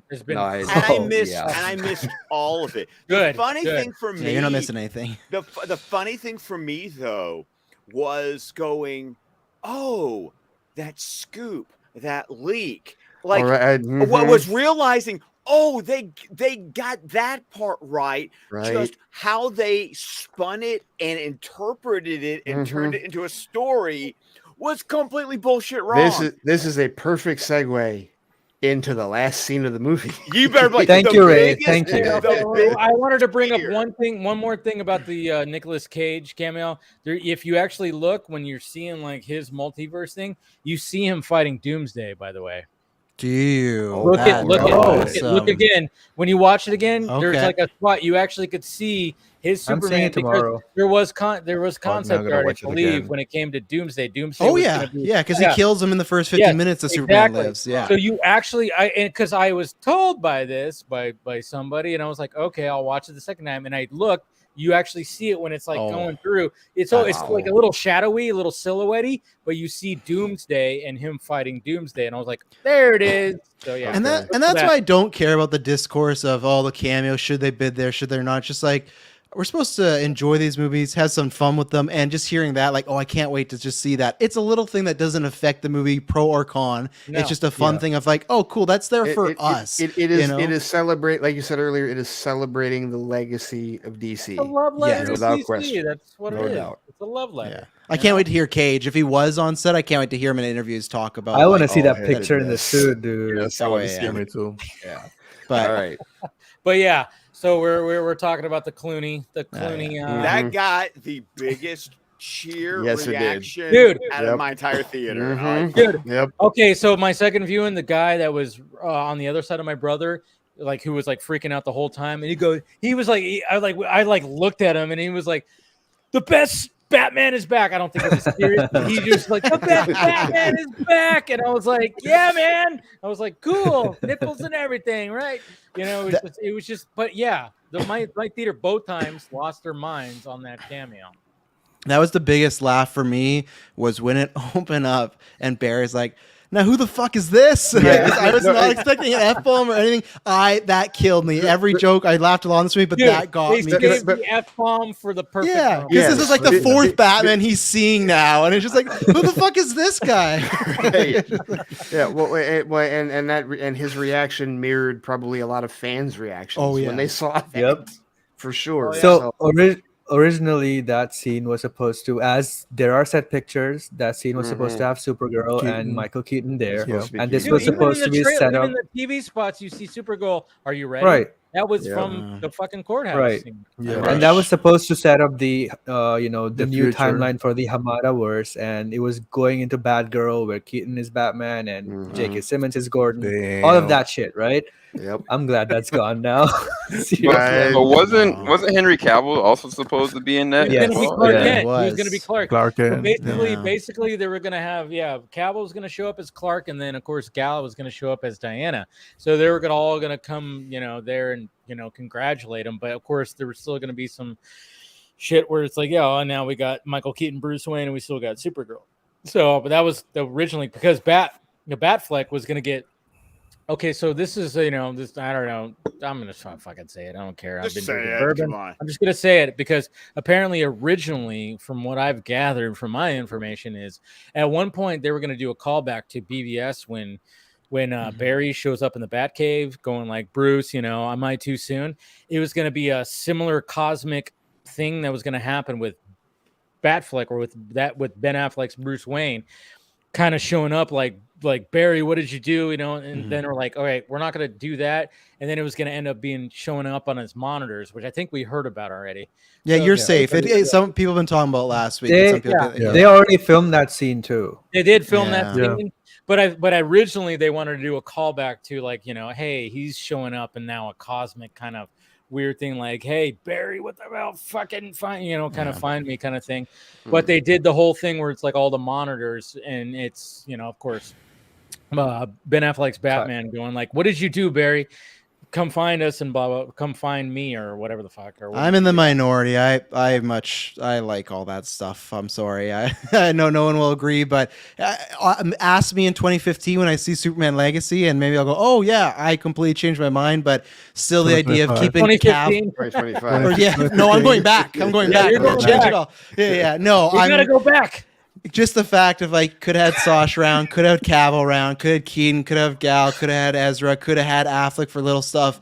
For me, as somebody that I still prefer that. I'll see in a couple of years, maybe I'll change my mind, but I'm definitely the one pouring out damn, I definitely prefer that because I don't want to lose these cast people yet. I still think there's stuff to do with them, and I'm kind of bummed. I agree with you. I agree with you on that. To the ground, start from scratch. And tons of people are right. Yeah, you're right. That's the thing. I'm in the middle of both of them here because I completely agree with Travis, but also it's a Casey sandwich. Who promised Eiffel Tower? Who's gonna promise us that we'll get this level of storytelling again in the next movie?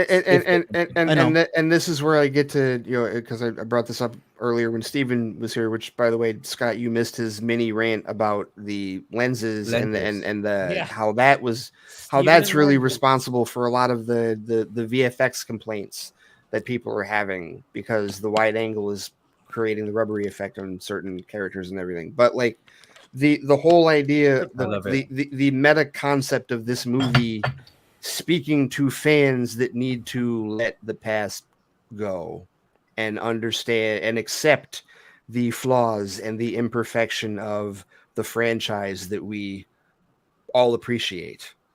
In many ways, I'm gonna be dark, Barry. I ain't letting it go. I'm gonna go off topic here a little bit, but I just love the fact nobody dies. My little icon on Ray's frame. He has a fucking big head poster on his wall. I love his fiance. It's what's this? Why you got Dave on your wall? I just I keep looking at that. I'm like, it's perfectly on the side of your microphone right now. Sorry. Yeah. And it's fine. When we get to that point, I'll be ready to go. It is just that thing of you only got not one shot because of course you can bring them back one day for a multiverse thing. I was still down for one more go, and if it doesn't work, because at any point you can do that shit. Bro. But I'm just saying at any point, Justice League movie ended. Yeah.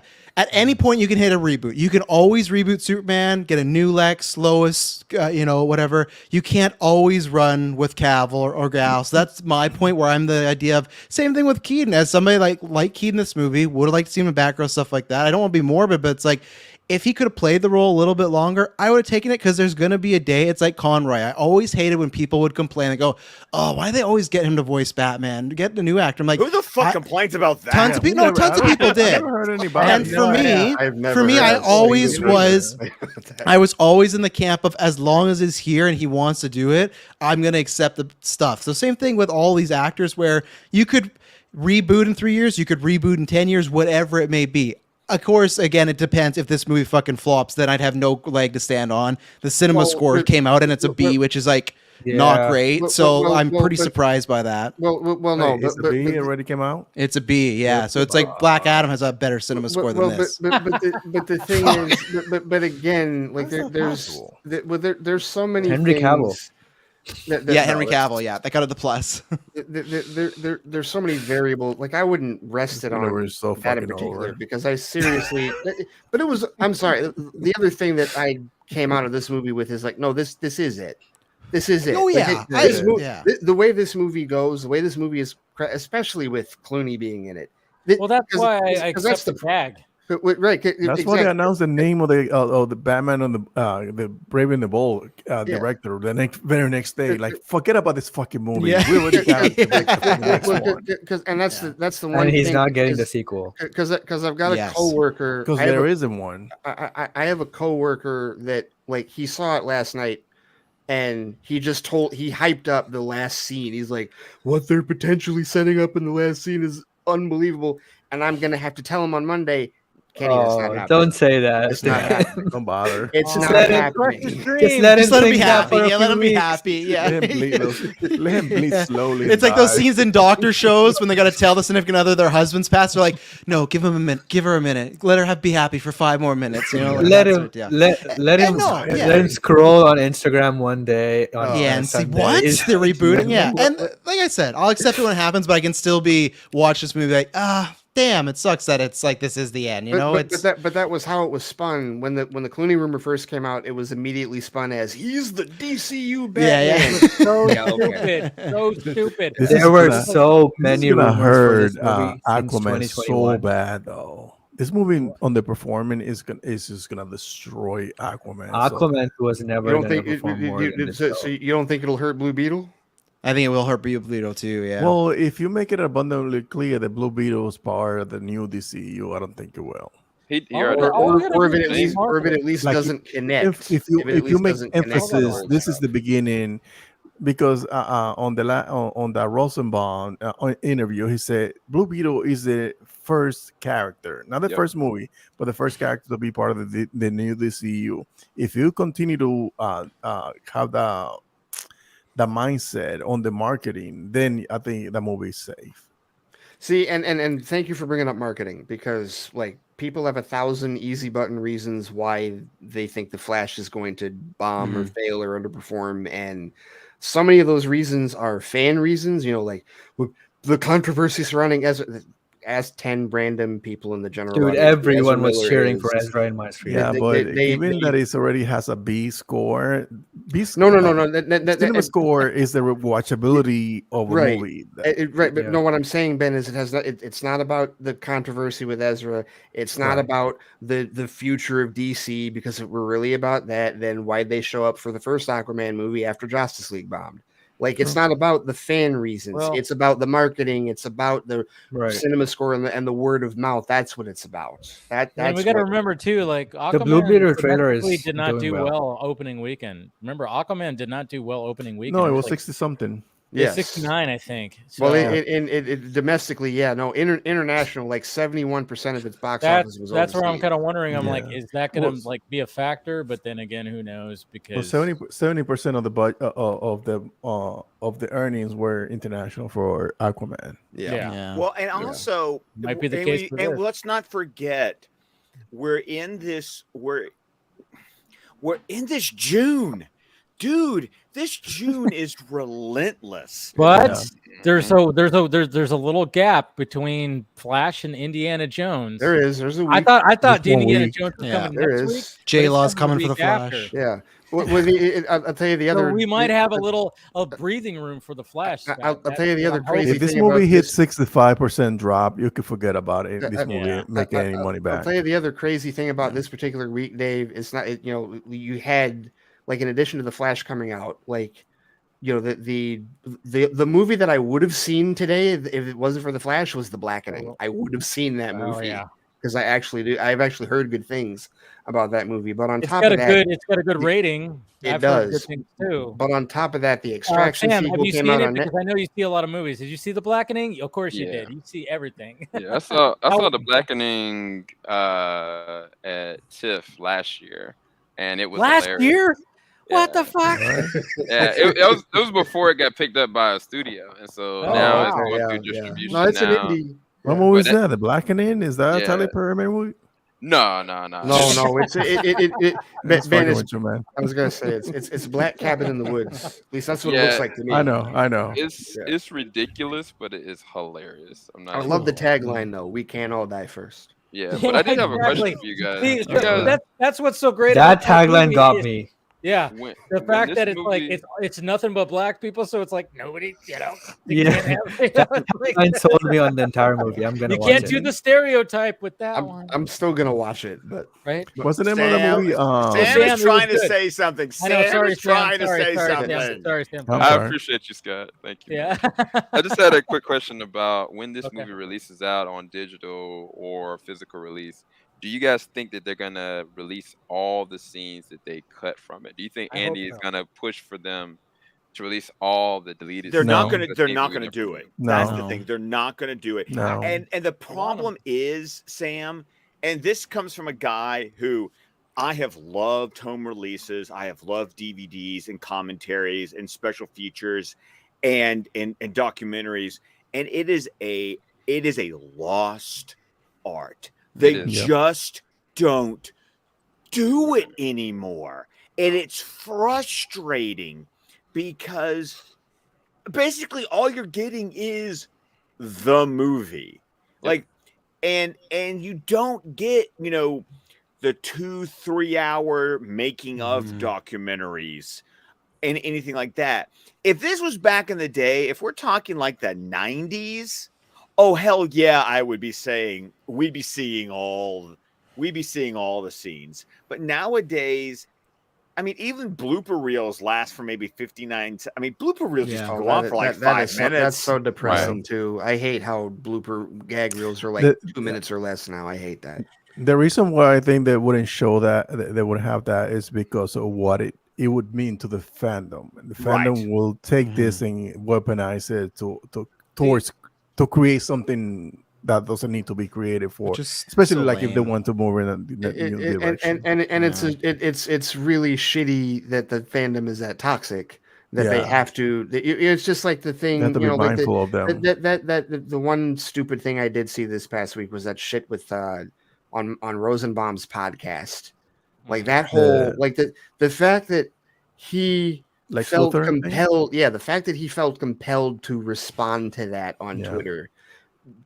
I don't put that on him. I put that on the fans. Fuck that. That is ridiculous that you all just decided to assume who he meant when he made the comment, and he had to clarify, no, I meant Gene Hackman. And he was trying not to say that. The thing is that he said it before about Gene Hackman. Yeah, and the he thing wrote is a that, blog about it. But there is a group of people. There's a group of people who wants to they have a hate burner for James Gunn, and there is a group of individuals who know that there is a group of people that hate James Gunn, so they want to create content for that specific niche, right? So what they do is that they say they will make an entire YouTube channel based upon that. Like, James Gunn just hates Zack Snyder's BBS. It's not that like they even try, they're not even trying to be objective about it, not saying like, okay, James Gunn doesn't like J.C. Eisenberg take on Lex Luthor. No, their tagline is James Gunn hates Zack Snyder BBS or his take on Lex Luthor. It's not even the actors, because it's the actor's choice to say, well, this is the take that I'm gonna go with this character, and the director, he does approve, says yeah or nay, but yet again, that a director like Zack Snyder, he likes to give the creative or the actors as much as freedom as possible. Well, so and also though, in my conversation with Zach, he also said it was this beautiful marriage between like he said a lot of that came from Terrio, and Jesse bought into it, and then the two of them like created a great performance. Created a character, not a great performance. Created a character. No, it was because I think Terrio, Ben's right. Chef's kiss.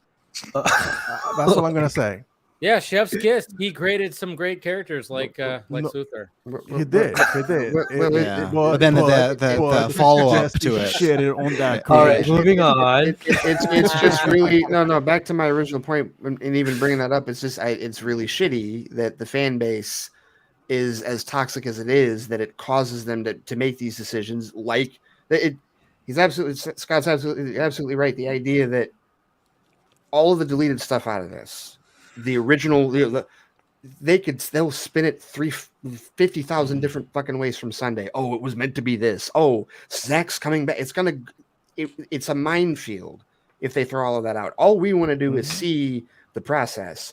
All we want to do is actually see how the damn hot dog was made, and see like, okay, what do they cut out? What do they do here? It's kind of like me still wanting to see the Batgirl movie. Yeah, exactly. I just want to watch it. Yeah. I just want to watch the thing that was made. Yeah, I'm not looking for it to connect to anything. I know it's not, that plan is dead. I don't give a shit. I just want to see it. It's like I was talking about last week. I just desperately want to see the scene of Keaton with Momoa and those Aquaman 2 things, just because I was like, it's such a weird combo of like Jason Momoa and Michael Keaton talking, and we're not going to get it. But that's where it's like, I'd like to see that, but they'll be like, no, because people think that's... No. I think both of those scenes are going to be out now. Even the Batgirl movie, if it doesn't connect to anything. Keaton and J.K. Simmons. That too. I'd love to see that interaction. It's a fun. Come on. Yeah, that's what I'm saying. Like, even the Batgirl movie, like, if we don't get to see that, man, that's I almost feel like in the Flash. Okay, fine. This would be my argument to Warner Brothers now. You just released a movie that literally gives you an excuse to throw that movie out there and say, this is just another multiverse. We're not going in that direction. This is another noodle of spaghetti. Yeah. Exactly. Right. What could happen, but it's not going to, Right. Yeah, exactly. So it's I wish they would, but no, unfortunately, maybe some other time is what was said. We'll be here in 15 years when we get the I think the reason why I asked is because this is kind of like the last straw, and it's kind of like, I mean, I agree with you guys that from a toxicity standpoint, it would be ammunition. But it may be kind of like this cathartic thing where it's like, okay, here's the rest of it. This is everything. But moving forward, come Comic-Con, we're never satisfied, man. You know what I'm saying? Like, to me, it would be the perfect closing of all of this. I agree with you. Because the movie itself identifies with all the different... That's one of the things I said without saying is that this represents all of DC, past and present, in this movie, in some way, shape, or form. So it's like, without any shame, it was like, even if they had like Snyderverse and all of that, right? Even if they had like a concept like picture where they were thinking about putting Val Kilmer in here, you know what I'm saying? Like, this is the time, this is the movie to do that with, so bad, and just end it. You know what I'm saying? And then move forward, moving that, regardless of how we feel about it. I think this is the movie that you do it with, and just be done with it, in my opinion. No, I agree. Well, no, Sam, I agree, and even the people, even the proponents that wanted this thing to get pushed to November or December so that it was the actual last movie before the DCU starts, right? So that we don't even have any questions about Blue Beetle or Aquaman and the Lost Kingdom. Like, I even understand that argument, because this would be a perfect time to do it, and I wish that they didn't regard the toxicity as that important. I wish they just would ignore it and focus on the rest of us rational people and the general audience who genuinely does not give a shit about any of this drama and has no clue. They just think it's cool Nick Cage's wearing a Superman outfit. Yeah, right. That's all. Now, Ben, I have to admit, though, going back to Ben's point, I based on the reaction that I saw last night, I'm honestly surprised by the B cinema score. Me too. Yeah, me too. That very shocks me. It is. Actually, I am shocked too. Because my entire theater was every joke, like when I talk about general, every joke was working for them. They're having a good time. It was peak energy the entire time. I mentioned earlier, Scott, that I went at 1:10 in the afternoon today after work, while most people were still at work. And there were like maybe 10 other people in my theater. So it wasn't even remotely close to filled, but they were the loudest, most engaged 10 people throughout the entire movie, laughing at all the jokes, freaking out over Clooney. And it just, I don't know. I kind of expected that kind of behavior in my movie theater because usually Thursday and Friday nights, those are the front loading fanboys that go to see those kind of movies. And so I kind of expect that kind of reaction. I mean, do y'all think it's got to do with the perception of Ezra, though? Do you think that? I don't think that. I don't think the general. I don't think the general audience. Because even I have issues with Ezra, but I'm like, okay, there's probably going to be a amazing. percentage. There's going to be a percentage, of course. There's a percentage, but I don't think it's enough to. I don't think it's enough to affect that much of it. I think the general audience largely still has no idea who Ezra is. But even then, I've seen so many moms and kids in the theater. I don't think they're even aware. But then even if that is the case, then when we go, okay, Ezra, that controversy, everything about it, that doesn't matter. You have Keaton back. It's going to be an interesting study if this thing doesn't do the greatest, gets this B cinema score. Because now it's like we go this whole time like, oh, well, Ezra won't affect the box office. It's like okay, if that's not the case, what did? Like what is this case of like you had a Supergirl, you have Keaton, one of the most iconic things we've seen people like, the Tobys, the Harrison Fords that come back and you get that big, all these people are back. And I would have thought, again, you tell me that Keaton coming back, it doesn't clear 100 million opening weekend. That's a shock to me, honestly. Word of mouth, I think, will have to be very strong. Yeah. Well, I think, but the problem with the whole discussion, Travis, is that especially in our circles and certainly on social media, the tendency to pick one reason and hit the easy button, like this is the reason, is so prevalent instead of looking at multiple factors. Because we always look at marketing. We always talk about, well, how the marketing, like how they market this, like how do they push this to the general audience, right? Like how do they market this to the Keaton fans who really love Batman 89, right? I thought they did that well. And so right, so you have that, but then you also look at like what did Scott say? June has been a relentless month up until this next one. I mean, we started with Across the Spider-Verse. Yeah. And then you carry over into those of us who still watch the Fast and Furious movies. Yeah. Right? Yeah. Transformers. Or Transformers, pardon me. That's what it was. Was this just a movie that people looked at and went, oh, I'll catch it at home? Which I wouldn't have thought. I wouldn't have thought this would be one of those ones. I think, you know what, too? I don't know. To Travis' point, because the thing is that, especially like older crowd, really that they're just gonna bypass the seeing their quote unquote Batman one more time. It's just crazy. The only reason why I went to watch Spider-Man No Way Home is because Andrew Garfield, and it is. Someone has to crush. Yeah, it's fair. Someone has to crush. Right. So Toby? Not Toby? Okay. Nah. Anyway, so wow, no, really? Actually, no. Let's not get. We're just gonna get back to your example. Yeah. Get back to that. Yeah. Well, it's just weird that we're not getting the same reaction from those 89 fans because that was a phenomenon. That was the first Batman. That was everybody's. Anybody June of 1989 was huge. Anybody that's over 30. That's their Batman, right? So where are they? Do you think that's the question? That right? I'm not even trying to make a joke. She's like, why? Like, no, it's odd. It's really odd. Let me throw this out there though, like just as a scenario, because I know that the thing, and I've argued against this in the past, but this whole idea of quote unquote superhero fatigue and not so much in the sense of there's like too much of it, but in the sense that there is an expectation that people don't want to dive into if they haven't already. Like my new job that I've been at for the last couple of months, I have talked to people who watch movies, but they're like, I don't get into the superhero stuff because there's like that's a whole other ball of wax, whole other thing. They're Marvel this and whatever that, and so they just they wait on it, and especially now, you have Disney Plus, you have HBO Max, and the other thing I was talking, like I mentioned, like the movies that come out in the theater, but also the Extraction sequel came out on Netflix this week today. Black Mirror season 6 dropped yesterday.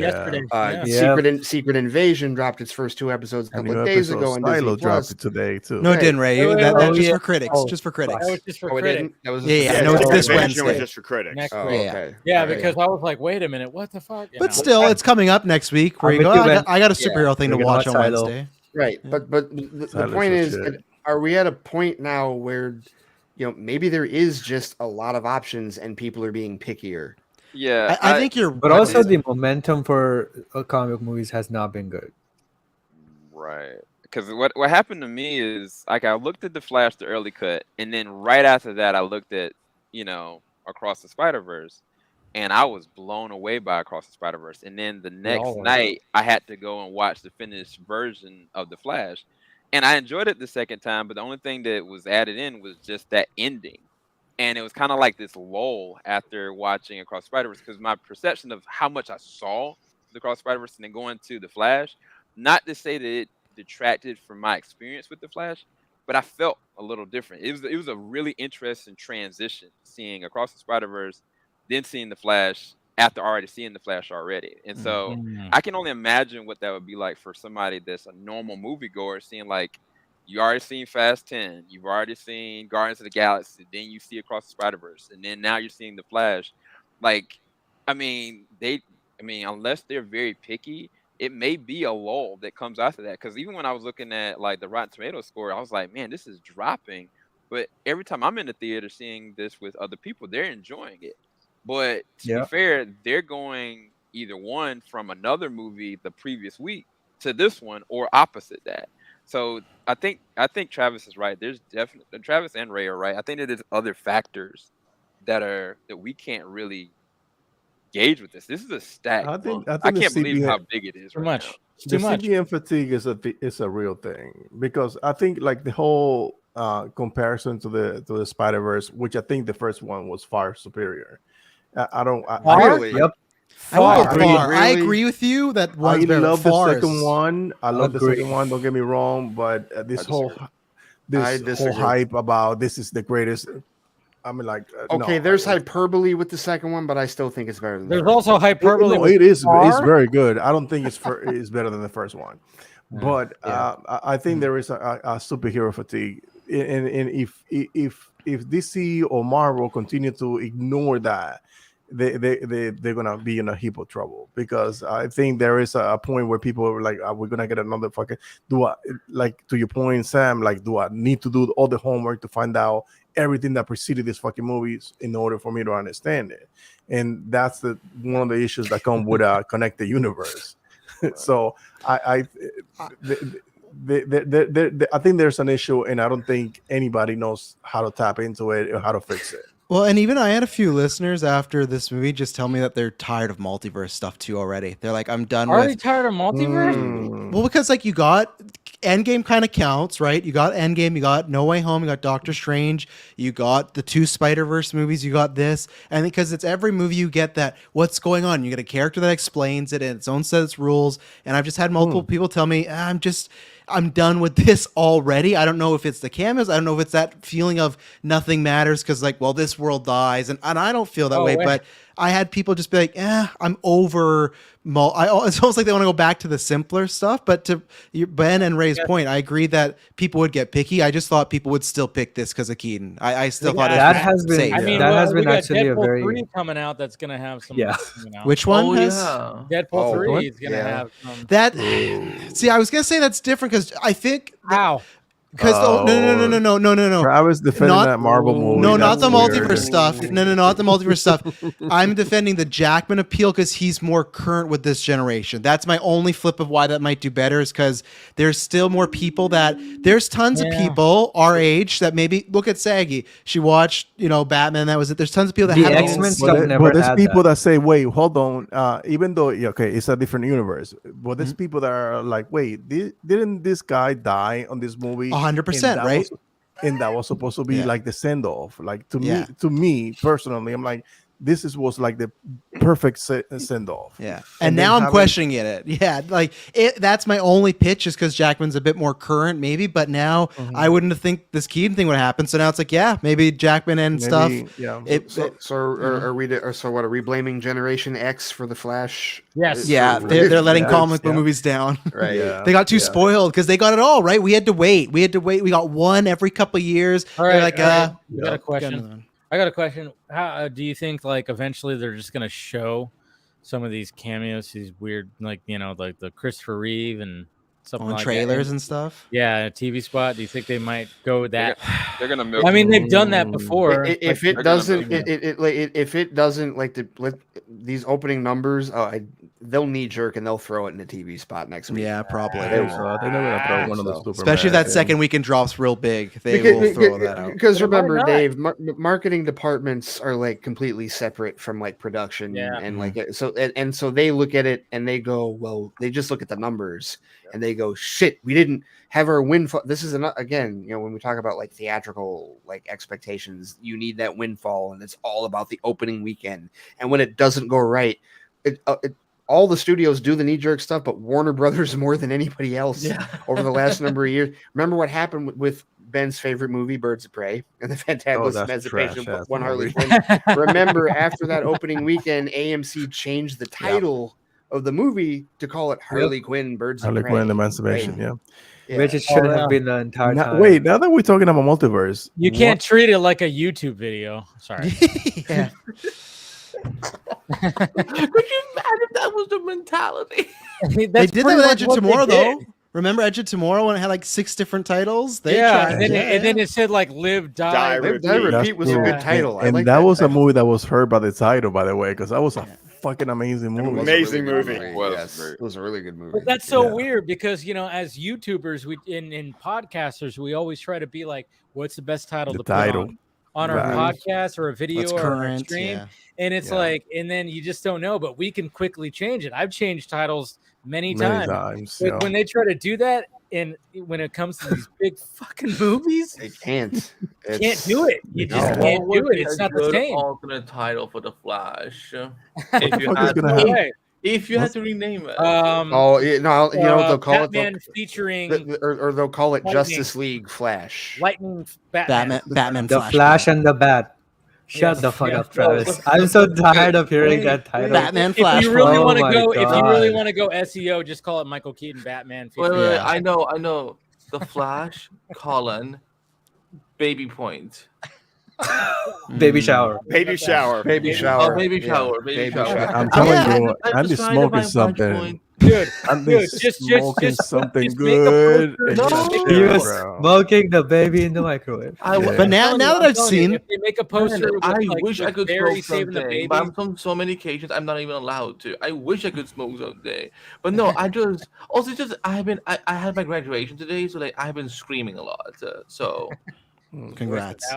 What's gonna happen to Marvel future? Because like the next fucking universe, the remaining phase. What is it? Phase 25? We're in 5 now. We're in phase 5 now. Yeah. 5 started with Ant-Man and the Quantum. All multiversal fucking shit. I think they're gonna remap the. Okay, so Quantumania, yes, everybody has their thoughts on how terrible that movie is. Whatever. Oh yeah.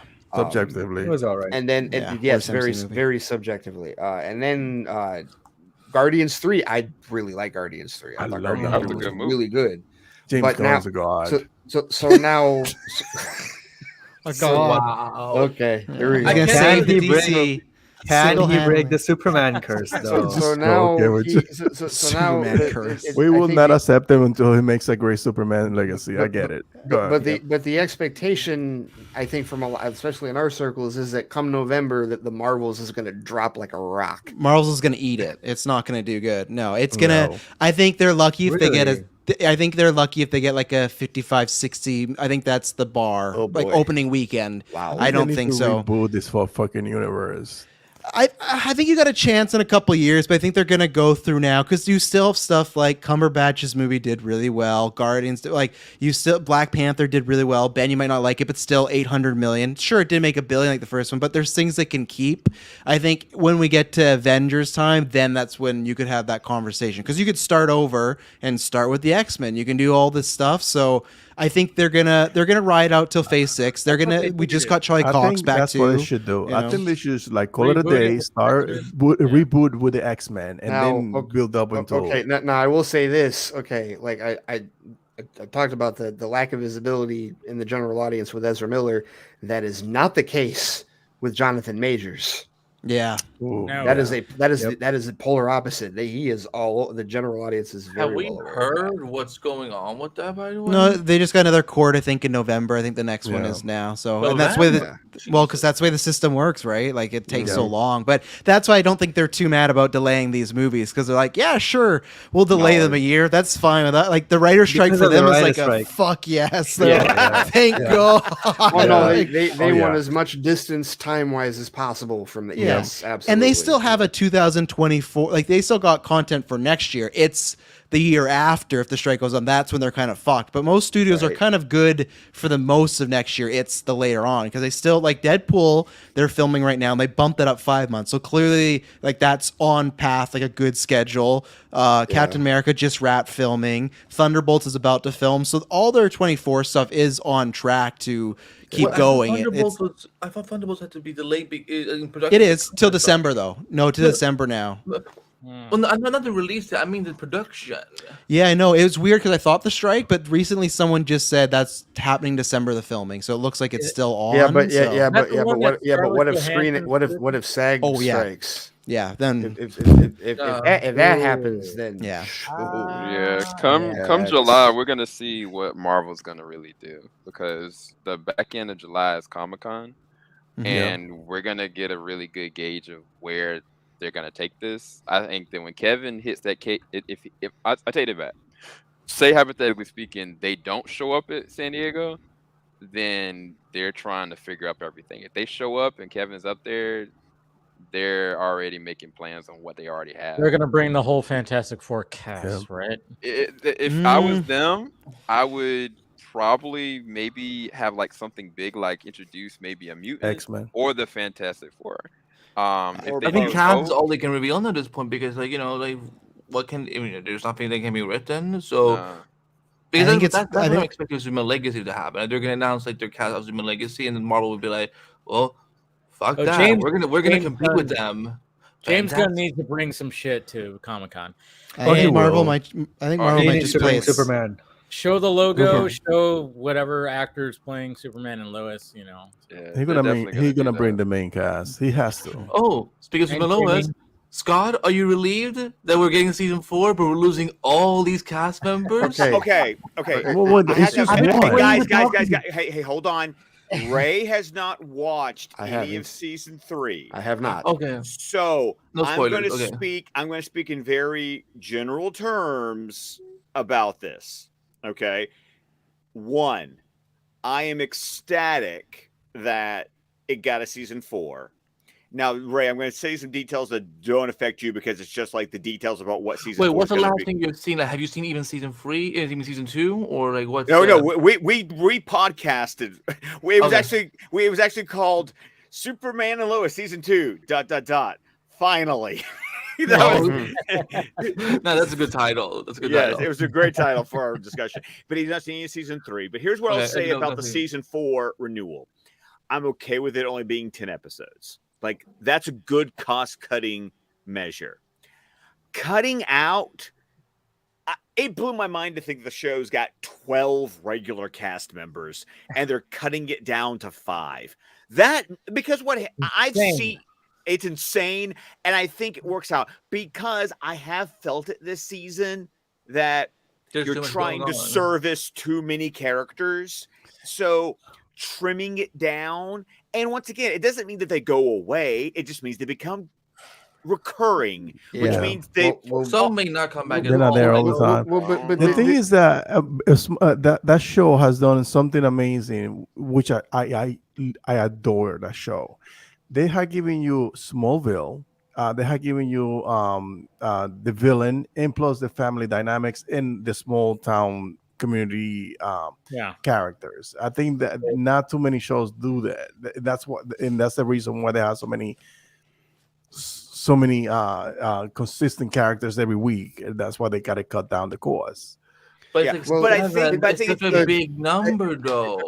Okay, guys, remember the network just got sold. Yeah, there you go. Warner Brothers and CBS no longer own a 50-50 share. It is now owned by Nexstar, who, from all intents and purposes, from my sources, and I work in this industry, want to switch programming to scripted reality-based stuff. You know what I found funny? That the CEO said that this movie that it got renewed. I'm stunned that it got. Me too, especially when he said that we're not making any money. When you hear the CEO say we're not making any money, I'm like, okay, it's canceled. Yeah. Well, and why not Max? Right. That's to me that would have been the easier option. Even if they canceled it. But here's the problem with that, Sam. Now you're counting on David Zaslav, the man who acts Batgirl and is removing content from HBO Max to save Superman and Lois and maintain the budget. I hear you, but they just renewed Velma for a second season, and and they technically even Batman, the Cape Crusader, Isn't that Amazon? That's Amazon. Yeah, I'm saying they moved that over. So what you're saying is true, Ray. But what I'm saying is that it's not beyond an option. If they would have just canceled this on CW, I don't know. I agree with you that it is an option. I'm just telling you how they think. I'm not saying it's logical. Well, see, but Sam, he's not agreeing with him. We're not saying that. That's not.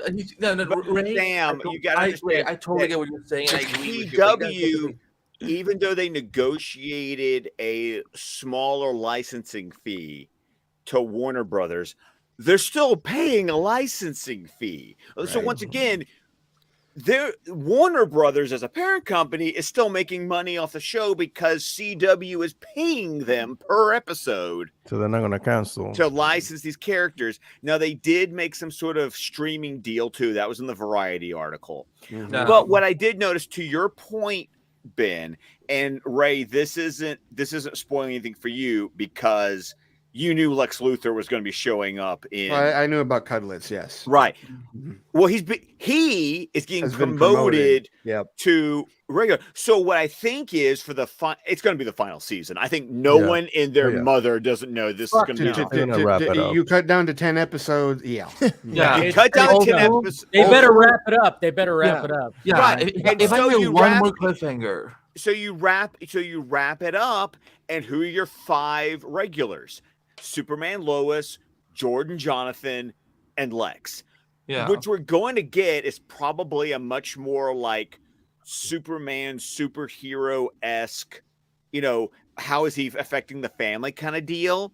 But this is how you end the show, is making the final big bad Lex. Mm-hmm. And so I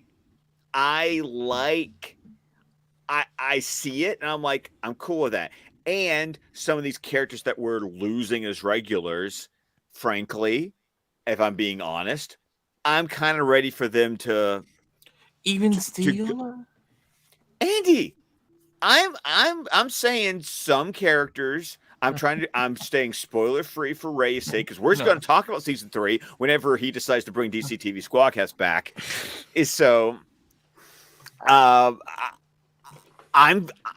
I'm fired, but okay. Yeah, a little bit. He subtweeted you. I did subtweet you just a little bit. Yeah, but I can enjoy a character and also say, "You okay, Dave?" I'm sorry. I just all the Dodger fans out there. Suck it. The Giants beat the Dodgers 7-5. Like, are you having a seizure right now? We have to take over the show. I love Sports Dave. Sports Dave is great. I love Sports Dave. But I'm just saying, Andy, I'm willing to say, but it's time for some characters to go. Like I'm a guy who, like, when I was watching Stargate SG-1 and Richard Dean Anderson finally left the show, I was like, good. He needed to leave the show. They brought on Bryn Browder, and I was like, good. It was time. Like, I'm willing to say, to give up my emotional attachment and go, for the sake of the show, for the sake of the story, certain characters need to move on. And I'm okay with that. And Andy, come on. We've... You can't tell me you haven't felt that way about CW casts. No, I agree. I mean, listen, I just been watching a show for 9 years where, like, the final season was a little bit too much about the supporting characters than it was about the characters we actually care about. Last I saw that show was literally Armageddon. I haven't even, like... Armageddon, yeah. Oh, Armageddon is fun. Armageddon was good, but like it just after that it was like, okay, where are we going? Like whatever, So. I think what for me was similar is that no spoiler again. I can say Brian Irons and his daughter. Yeah, she's in season 2. Okay, so that's fine. I'm trying to be really careful, right, so I don't say anything I shouldn't. No, say. they were John Henry and. Those two, well, because I read the article on everybody that because I know that Lana and she's been downgraded. She's being downgraded. The one who works with Lois at the paper, the Chrissy. editor, she's being downgraded. Like I read the article. Like I saw everybody that is being downgraded. So I know that. But I feel like with John and Natalie, I feel like because there's such a good contrast in terms of the family dynamic. For me, I'm perfectly fine with the Lana family being just done so because I'm like, y'all are so extra. Like I can't with this chaoticness. But yeah, I just especially her ex-husband. Oh, I'm sorry, I cannot deal with Kyle. The thing I think is so sad is that most of these people aren't going to come back at all. Apparently, Sam, General Lane, he's not coming back at all. Oh, that's right. He's Dylan Walsh. He's not coming back either. He's not coming back either. Yeah. Mm-hmm. No, and again, like you can't discount the fact that this is Next Star's show now, as far as the network is concerned. Like that, and again, that is why I am like, and I'm speaking as somebody who has worked for a CW affiliate before. I am stunned that, especially when the Flash ending, Stargirl ended, like everything else ended. Gotham the fact Knights. that, like that. So what? Gotham Knights. Well, okay, that was over before it started. just had to, we got the news this week. That basically got the Naomi treatment. Yeah, we knew the second we saw that first image. Yeah, we knew. We knew it wasn't long for this world, no doubt. I liked Gotham Knights for the record. I know Phil liked it too. Mm-hmm. I know he had some kinder words to speak about it as well. But like, no, it's just it's weird to like for Warner Brothers to get out of the CW game, but one of their shows is still stuck there. That's just weird. So the fourth season, if they're doing this just to finalize it and give it a proper end, which is probably what it is, then okay, I get that. But I don't think that we should have. When I saw that article that everybody was getting cut, I was like, oh, okay, well, this is the final season. Maybe they're going Celestial or something, or like you said, Lex being the big bad for the final season. That totally makes sense. So you truncate everybody.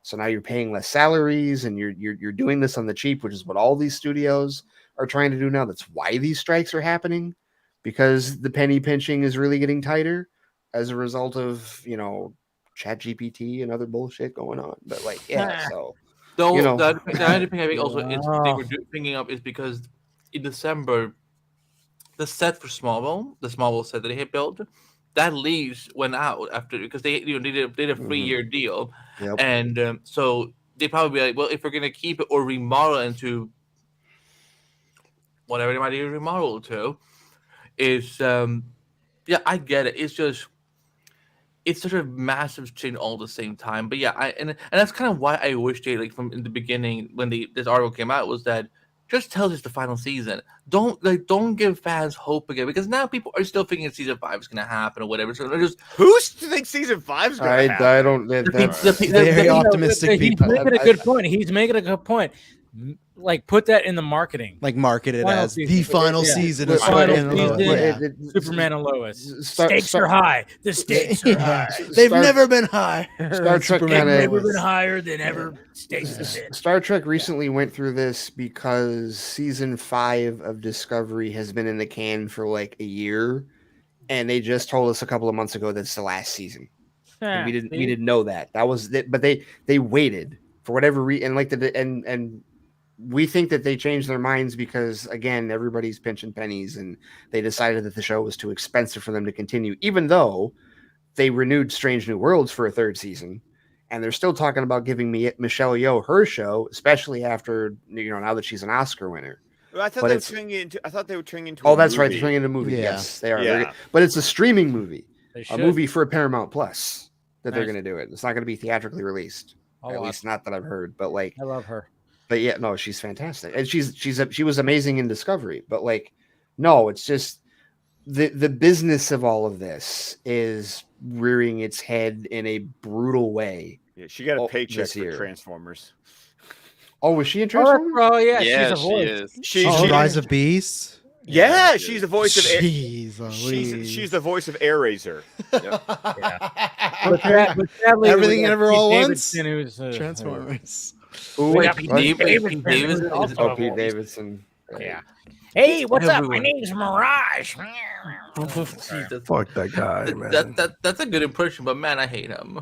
Yeah, I know. Yeah, I don't do like I. them. That's why I make that impression. It's so sad that I saw the movie. Thank you, Andy.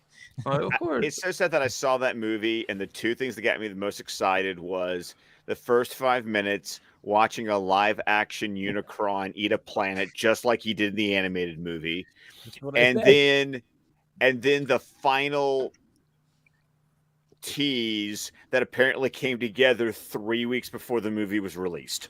Yeah, and I'm just like, okay. It's Scott, fucking I even crazy. said that. I was like, what is up with these Transformers movies? They start off strong, and then all of a sudden the human element shows up, and you go, fuck. All right. Well, I never watched Transformers movies, but I did get told, like, go and you should watch Bumblebee. I think you'll actually like that one. I watched it, I'm like, I don't mind the humans in there. well, Bumblebee worked. Well, I mean, Bumblebee Haley worked for me. Steinfeld, I don't mind her. Yeah, I don't. Just saying. She's amazing. So, She's but yeah, awesome. In more ways than one. Yes. boys. No. Relax. Let me put it out there because then I don't mind myself. Okay. Oh yeah, Sam's gotta Later, go. Sam. Sorry, Sam. Oh, sorry. Oh, All right, nah, Sam. Thank you this for is dope. showing up. Yeah, appreciate Yeah, it. Man. y'all have a good night. I gotta go to All bed. right. if My wife kills Sleep me. well. All right. Later, y'all. Yeah, We'll talk later. All right, see ya. Bye. I know. I was Later, like, he bro. said it in the private chat. I was like, oh shit, and then he was like, Yeah, but I was "I gonna gotta say, go." I was He gonna say, I didn't said mind bye myself like 3 John hours Cena. ago. I was gonna say I didn't mind them John Cena in that Bumblebee movie. That's all I'm gonna say. Well, John Cena's likable. I like John Cena. To an extent. In a likable in a lot of different ways. But yeah, I go back to Super Lows. Yeah, I just Scott was like one of the first people I followed like when I saw the renewal. But I'm just hoping that just tell it's the final season, so that whenever they do start filming, whenever this strike is over, that way we can all be prepared. Because again, like I don't think it's fair to say, oh, we're doing all these budget cuts and so on, but we're talking about the show as if it's still part of a huge future beyond season 4. I just hope that they just telegraph it a little bit better. You know what? I don't even need. I think Andy. I think that's where we're on different levels here because I don't We're need. supposed to hate each other. We're supposed to casual each other. Absolutely. Start a hashtag. I'm gonna call Rebecca and be like, it's gonna be like Travis and me. It's gonna be a thing. Andy, by the way, you gotta understand. There's a running gag about like Travis and I hate each other, and people actually don't understand that we're totally like bullshitting the entire time. Yeah. Wait, did you guys have like one fight one time, and then everyone's just like, "Oh my god!" Oh no! No. I had a private DM with Travis. He actually does hate him. It started. I wasn't supposed to say that. Just kidding. Just kidding. No. I can't remember how it like initially started. I know it was to do with our charities. It had to do with the charity screen. Oh, it was the charity. Yeah. It had to start there. Start with the charity. I remember getting actual messages of why you actually mad at Scott. I'm like, I felt like we made this very clearly over the top, but I know. I got messages. I got messages too, and I was just like, no, where was it? Did it start was it the year? Which year was that you had the questions? You did the DC questions. The very first year, I think it's like 20. It was COVID, I think. 2020. Yeah. 2021 was where I remember getting the DMs from people going, "What's up with you and Travis?" I'm like, dude, okay. And I would subtweet him and be like, "He's talking about Scott," but there was actually no drama at all and stuff like that. It's having a little fun. But Scott, he needs a new rival. Where the fuck did Casey go? I was about to ask. But Andy, the point I was going to make is I don't need them to tell me it's the final season. Yeah. I just need them to tell the show it's the final season. Yes, Scott's 100% on that because they should market it like that. Because that was the unfortunate part of what Paramount did with the Discovery cast was they blindsided them. Like they found out that season 5 was the last one the same time we did. That's unacceptable. You got to let them know. Because I want them to write, because I can watch a show's final season and I can tell you if they knew it was the final season or if they didn't know it was the final season. And I want to watch a final season knowing that they know this is the final season. Or you can be like Hannibal in mid 2000s, where because their ratings were always bad, they always wrote it like the last season, and then they get picked up like, I guess we're doing another one, but they'd still write it was the last. But I miss that show. As long as the middle doesn't have a clip. As long as the middle doesn't have like another cliffhangers and then the season 4 and then the seated person goes out. No. The Krypton. We talked about that last week. You leave us hanging on not 1, not 2, but 3 separate cliffs. We're still hanging, waiting to die off of those cliffs. Sitting there being like, "Hey, did you hear anything yet?" No. Like, and from another cliff, no, nothing either. I don't want to say anything. We're waiting on is George Clooney going to be Batman? All right. Oh god! I am very curious to see, because obviously now there's not going to be. There was that thing that came out, which I saw. Ben, you were happy. I'm the opposite of it. That Hodson was gonna write Brave and Bold, but then she decided to go with Fast, and I'm assuming it's probably for 2 reasons. Of one, they probably paid her amount, and probably she didn't appreciate Batgirl getting cut. I imagine too, right? Because she wrote that, so I guarantee she's like, yeah, fuck this. I'm not gonna do that. But I am very curious who he cast as Batman. I think Damian, I hate when people are doing fan casts. It's like it's gonna be some fucking kid you've never heard of. Like, and they're always white. Like there's always these white kids that are not even like remotely. Well, yeah, that too. But like when it's like Jacob Tremblay, like one of the kids from It, it's like no, it's gonna be someone we've never heard of. Because Tremblay is older now, isn't he? Yeah. Right. Yeah. You know what? The funniest tweet I saw when it came to the Christina Hodson passing on Brave and Bold and going to Fast X, I saw somebody actually go like, "Oh my god," because they don't like her writing. It's like, "Oh, she should stay away from Batman and Fast and Furious." I was like, Fast 11. I went, when has the writing for Fast and Furious been amazing? Good. When? When was the last time? If anything, this is you're saying that she fits right in. I was gonna say this is the best writer they're ever gonna have. Yeah, ever. That's what I was gonna say. Dave, are you saying that she fits right in? Yeah, I was like, yeah. You thought Fast and Furious had good writing? Okay, but Ben, since you like the Flash, you have to. She's 1 for 2 with you. Okay. It's 50. Whoa, you're 50. She's 50%. He's calculating in his mind like, oh shit. She wrote the Flash. If she wrote the Flash. Yeah, exactly. She did. Yeah. If she wrote the Flash. I mean, yeah. She wrote a script that may have been filmed. Yeah. I think she connected a lot of it. But how come you can't say the same for Birds of Prey? How do you know she 100% wrote Birds of Prey? How do you know by she the same? wrote by the same anything? I can't.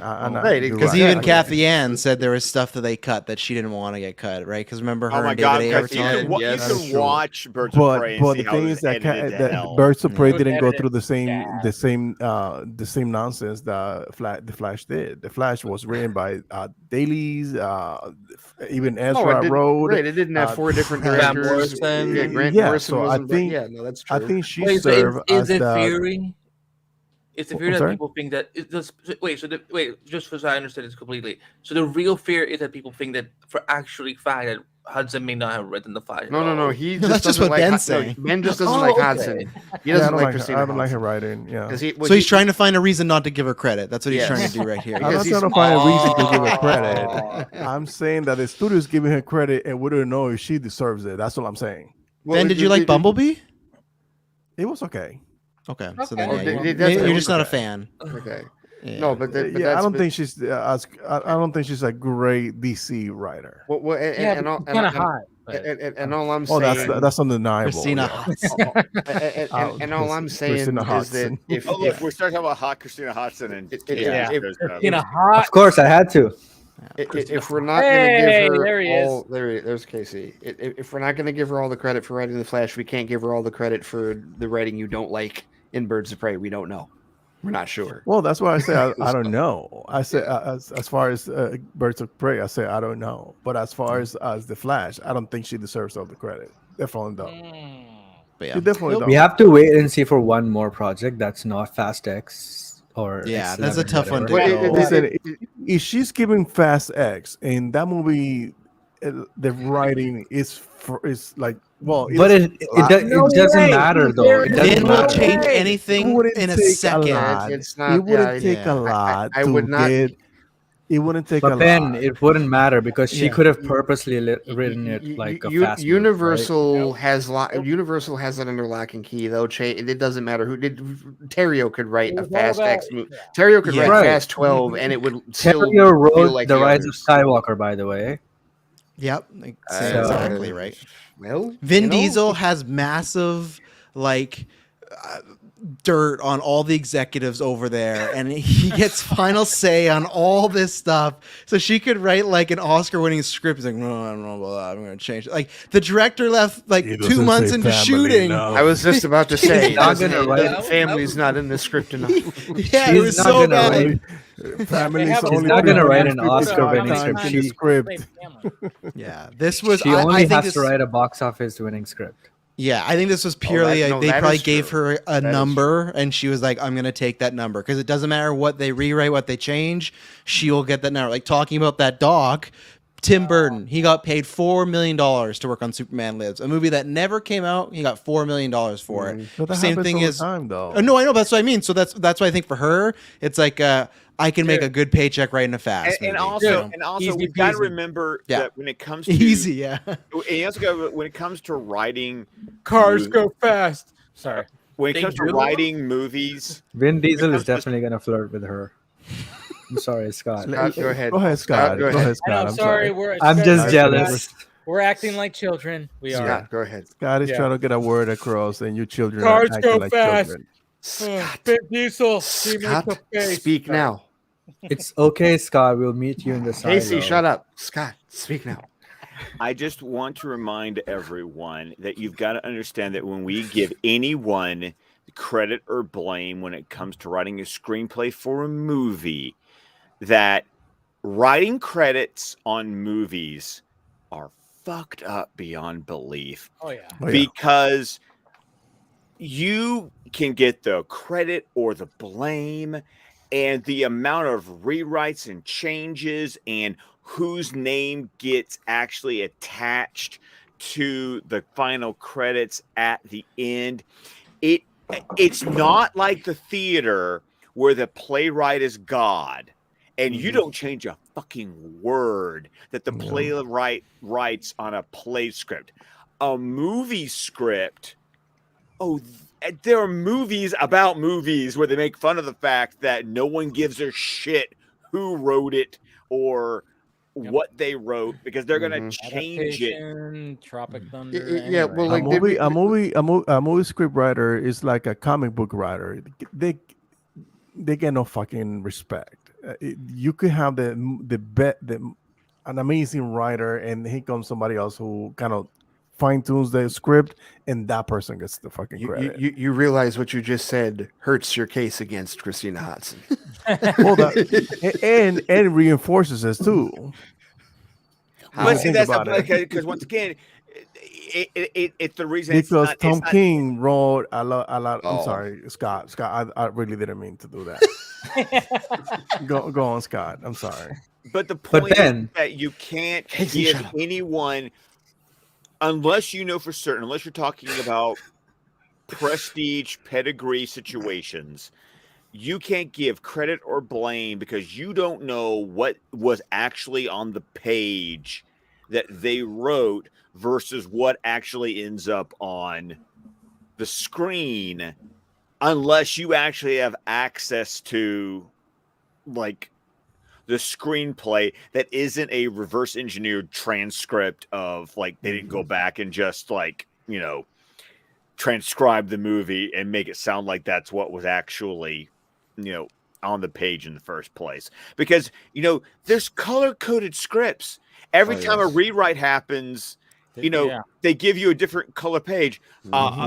State and Maine by David Mamet. Great movie about like the different the different pages and stuff. And once again, written by a writer who was a theater writer who went to the movies, and there's a reason he directs. You know, he did two things. Mamet did two things. He directed his own stuff so that, you know, no one was changing it, or he was one of those people who got paid to script doctor other people's movies. Nice. To go back and rewrite the movies. Good and either dude. his name does not appear on a writing credit, or he even had an alias for whenever he like ghostwriting. Not ghostwriting would be, you know, he got no credit whatsoever. He did a lot of ghostwriting, but script doctoring, you know, kind of like the idea that Joss Whedon went and rewrote all Punch of up script. The punch up. Right. Yeah, the punch up. Right. Because like Ronin is one of those movies with De Niro and Jean Reno. Love that movie. Mamet wrote that.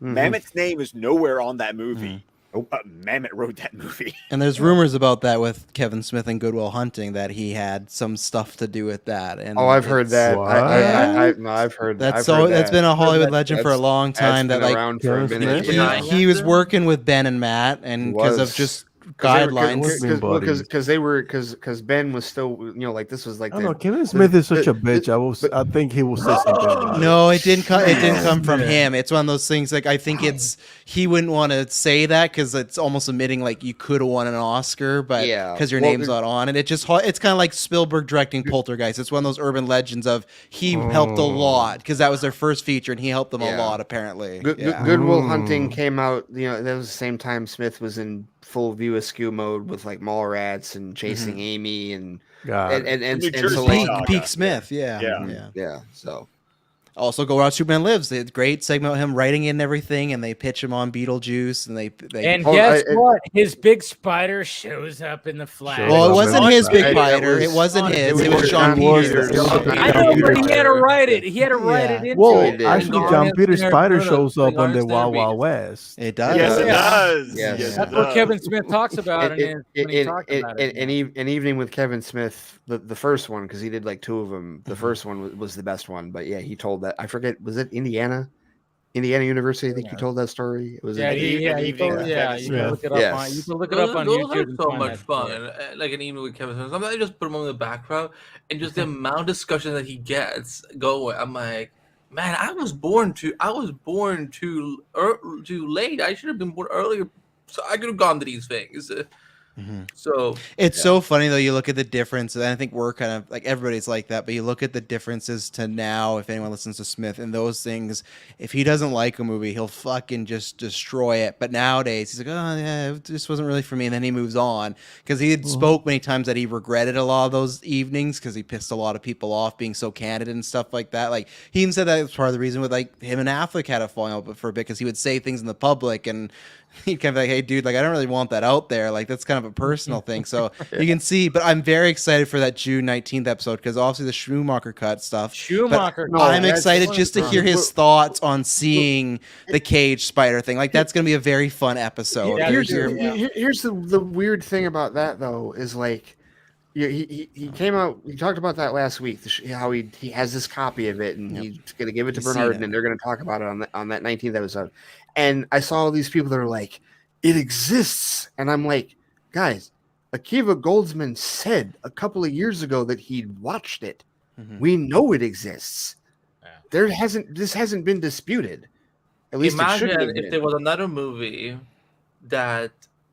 People were trying to prove existed had a different cut, but yet a certain studio and other executive were like, no, there's no such cut. But we've seen clips from it. Like we know what the original opening was. Right. We've seen the stuff with the Red Diary. We've seen the huge bat.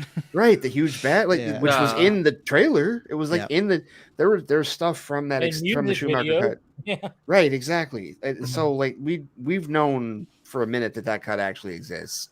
And Goldsman said a couple of years ago that he thought that it was going to get a resurgence at some point and that we were going to see it.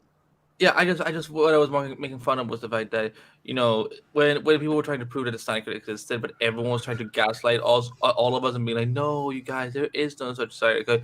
But with the Schumacher Cut, it's like, yeah, it exists. And I'm just like, well, part of it. But because one, there was never that much animosity for Joel Schumacher as much as there is for Zack Snyder, and two, Joel Schumacher has passed.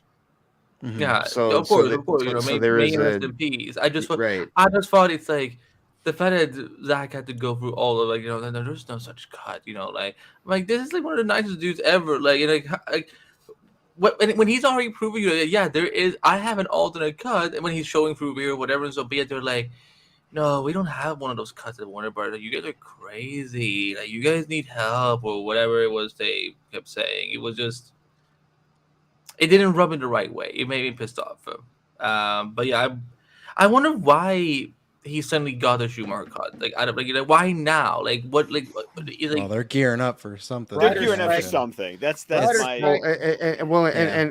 here, right? Exactly. Writer's strike, because you're in a position now because. We talked about Marvel earlier, but I mean, think about it. If this continues, if this keeps going, and if it extends to the actors, this is going to fuck with the DCU. Mm-hmm. Oh yeah, hardcore. Oh yeah, no, you're right. It is already. Does that mean the Ayer cut could be coming too? Well, that shit's not gonna come anyway. I don't think that one's more difficult because of it's more difficult because of its connection to the DCEU and also Gunn's connection to the Suicide Squad. Yeah, where Forever it's just difficult. Like Forever's just a thing off to the side that was 30 years ago that it's not leading anywhere. Yeah. You're not gonna get a Forever cut. People are gonna be like, oh, well, let's bring the, you know. Andy, our best bet, one of our best bets, like our best bet of the Ayer cut ever happening is Superman Legacy making $2 billion. Oh. Did we also forget that James Gunn threw shade at what's his name? Who? Gene Hackman? No, Jesus Christ! Who played Joker? Jared Leto. He threw shade at Leto? Yeah, he's done that a few times. He's done that a few times. Yeah, Leto has some questionable personal stuff. Well, he does. Yeah, no, he does. Yeah. So I mean, that's what did he say? Too. Like. What did he say? When it comes to the Ayer cut, it's like, oh shit! It's like, well, we already know that James Gunn is throwing shade at Jared Leto or things. Well, I would think with that, it's less about actors and more about Ayer in that regard, like a fellow peer, a director.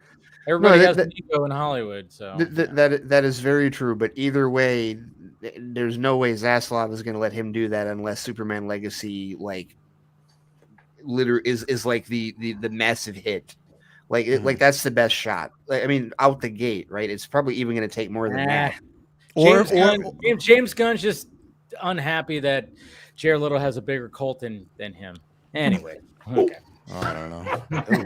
Zing. All right. Anybody else? Or if the strike just goes like, or if the strike just goes on obscenely long, and then they're really dying for content and stuff. But everyone isn't that what happened with Justice League? Yep. Justice League was the pandemic. Like that was. Yeah, that was they were in dire. So you're saying if content. there were to another. So we need another pandemic in order to get a. No, thanks. I didn't say anything. Wait. No one dies in the strike. Go with the strike. All right. So we need another pandemic to get a haircut. We are not putting that out there. No. We're canceling KC now. No, I didn't say anything. You were about you did. to. You said Travis who said it. No, it was me. It I'm was Canadian. Ben. I won't get canceled. I'm Canadian. You won't. Yeah. You won't get canceled. Don't people hate Trudeau? No, yeah, some people do. I'm not going to get into that. That's no, we're not going to get into that. That's the American politics. We'll They'll hate it because I was in Canada and the guy before him, everyone fucking hate his guts too. They hate anybody. It's always the first few years. Like, just like here, we hate all our presidents. Yeah. Yeah. So, We have a president that can't even form words. So we're good. You know, he poops in his pants. You have a president who did blackface many times, but it's okay. You know, it's whatever. What? Yeah, that's fine. Technically, it was brown. Whatever. It was brown. Yeah, it was technically, brown face. semantics. But, you know, you got to think of context. It was a Halloween. Oh, so it's okay. Yeah, it was a that shit. Casey, do you have something to say about that? I'm totally fine with it, man. Okay. Brown face. Oh no. Now I can you write in the private who it was?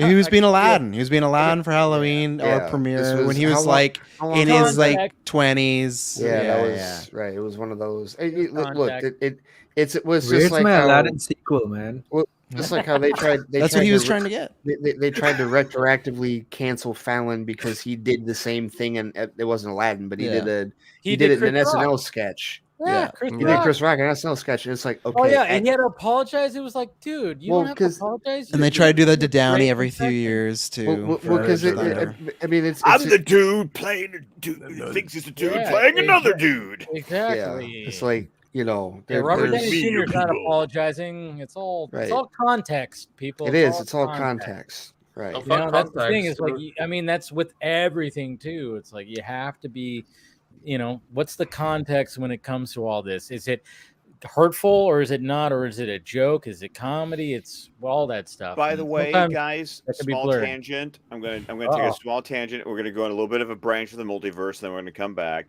But no, let's not come back to the black brown face.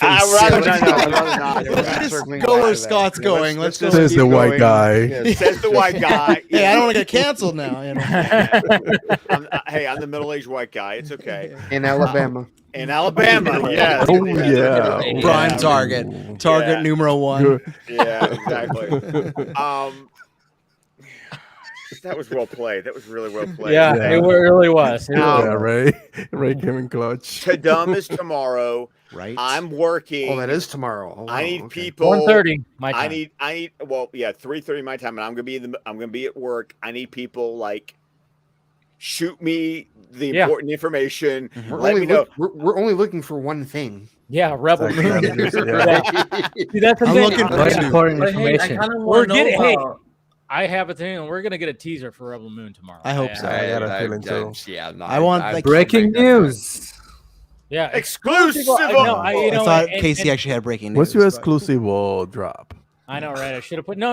I don't know that for sure because it's not like I was like, "Hey Zach, are we doing that?" No, just the fact that Zach is down there. There's no way that he's not going to fucking show something. You know, it's just, I haven't talked to Zach in a while. Sophia's down there. Okay. Sophia's down there too. Oh yeah, I just saw pictures. There's no way that they're not going to show some footage. There's no way. Teaser is definitely coming. Well, because who did that photo? Was it Vanity Fair? Who did that photo spread recently? It was Clay Enos's photos, but it was Vanity Fair's article. Okay, but you could listen to my breakdown at patreon.com/squadcastmedia, and I talk about the entire article. Ray, you don't even have to read it; you can just listen to me tell you about it. What makes you think I have access to that Patreon? The fact that you co-own, you are co-owner of it. Well, that's that's a fair point. Can I also be co-owner of that? No. No. I as co-owner, I have to post more crap on that Patreon. Yeah, there is this other Patreon that you're supposed to be a part of, Ray. I'm just saying. No, that's that valid go. point. There's her showing up at Tadum right there. Okay, yeah, no, that's That's a lovely. She's a lovely one too. She was just saying. She has a great collarbone. Anyways. She looks like Sasha Kaye's sister. Dude, okay, you know what? Okay, KC, I was thinking the same thing. I'm like, I thought that was they need to Sasha. put two of those. They need to put those two in a fucking movie together. Yes, you know what? When I got sent those, somebody tagged me in that, and I was like, oh yeah, she looks like Sasha. Let's just go ahead and okay, so who would if Sophia comes into the DCU? Sofia Vergara? No. She could be in the Deathstroke movie with Joe. Exactly, she'd be Deathstroke. She's gonna take over for Salma Hayek in the Eternal sequel. Oh, hello, Batman. What are you doing? If Marvel's smart, they'll not greenlight that thing. I liked Eternal. What? I don't like Eternal. Travis, you and I are having a debate on one stream. But Casey, do you think it's a smart business move for them in the Greenlight sequel? Take out your like or dislike. Do you think that would do well in this I just want to see it. It is smart for business because I'm going to see it 10 times. Well, we're talking about universal business right now. Like Travis, I'm with you. I don't like Eternals either. Like that's they're going to be. Oh, go ahead. It took me a whole week to finish that movie. That's how bad. They made Love and Thunder and Quantum Mania and Ant-Man. Whatever, and Ant-Man was a mistake. Whatever you feel, Captain Marvel 2 was a misstep because I think they thought Miss Marvel was gonna be a lot bigger, and it wasn't. Thor: Love and Thunder made a big profit.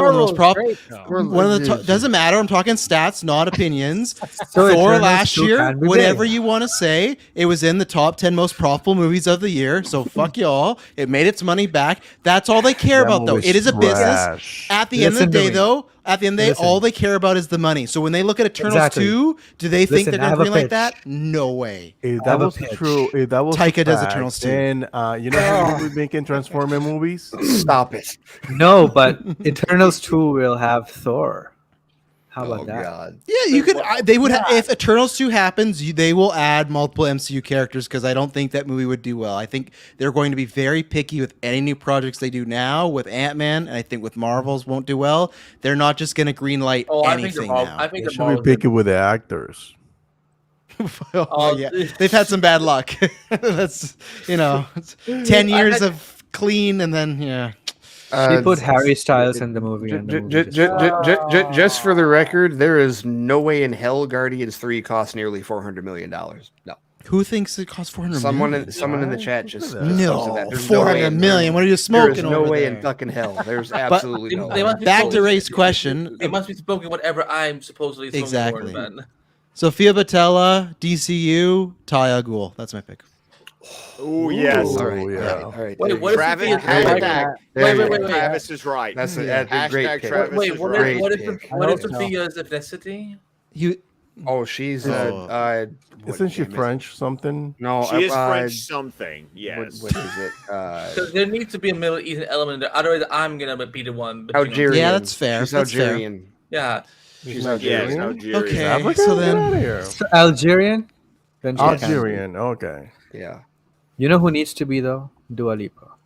Dua Lipa for sure. Well, we got to see how she's in that movie in February because Casey, she could. Yeah, I thought she was going to be Zatanna. Wasn't she going to be Zatanna? Would be great. Yeah. That was the last thing I heard with her. I can see Zatanna. But we got to wait because February could hit and she could be an awful fucking actress. That's like let's get the first movie for Casey doesn't care. You're gonna hurt your wife's feelings. Okay. Yeah, exactly. I support the Dua Lipa love. She's the best in the game right now. So. How about Ra's al Ghul? I think Javier Bardem should be Dua Lipa. But that's Spanish again, right? It doesn't fit the. It doesn't matter.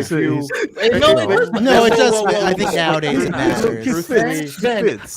We've already put up with two white. Can we go for a look? Can we go for a look instead of ethnicity? No, here's the thing.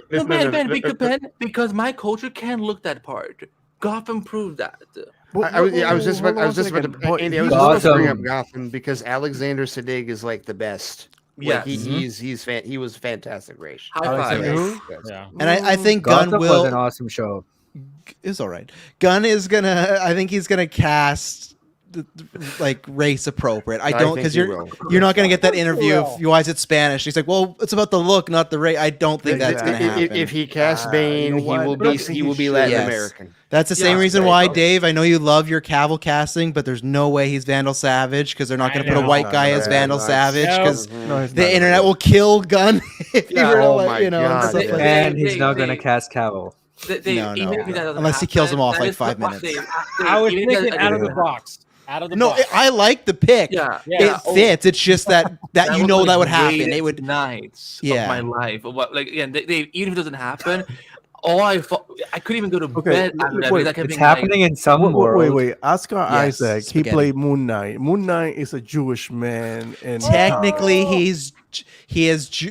I don't want to speak because I'm not Jewish. His father is Jewish, but apparently to count as Jewish, your mother has to be Jewish. I don't know how that all works. No, it's you see how they would do mental gymnastic when it fits whatever we want. No, I'm not saying that works. I'm just saying that's Them's fighting words, Ben. Ben, my problem with you bringing that up though is that you know good and damn well you don't ignore the bad shit that has happened with castings. Don't ignore it. Come on, man. No, I'm fully aware. Here's the thing. You guys they already got 2 white racial ghouls, and it's like, here's the thing. Yeah, who is the second one? Yeah, who's the second one? Who am I forgetting? We have an Irish guy to be. Matt Noble. Okay, yeah, that's true. Yes, yes. Here's what I'm gonna say. And if I sound like the SJW in it, I don't fucking care. Like get ready, my culture, we barely get seen in these movies. That's why Miss Marvel, for all the jokes people make about it, that was like our first major win. So it was great. I was truthfully. What is your culture? Yeah, I was going to ask that. We need context, buddy. Okay, I'm Persian. See, I was rooting for Black Adam for a similar reason. Like I wanted that to succeed culturally, because that cast actually was. I mean, aside from The Rock himself, even though The Rock, the story of conduct is something that so many of my people can relate to. Again, it's like my parents literally had to flee from Iran because of everything that was happening there. Did they flee from conduct? Yeah, I don't even know if conduct existed back in 1980s. So, but yeah, it's like we get so little because all we get depicted as is. Let me ask Dave if I can say this word on YouTube so I don't get him in trouble. Can I say that word? No, don't say that word. Yeah, don't say that word. I mean, I think you could. Can he? You can say it when people are talking, and then you can just slip it in there, like I'm doing right now. People that cause terror. Exactly. That's what we usually get depicted as, or as low-life citizens. There are no Middle Eastern superheroes except for Miss Marvel right now. So that's why, yes, for me, when it comes to someone like Ra's al Ghul and Talia al Ghul, and especially Damian Wayne, I will lose my absolute shit if I had to see one more white casting suggestion. Like that kid from Umbrella Academy, for example. I'm like, that kid is not Middle Eastern just because he plays cocky. I'm gonna behave, but I would slap someone in the face next time I hear that kid get brought up again. Oh, that one kid! I think he's awesome though. He should be Damien. He should be Damien.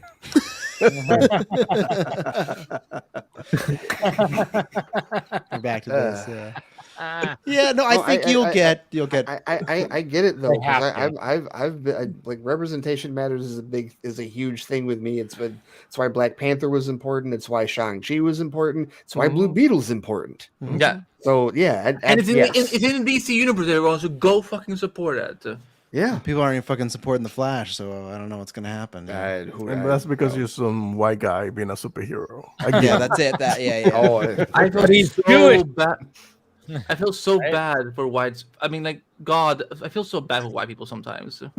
Don't worry, we're fine. Yeah, you'll be all right. It always works out really, Travis. I think they're Travis, gonna be all I right. love it. Own it, motherfucker. I love it. No, it's just that because that I've always said, look at that example right there. I look at Sophia Patel and I go, that'd be great casting, but I don't have the experience like you do where I've grown up my entire life and every character and hero is pretty much 95% white and stuff. So it's not a thing where I don't have to worry about being represented because my whole life I've been. So that's why I agree that it should be that case. So that's why when you say that, I'm not the person to be like, oh, well, it's just whatever. I'm like, yeah, okay, it shouldn't be Sophia. Find someone else. And it could be like, it doesn't matter if it's a no name. People, they can lie and say, like, no one knew who the fuck Christian Bale was in 2005. No, I had seen American Psycho, Definitely but like, not Saggy. yeah, not Saggy. She still doesn't know who he is. But like the thing is, like, you can make a star with a Batman movie. You don't have to get a name, and that's where I'm down. As long as exactly with a Batman. Oh yes, a yeah. Batman So with movie, absolutely with can, Damian, Talia, stuff. Like, you can fill out the cast with your Batman, with your Alfred, stuff like that. Even Bruce Wayne. Like, well, there's an argument for Bruce Wayne because I actually sometimes agree that he should be white because he should have that white privilege. Yes, no, that's the economically speaking, like make it's similar to the Superman thing. Mm-hmm. Like if you it changes culturally their perception of where they're at. Yeah, you can't just make Black Clark Kent and be the exact same story. It would completely change. Black Bruce Wayne might even be even more ridiculous because Oprah can't even do the shit that he does. There's no way. Seriously. Fuck, I hope she's Martha Wayne. Wow. And you get shot, and you get shot, and you get shot. Everybody gets shot. Yeah. No, but here's the thing. Ben, because Ray, you were talking about this, Ray. Gotham proved that if you try, we can get a good Ra's al Ghul who's not only look the part, but is the cultural. Well, what killed me about that, Andy, is I know Alexander Siddig from Star Trek Deep Space Nine. He was fantastic as Dr. Bashir on that show for 7 years. And it's like, why didn't he get more stuff after that? Like when he showed up in Gotham, I'm like, fucking duh. He probably should have been Ra's in Batman Begins. Truthfully, you know, like that just made all the sense. I was moved by that Gotham, on a big network like Fox, was like, you know what, we're gonna do this right. And for me, that meant something. So yeah, and yes, anyone who's like, "Oh my God, he's so woke." I know I'm woke. No, fuck that shit. Because again, and the thing is, like, it will feel more genuine if they get the right people and so on. And here's the thing. Let me say this so that in case some white people out there don't understand. You guys have plenty of representation. You guys will never be underrepresented. We're good for 1,000 years. Yes, you'll be good forever. So I am. There are no issues there now. Yeah, but that doesn't mean that I would want to see Sophia as someone else in the DC universe. Like I like the idea of Satana, for example. I like that. I love how Scott is checked out of the talk. That'll be Dua Lipa right there. I make her Catwoman. Dua Lipa is Middle Eastern. Dua Lipa is Satana. I could totally see that. I just like the idea of Sophia being like casting Sophia in a DC, because we were talking about her and Sasha, and I think I think now we're at this point, like with after seeing the Flash, that we were talking about, like, do we want to see her Supergirl again? Continue to be Supergirl in the Woman of Tomorrow movie. And I think now that we can add, like, okay, we would like to see it because we'd like to see more of her. We'd like to see her get more time as the character than we necessarily saw her get in this film. I'm not sure if she would be picked for that movie because it totally depends on how close Gunn is keeping the aesthetic of Superman and Krypton. That is very true. Yes. Because she's very linked to Cavill. The aesthetic thing, he said that DC and Marvel both should be more receptive to the idea of having other directors having different aesthetics with their movies. So which is good. Yeah, that is good. It is. Yeah. I don't think the Supergirl movie had to have the same aesthetic as Superman movie. I think as long as the story. No, I'm talking about the Krypton. so they'll have the similar suits. They'll have similar. No, he doesn't have to do that though. Like because again, the rules of this movie it's like different establish cultures. Like let's say that the African culture doesn't have the same as Mayan or culture or Asian culture is different. So I think playing on that little idea that they will have different cultures. We have a movie now that establishes that there can be multiple versions of the same character and played by the same actor. Mm-hmm. So that means that he can totally design.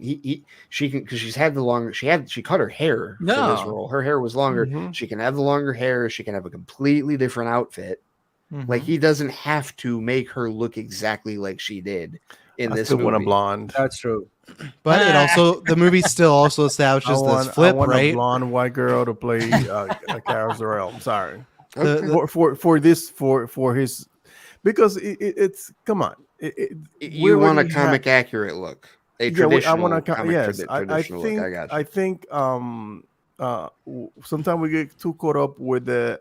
We do need representation, but there are characters that can represent us. So, but they can also look comic accurate. Or that's the thing. It's like again, Gotham proved that Ra's al Ghul, if you even when you cast it right. If you want to have some representation on your or those things that made who you are, at the same time we have to respect those that were designed to begin with in a certain way. But I think it depends. It's on a character by character basis because it comes down to how that character is represented on Earth. Because in Cara Zor-El's case, it would depend. Like if you change that, then it depends on it changes the aesthetic of how she's going to be represented, like where she's going to work, what she's going to do when she's in human disguised form, right? Conversely, a character like Iris West does not fucking matter what race she is because she is human. She is Barry Allen's love interest. Even Cara itself, because there's nothing in the comics that say, well, she's a sister. What? Did you say a sister? What was that? Or sister. Okay. So there's nothing like I always say, like if the character in the comics never said, "Oh, this is supposed to be a black or white woman or Asian person or Asian woman," then you can take any liberties you want with the character. But what I'm saying is, if we're gonna go comic book accurate with some of the characters, don't do it with just one a specific group. Do it with all of them. Okay, so if we're gonna have a Ra's al Ghul and he's gonna be Middle Eastern, then okay, let's adhere to whatever the story in the comics book are already designed for Cara Zor-El. Where would he have a Hispanic, a Latino woman playing her on the? Well, no, I don't agree with that because Ra's al Ghul has an assigned, like he has an ethnicity. No, that's what I'm saying. Like if there's nothing that says about that character, I get that. Like you can take liberties with that character, but no, I'm saying like in the case of Cara or Cal even. Well, you're not. You're not concerned. Again, like I said, the concern isn't with, like, you can tell a black Supergirl story. You just have to make certain that her Kara personality, like her Kara, like alter ego, fits that. So right, because the journey will be different. The journey will be different, and I'm not against that. I just just don't do it surface level. Go the whole way if you're going to do that. And it's not hard. It's not hard. That's the thing. Sorry.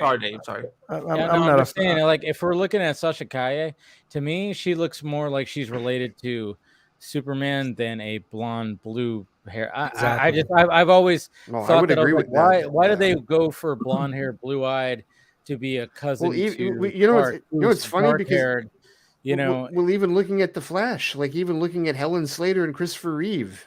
Yeah, that's kind of off. Yeah, I mean the fact of the matter is why is that off though? Blonde hair, blue eyed, but I'm like, if she's related to she's related to Cal. It's her Kara, cousin, right? Yeah. It's like you would think there would be like, why it's like. I mean that there is things that are. I mean, they're Kryptonian for sure, but at the same time, when I'm looking at Sasha Kaye, I'm like, okay, I could see her being a relative to Henry Cavill Superman or any Superman, to be honest, if you think about it. I'm not looking at it like, oh, what's her ethnicity like when it comes to human life. I'm just like, as a Kryptonian and just her looks like she's related to Superman. That's the thing. More than a blonde hair, blue eyed Supergirl would look like. Yeah, I guess, but I think when it's siblings, it's different. The only reason I'd say that is because all my kids are pure ginger hair, and then their cousins are all blonde hair. Yeah. So that's where the cousins, there can be many different gene pools in there, right? I don't have a single lick of ginger in me, but they're not. They're all MJs and stuff like that. So that's where I think the cousins thing, how they get away with that. My wife is, it's just red hair. They got no blonde whatsoever, which is fine. You think they're all MJs? I was like, oh wait, he just MJ. Like, Wait. But Kirsten Dunst MJ or Shailene Woodley deleted? Shailene Woodley, not MJ with the wig. MJ Spider-Man 2 when she actually dyed her hair, not Spider-Man 1 where it's that like red wig and stuff that, where it's that very. It was a wig. Yeah, because the funny swap is Emma Stone's naturally blonde, but she dyes her hair red, and Kirsten Dunst is naturally blonde. I think I fucked it up.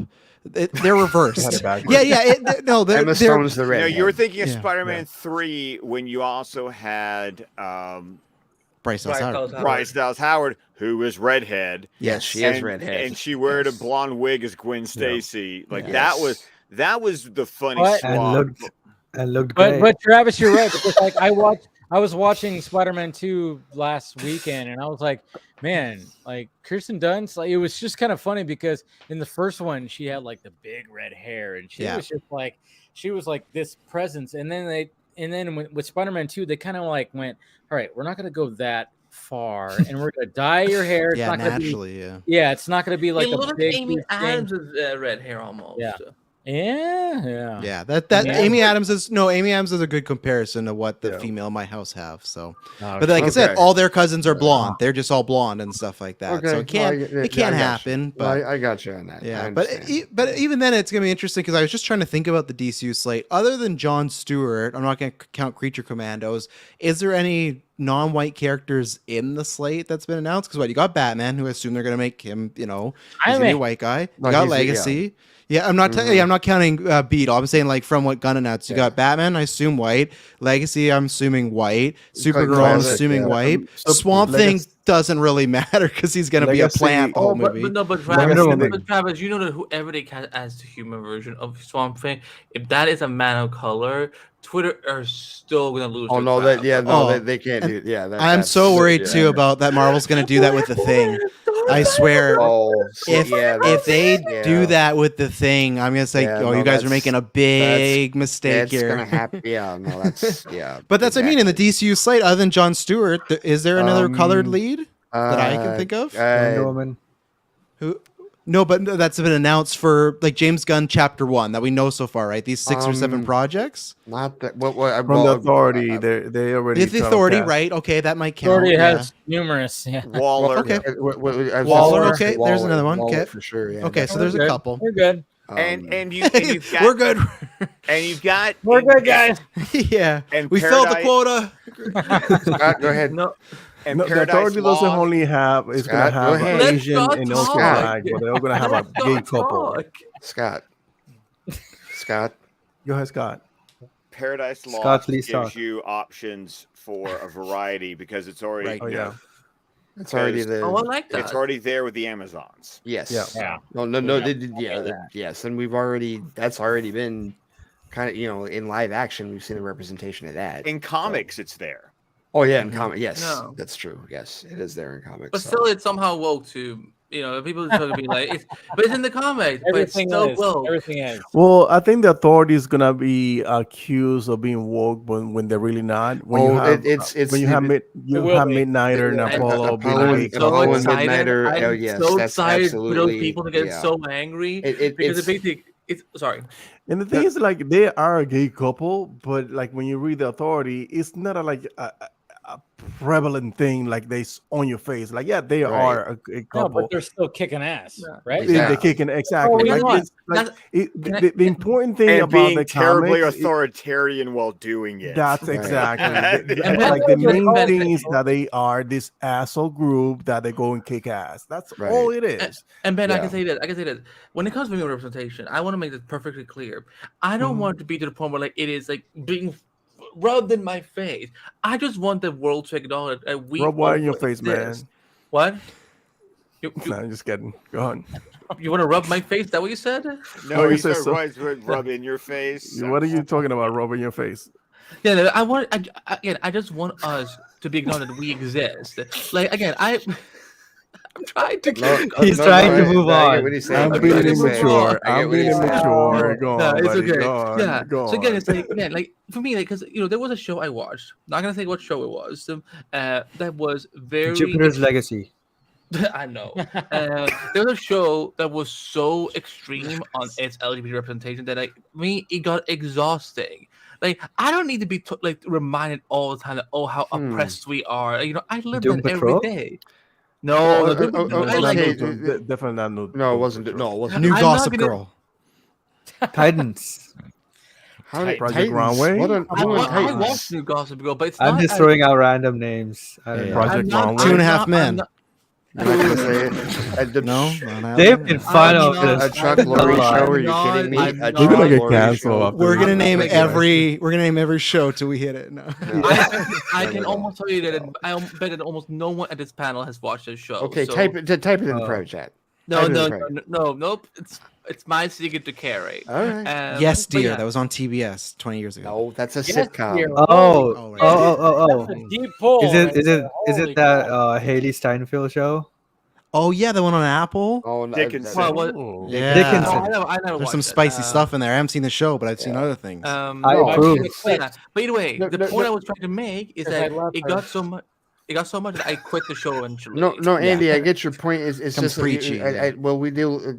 I know plenty of black people that feel the same way about any slavery movie or anything that any black pain movie or show. Exactly. That is released. We want to just show what's happening. We can thrive. We can have good lives. Right. We can be successful. Like not offering to say, oh my God, we're all in the closet, or oh my God, we're all slaves, or whatever. I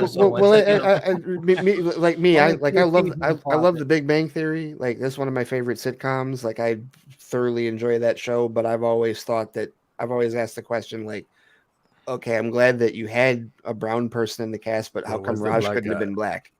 Yep. Raj had. We can't have a black astrophysicist other than Neil deGrasse Tyson. We got to make him Indian. It has to be Indian, yeah. Right. Yeah, that was. You're smarter than us. What the fuck? But I that was the show too, wasn't it, Andy? Do you see the after credits of every single comic book movie or any movie? It's all Indians, man. But that's what I want. Like I want us to, that's why I'm excited for the authority with someone like Apollo Midnighter. Is that, like again, I'm excited to see their love story, but also I'm excited for them to just be complete douchebags. I'm just excited for it. Yeah, and you know what was the best for me? It was Schitt's Creek. I just loved how they handled everything in that. Schitt's Creek. It was. I have seen bits and pieces of that show. I need. Oh yes, that show is awesome. I love that show. Amazing show. Because Catherine O'Hara is like fucking amazing. The entire cast. Everybody, the entire cast is fucking great. Eugene Levy. Yeah. Oh yeah. Dan Levi is just amazing. I was late to that show. Yeah. And like Catherine, it has like 9.5, 9.8, 10 ratings. And like Catherine and Eugene, they're like back from the old SCTV days. Like they were with John Candy and Rick Moranis and Joe Flaherty. What's the name of that? They used to make those movies. They did Waiting for Guffman, Best of Show. Best of Show. But they still call it something. Christopher Guest. Christopher Guest. Christopher Guest. Yeah. Yeah, and they all came out of the same comedy troupe as the not ready for primetime players on SNL. Like they just have Aykroyd and Murray and those guys went to that show and they went to the other show. Was like the Canadian like Saturday Night Live. I Totally. remember watching the episodes. Had Rick Moranis, John Candy, like all those guys like on that shit. Eugene Levy and Catherine O'Hara were part of the cast. They were on that too. That's the thing. It's like I will SCTV drop was like this the clue, Canadian by version. the way. I'll drop this clue. The show is either on HBO or Netflix. Well, that's thousands. That's a really broad. Euphoria. But at least now you know which two networks to look at if you're going to Euphoria or Bridgerton. Euphoria is no, Euphoria. I don't think it's not Bridgerton. It's not. Brandon, did you say Euphoria is typical high school stuff? It's like typical high school. Yeah. No, it's not. Oh my god. It is. No, it's not. It's the most heightened high school stuff in history. I can't watch it. I don't even remember how many times Rue went to class in season 2. I think Rue was more out on the street than she was in the classroom in season 2. Becoming a prostitute, getting high, all this. Yeah, stuff. like I watched Euphoria last summer, just both seasons, because I'm like, I love Zendaya. I want to see what she's up to. I'm like, this show is mad trippy. I have seen not a single clip from that show that is like funny or happy. It's all drama. The only thing that is funny is when Cassie has her breakdowns. Like, well, if that makes me a villain, then so fucking be it. I can play the fucking villain. I watched it too many times, so I can quote it now. But that is like when it gets like really like the season. So then clearly it's not that show because you said you stopped watching it. Yeah, exactly. I stopped watching exactly. Like I gave up. I'm just like, okay, I get it. Our people we're oppressed. We get it. Let us just be happy. So like again, that's why I'm excited to see what a movie like The Authority can do, and that's what I want for representation in general. Like I don't want it to be all up in my face. Just acknowledge that we exist. Don't think that again. We're back to it. You don't want to wear. I wanted to sit on my face. So, but anyway, there we go. But when it comes, I was just talking about that with my wife the other day. Yeah, to sit on my face. Is that next year, Andy? Next year, you gotta get to Canada first. It took you 5 hours to get to this point, Travis. yeah. Now that's what I want. It's midnight, baby. When it comes to the Al Ghul's, I just want that. Like, I don't need it. No. What a circle! It was like the fucking spaghetti timeline. We're back to the Al Ghul's. Yeah. No, you're right. Yeah. Oh man, I'm getting hungry. Stop talking about spaghetti. I'm ready. I watched it because last week after the vodka stream, I had to watch Batman Forever because we talked about so much, and I say this. I'm a broken record. I say this every time. It should not have taken this long to get another Batman and Robin movie, and that's what gets me excited to see a Batman with a Robin. 1995. I love the Nolan movies. I don't count John Blake. I like it's a fun little. He doesn't count. I don't count it, but I saw people always like, "Oh, you've seen Robin?" No, we haven't. He's not Robin. He's not Robin. I'm very excited to get that dynamic of teacher and student, So. Do you think that we're gonna get a Batman and Robin, or are we gonna get Dick Grayson and Robin? You mean a Bruce or Dick? I think we're getting. I think we're getting Batfamily. I think we're getting the Batfamily.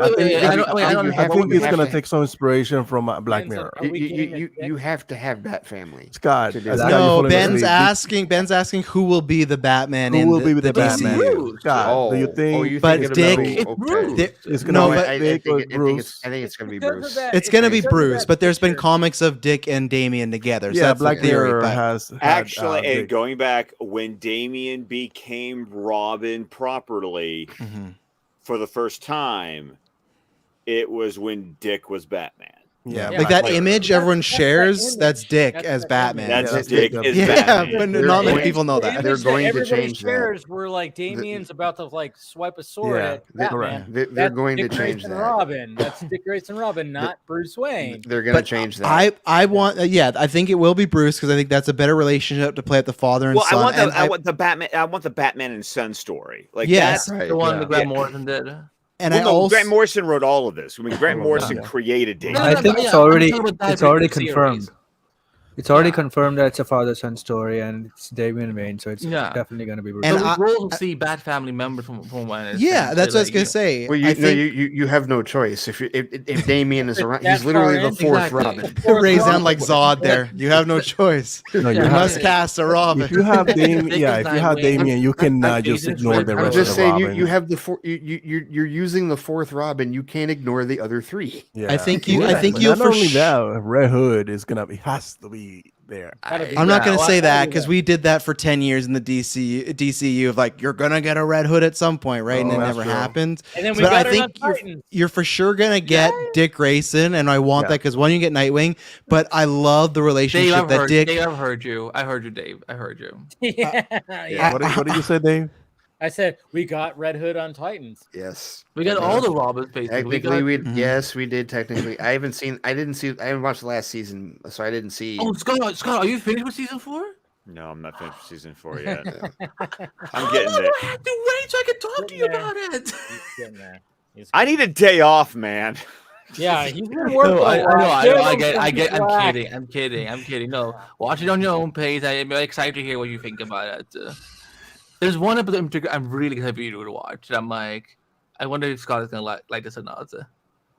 Is it the multiverse episode? Where Oh yeah, I've seen that. I haven't. I've avoided even that. I'm ready. So. All right.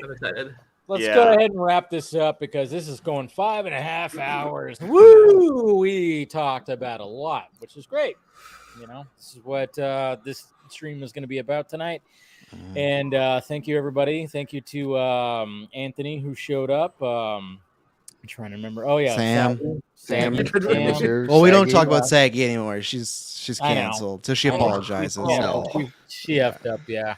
But thank you for everybody who showed up, and thank you for everybody in the chat who has been watching. We talked a lot of Flash. I think we pretty much covered all what we needed to cover.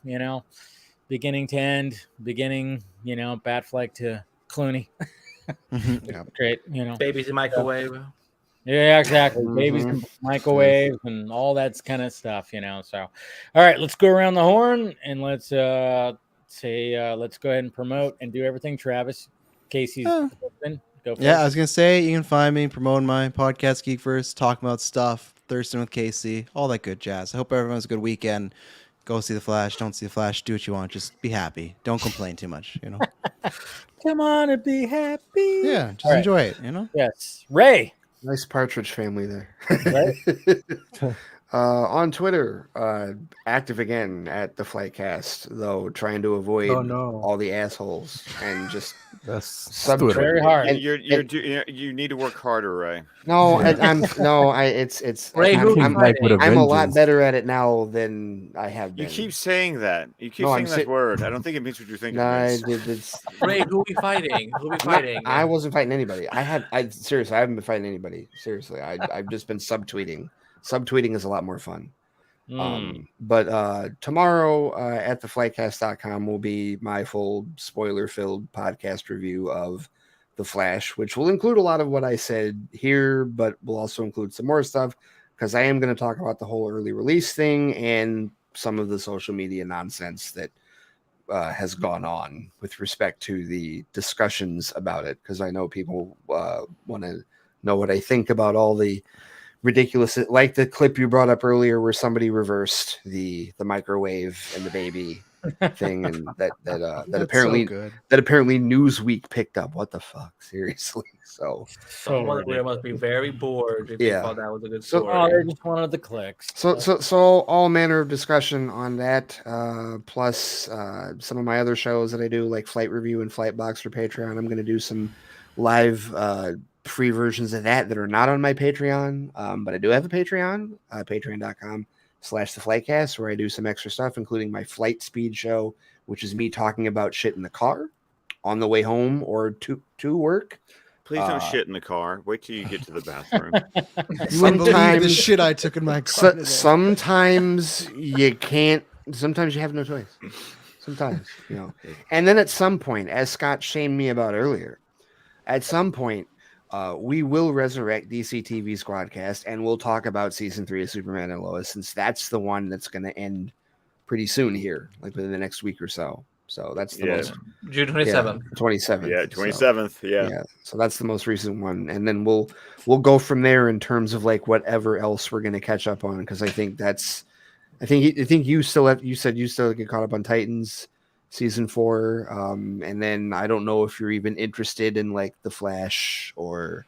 I am interested in Stargirl because I've only got to catch up on season 3. Okay. All right. So we'll figure that out. But Superman and Lois season 3 will be first order of business when we bring that show back over at Squadcast Media. There you go. All right. KC. You can find me at Krypton Cage on all social media and what Travis said. And also, yes, Black Mirror just dropped, so watch that. It's cool. Yeah, I gotta watch that. Yeah, can't wait. Been a long time. Ben. You can catch me every Thursday at 9 o'clock Eastern Standard Time on the Real Anarchy channel doing our Real Anarchy Live. And you can catch me on social media, Mr_Everett. Make sure to go and catch Silo.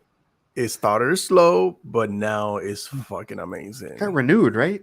Yeah, got renewed. Yeah, because I'm already telling you guys, if you look at the episode titles, the first season doesn't even finish the first book. Okay. Your girl is in that show, though. My girl's in that show. Our girl. Our girl. Who's your girl? Who's your girl? Rebecca Ferguson. She's beautiful. You know what I noticed that Rebecca Ferguson, her acting and everything, like when she gets tense, she always touching her nose. I'm like, what she does a lot of such character movements that is intentional, and I liked that. Like she did a lot of that even when she was with the computer guy that died. Okay. No, her mimicry. I love her anyway. Her mimicry of Jack Nicholson in Dr. Sleep, fucking amazing. Yeah, just throwing that out there. Great movie. True. That it, Ben? You good? Oh my god! I killed somebody by accident. What? Damn. Oh, shit. How long was the call? Oh my god! And it was a client. 4 seconds. Oh, good. We're good. 4 seconds. Oh okay. my god! He's like, I heard what you were saying about representation, Ben, and I don't quite agree. No. Oh my god! That's just 4 seconds. Just 4 seconds. We're replacing you on your job with a white. No, I'm good, but it's just a female. It's a female client, so. That's 3 I just got a job. You offer. up? I just got a job offer. Son. You up? Imagine that. Have you seen The Flash? Just send your Dave's link. It's in the stream. That's hilarious. All right, Andy. But Scott. Oh, he goes last. No, he's the last one. Oh, he's the one that's always last because he. I'm sorry, Scott. I'm sorry. I just thought going in order would make more sense. You can find me at Andrew Back all over social media.